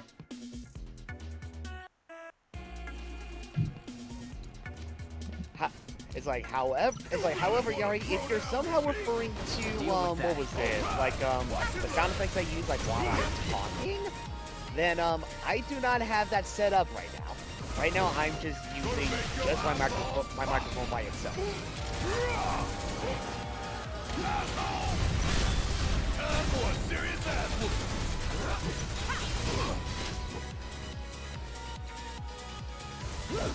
Coming at you hard and fast. Gotta love it. Red Walker, Saturday is one of those days where everyone just feels like chilling. Yeah, well, as much as I want to say that, I mean, what didn't really feel like it was a chilling day, you know, like earlier today for me. Freaking work. You know, just dealing with all the heavy traffic, especially with a huge football game. Ooh. Oh, yeah. Whoops. And there goes my mic. Oh dear. It's all good though, no worries. Anyway, yeah, it's like, I don't know, depending on how things go, might be maybe very well on the way to the Super Bowl again. Hope you're ready.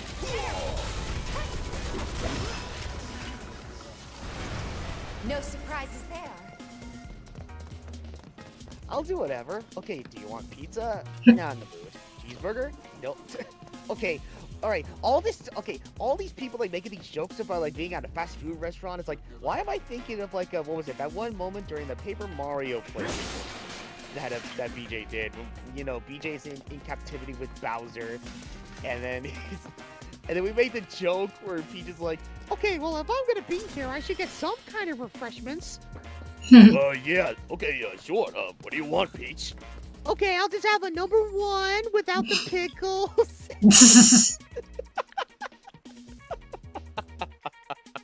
Oh, god damn it. Good times. That was a great playthrough.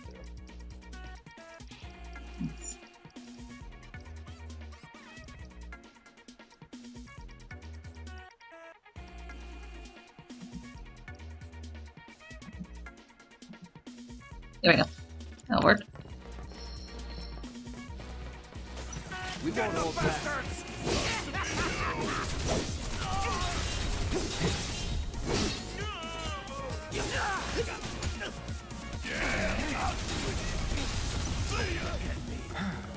Nothing to it.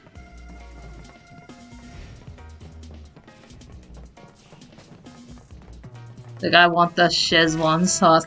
Oh god. You know, speaking of Szechuan sauce, okay, I finally got around to watching season 4 of Rick and Morty. Oh, have you? Yeah, I finally got around to watching it because, you know, it got on Hulu, so I was like, oh, that's right. I need to watch that. And I mean, yeah, it was pretty good season.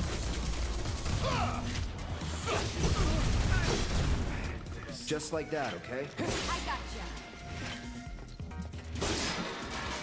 So yeah, that's another thing that I need to do sometime later down the road. I too need to see season 4. Is that on Hulu? Like season 4 in particular. It's like, hey Ryan, it's your guys. What? My guy? What? It's your guys. It's your boy. It's your boys. Yeah, that's like they literally saw like, oh shit, not you again. They literally freaked out. Oh, it's funny because they said like those guys were essentially like the Final Fantasy VII skull, and I love it. It's like, ooh, what do just desserts taste like?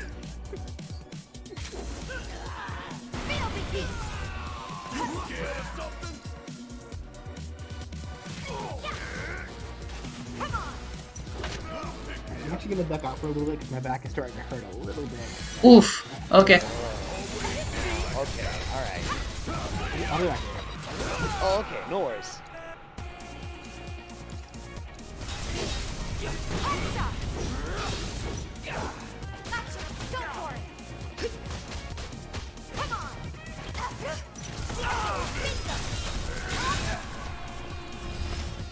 Don't give up. You guys think they would make for a good rap group? Who knows? I don't know. I mean, these guys don't even understand basic vocabulary, so I don't know. I don't know if rap is necessarily the right genre for them.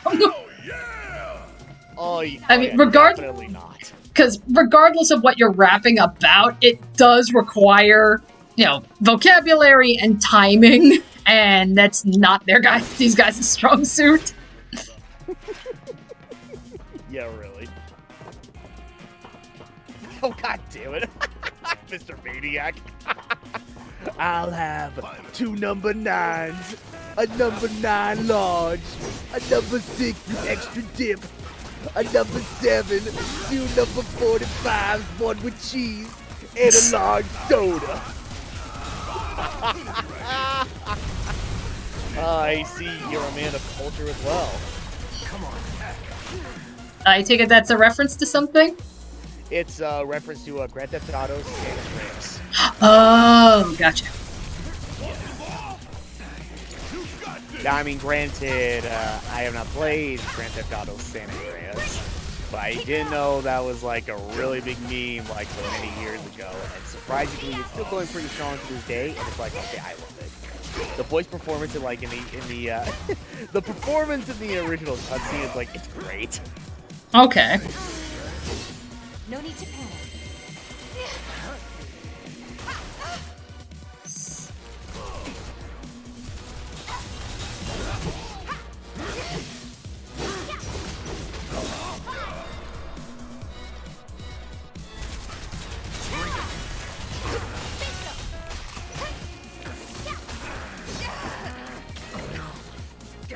Wow, I know the big smoke order, but I don't know if that's a bad thing or a good thing. Oh, trust me, no, that's great. That's great. Like, don't tell yourself any jokes, okay?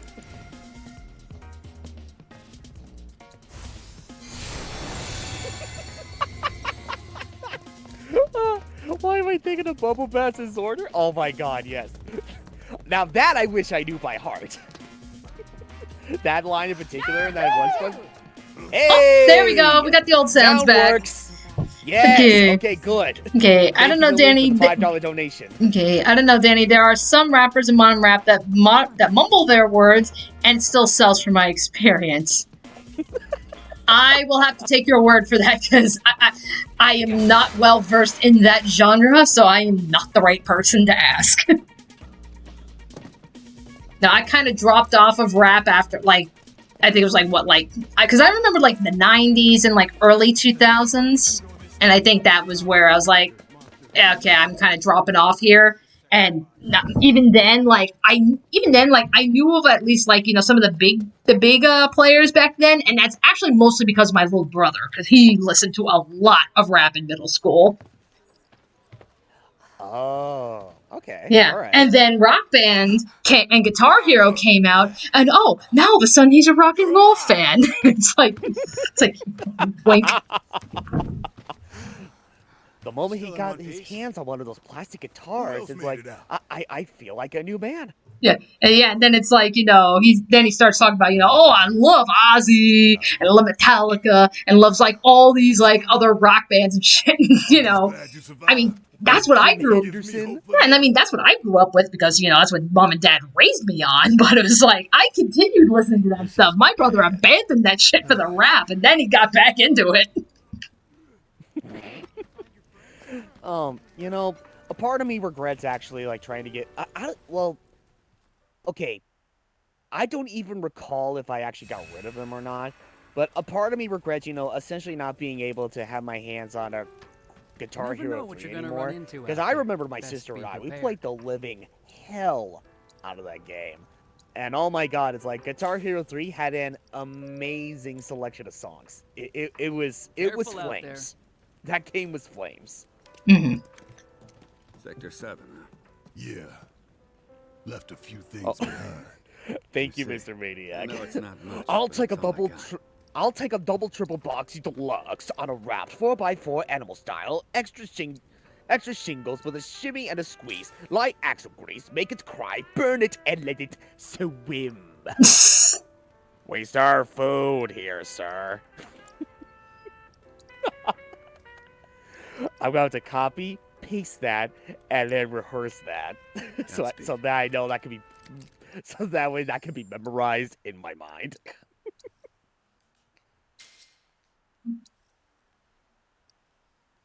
We got it.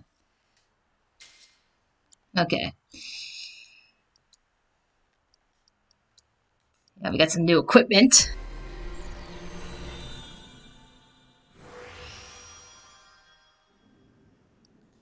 Inventory slot, yes. Alright, I know the staggering system was something that they took from Final Fantasy XIII, but another thing that occurred to me, and I'm pretty sure you may have pointed it out in an earlier part, I just don't remember, but this whole level up system right here that you're doing right now, my god, it's like, this also gives you some major Final Fantasy XIII flashbacks. More or less. Okay. 13's day is coming, people. Just please be patient with me. There's some better games we got to get through first. I want to get us through this. I want to get us through at least one playthrough of Fire Emblem Three Houses. I would like to get us through all the important endings for Nier Automata before we even think about going into Final Fantasy 13. Trust me, if you have not played that game, you're not fucking ready for it. So what you're saying is I should hold off on Fire Emblem Three Houses and wait for you to live stream it. Well, for Fire Emblem Three I'd say play Fire Emblem Three Houses whenever the fuck you want, because Fire Emblem Three Houses is a good game. A damn good game. Did I mishear you? Oh, I'm sorry. Yeah. No, I'm saying, I want to get through I want to at least get through one playthrough of Fire Emblem Three Houses, and I want to try to at least get the important endings for Nier Automata before we even think about going into Final Fantasy 13. Right. Yeah, so I mean, it's like, no, 13's day is coming. And God help us when it does. Oh, yeah. I really hope that all my friends are okay. I'm sure they are, honey. Don't worry. Yep, my god. Thinking about it now. Oh, Christ. Now, okay, well, now I feel old as hell. Because, no joke, honestly, I think it's safe to say at this point in time, it's been exactly 10 years since I initially started trying out Final Fantasy XIII until I eventually stopped due to fucking Sid Reigns. Oh my god. I mean, as crazy as it may sound, no, I think I'm long overdue for seeing Final Fantasy XIII again. I still don't know what happens after Sid Reigns, but it's like, I still at least need to see that.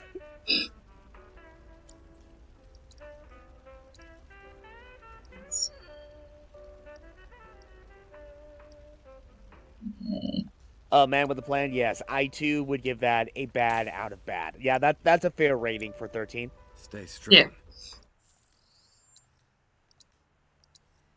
Oh, and speak of the devil. Alright. Coming!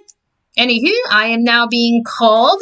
You know what? This is actually a good stopping point because it's like we just met right back up with the with some of the survivors from Sector 7.